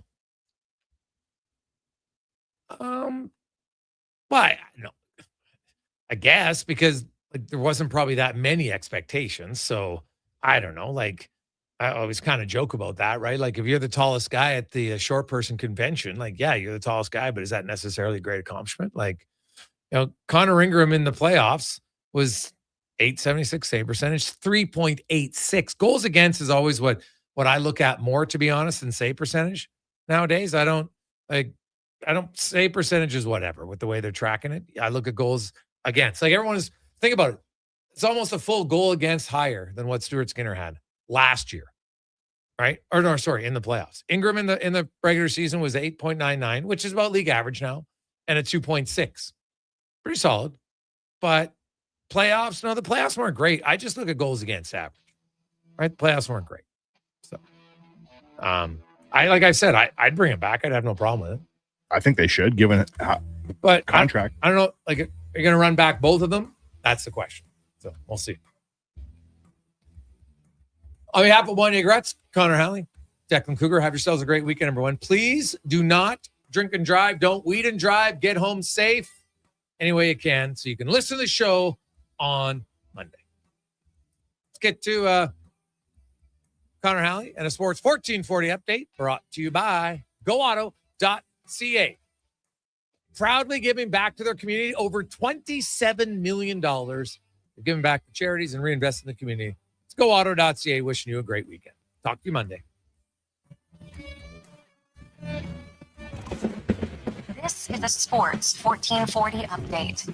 3 games tonight in the Stanley Cup playoffs. Lightning and Canadiens scoreless after 20 minutes. Montreal advancing with a win in Boston. The Sabres up on the Bruins 1-0. Alex Tugger's fourth of the season midway through the first. Buffalo leads that series 3-2. And at 8 o'clock, Utah trying to stay alive against the Golden Knights. In the association, Raptors and Cavs from Toronto. Cavs leading 16-15 early in the first quarter. They also lead that series 3-2. The Magic have a 47-32 lead over the Pistons in the second. And later tonight, the Lakers try to wrap up their series against the Rockets, leading 3-2. Major League Baseball, Jays Twins about 15 minutes away from first pitch. We'll have that one for you here on our radio feed only. Elsewhere, Rangers lead the Tigers 4-0 in the fourth.